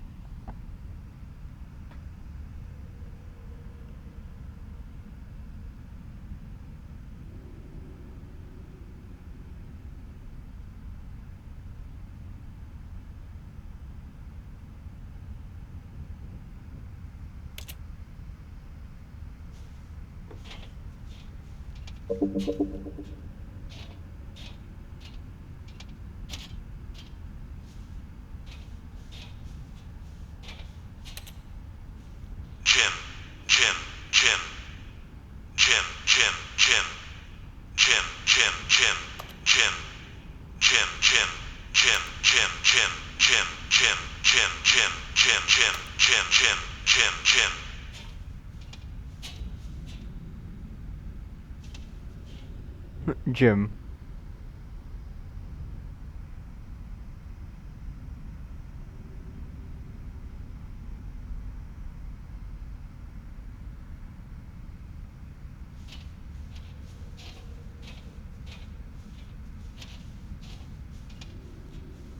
Jim, Jim, Jim, Jim. Jim, Jim, Jim. Jim, Jim, Jim. Stanley. Holy shit. Stanley. Jim. Stanley. Stanley.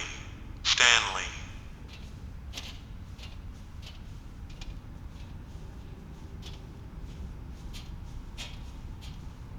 What the fuck?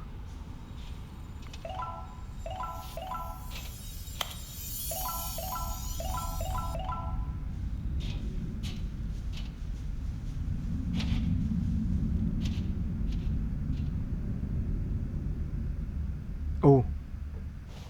We're back at the office.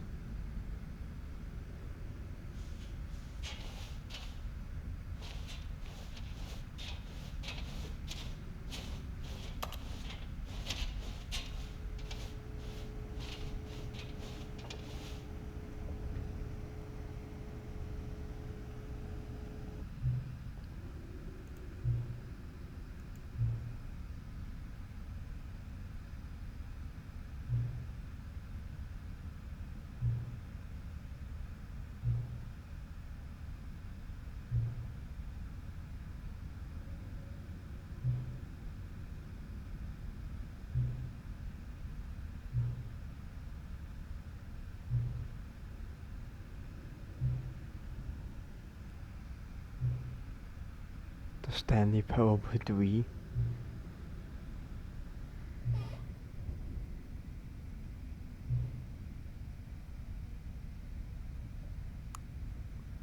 The Stanley. Oh gosh.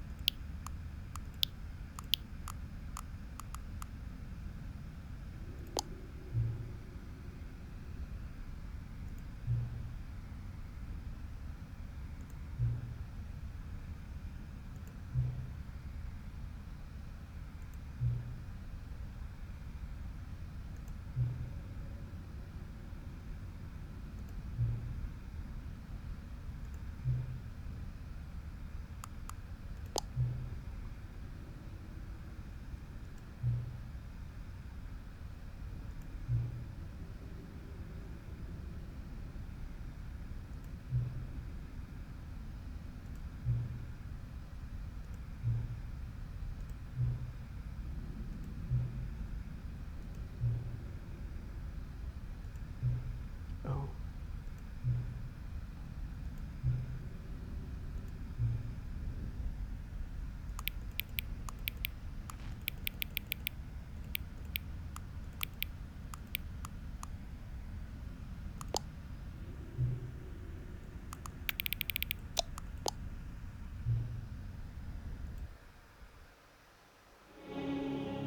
Oh my god.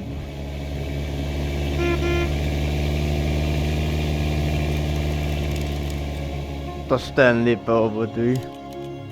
What if I like restart the game? Beep beep.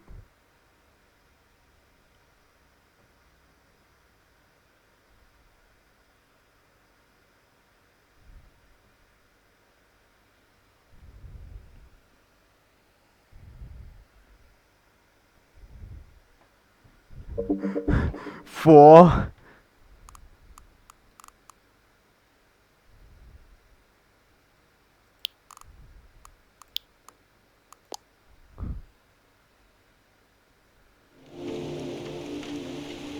Wow, it's gonna do this every time I restart the game.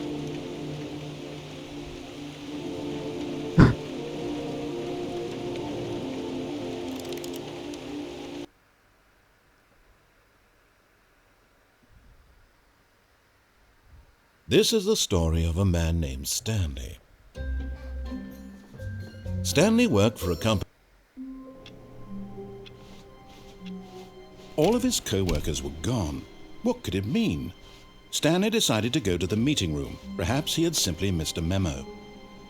What new mysteries lay in store for our bucket-loving heroes today? Let's find out. Wait, what? Oh, return.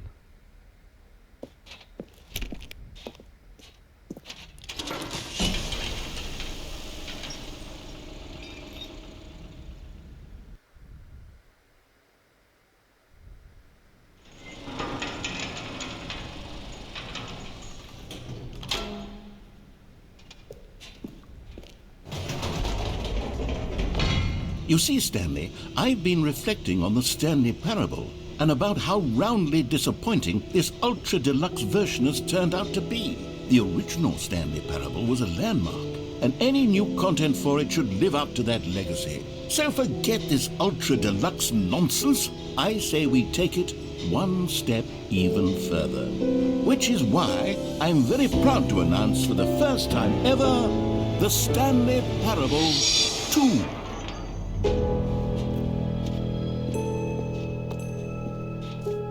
Yes, you see, isn't this far superior to a measly re-release with a few minor additions? Think of all the new territory we'll cover with a fully fledged sequel. An entirely new experience, built from the ground up. Why, there are so many possibilities. It could go in so many different directions. This is what fans have truly been asking for. Now, to be clear, I haven't quite nailed down what exactly the Stanley Parable 2 is going to be, but let's take a look at some of the features I've been developing for it. I figure that if I can loosely organize a handful of interesting concepts, that surely the game will sort of naturally spring up around them. Here we are. Go on, try out some of the new features. For the Stanley Parable 2, I asked myself, what do players really want? And of course, the first and most obvious answer is that they want to be individually recognized. Sorry, I should have clarified. Right now, the button only says the name Jim. But of course, in the final game, this button will say your name, whatever name that is. Here, let's have you role-play as Jim to really simulate the full experience of this feature. Just play along. I promise you'll love it. Okay, here we go. Let's take a deep breath. Clear your mind, forget whoever you are, and simply become a person named Jim. I want you to imagine yourself living as Jim, sleeping and waking as Jim, falling in love and being heartbroken as Jim, seizing all of the world's possibilities as Jim, and as Jim watching your dreams crumble into dust. Do you feel it deeply? Are you really, truly Jim right now? If so, then please step forward and press the button.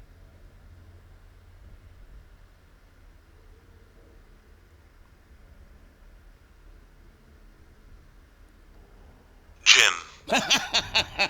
Yes! You see? What a thrill! What a rush! That was you! The button described you. Do it again. Do it again. Jim. Ooh, it hits even harder the second time. If this were the only new feature in the Stanley Parable 2, it would still be worth the money. Let's take a break from the Jim button. I'm too emotionally drained from all of this personal validation. Jim. Whoa there, cowboy. Sometimes a person can be too much, Jim. I'm putting the Jim button away. Jim. Otherwise, soon you'll start to lose all sense of who you actually are. Jim.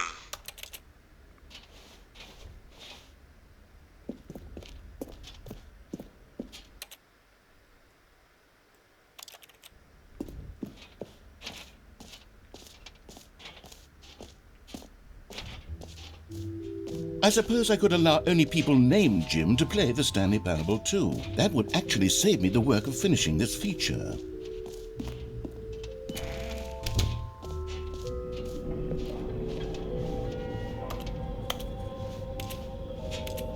Wait, there are 2 buckets here.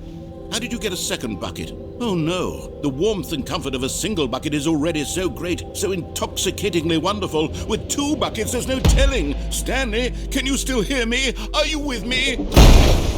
Oh. Stanley!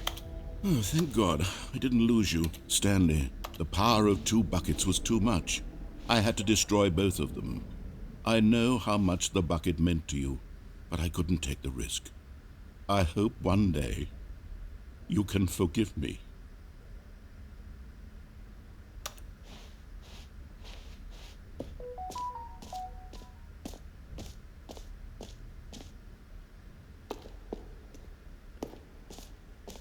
No emotional support. Buckets.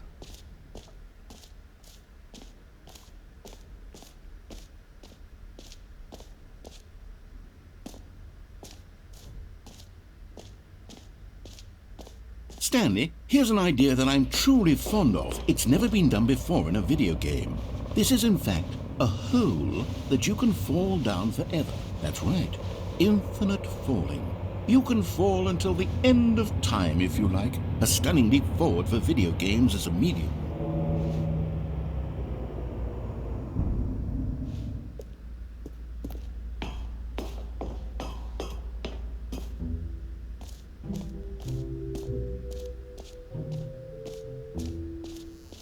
Now, here's something special. You remember that broken test achievement that got left in the game on accident? Well, I'm developing a technology to simply give you the achievement. Yes. You see, you'll come to this lever, and when you pull it, the achievement will be given to you. It's as simple as that. As you can see, the machine is not working yet since... What? Wait. What in the holy hell is going on? You got the achievement? Why did the machine work? Stanley, I didn't fix it. I didn't do anything to it. I swear, it was broken just a second ago. Who fixed it? Is someone here? Are we being watched? Oh, God. Composure, composure. Yes, as you can see, the machine is working as normal, as I intended. It truly speaks to the awe-inspiring magic of the Stanley Parable 2. Breathe. Just breathe.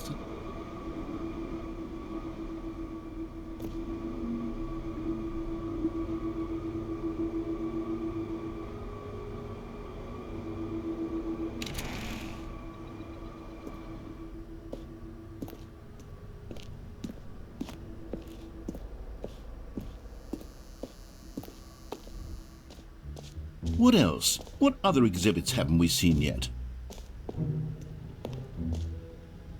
Out of order.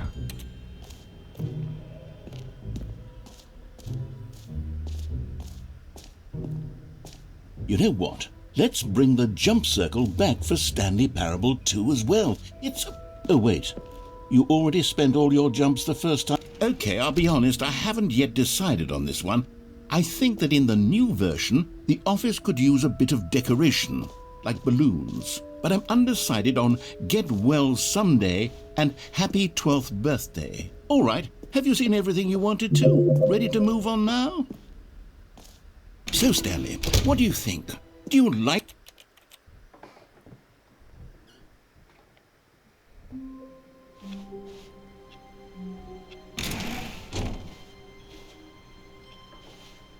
All of his co-workers were gone.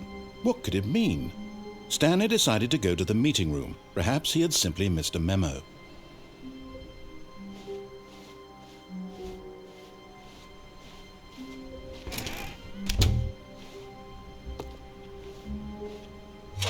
Now this, Stanley thought to himself, this is a bucket.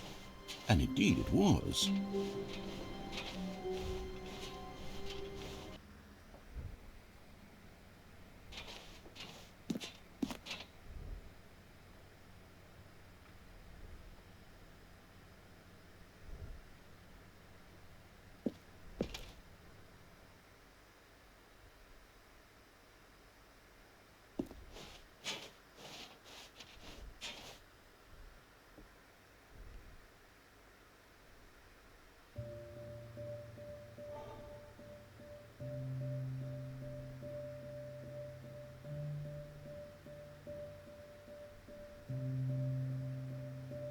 Emotional support buckets.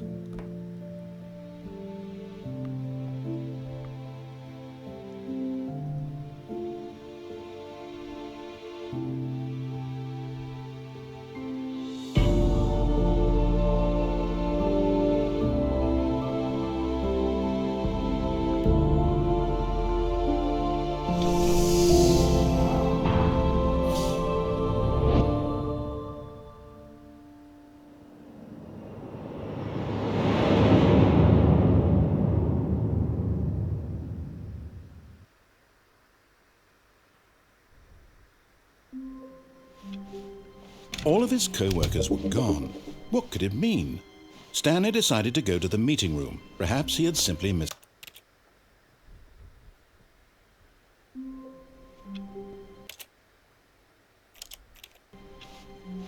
All of his co-workers were gone. What could it mean? Stanley decided to go to the meeting room. Perhaps he had simply missed a memo. And try not to lose this one too, you dolt.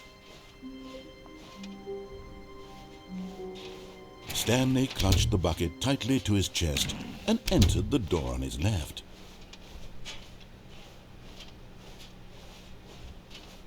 Still no one was here. Stanley needed the bucket's warmth and comfort now more than ever. Perhaps his boss's office was where he... Coming to a staircase, Stanley and the bucket walked upstairs to the boss's office.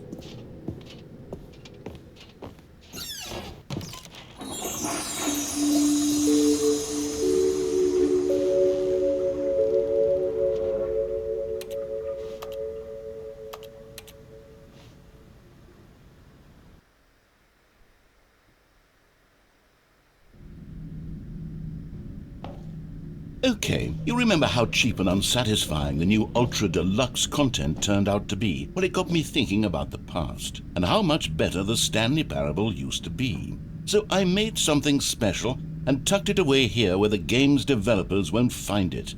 Just our little secret. Take a look.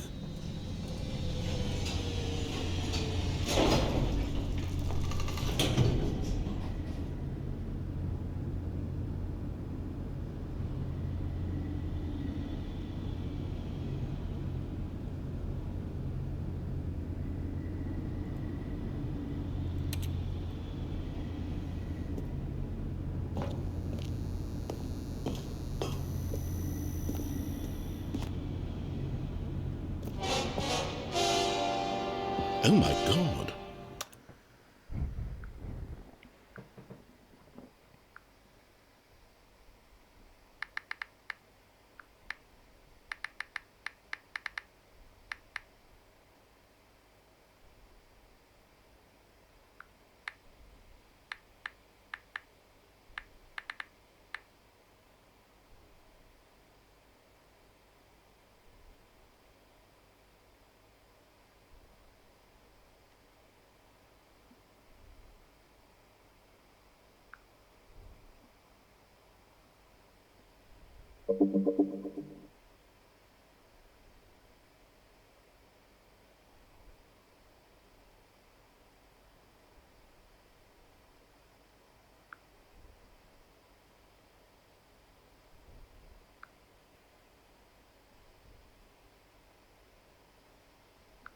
Wait, hold on. It's the boss's office. This absolutely changes everything for me. Give me a time out here for a minute while I process this.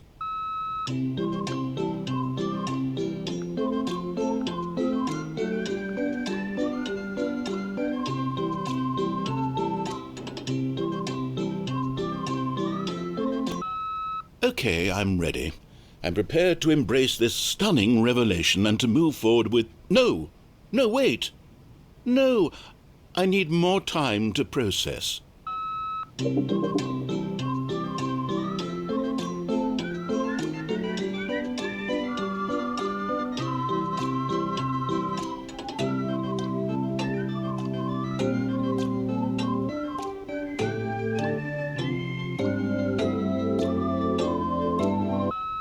All right.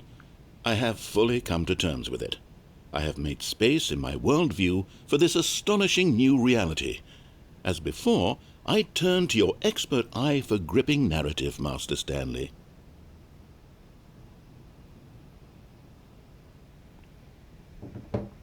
Wait, you know what? 8.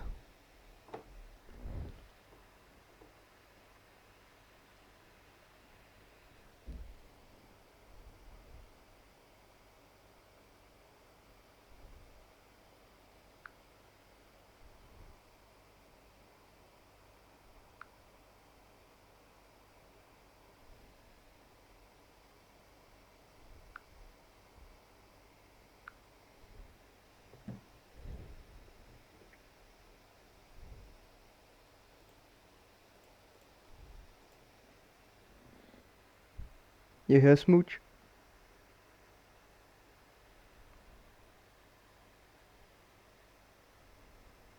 Yeah, I'm here. Okay, wait. I think like this is the end. Just now that I'm gonna try changing the boot the game to like to 7 times. I think, I don't know. This hold on. 5. Oh wait, 5. Okay.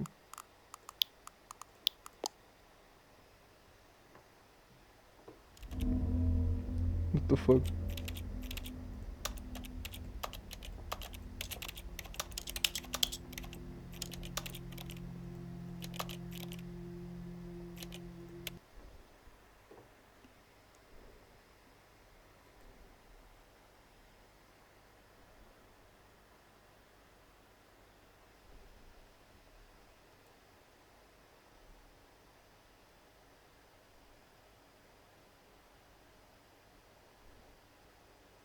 Yeah,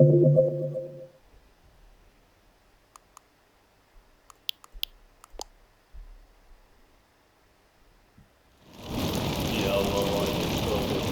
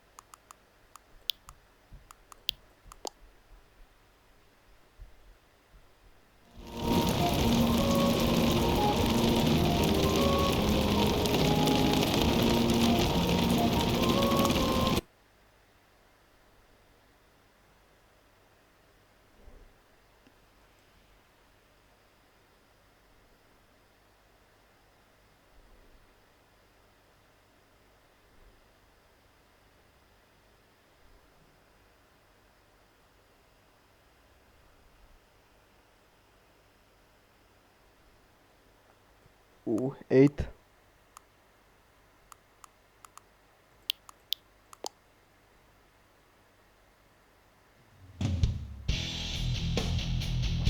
What the fuck?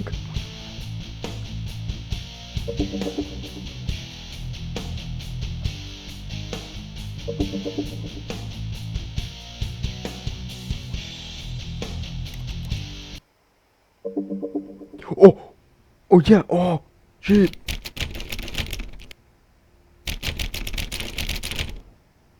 We had 8. Hold on. What's this?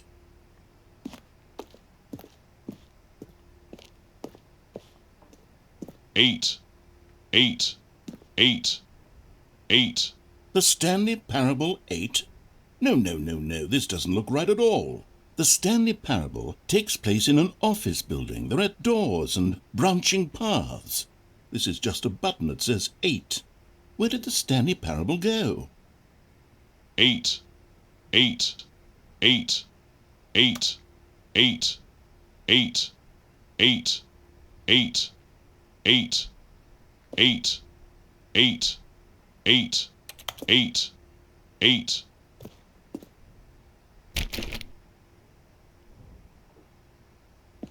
8. 8.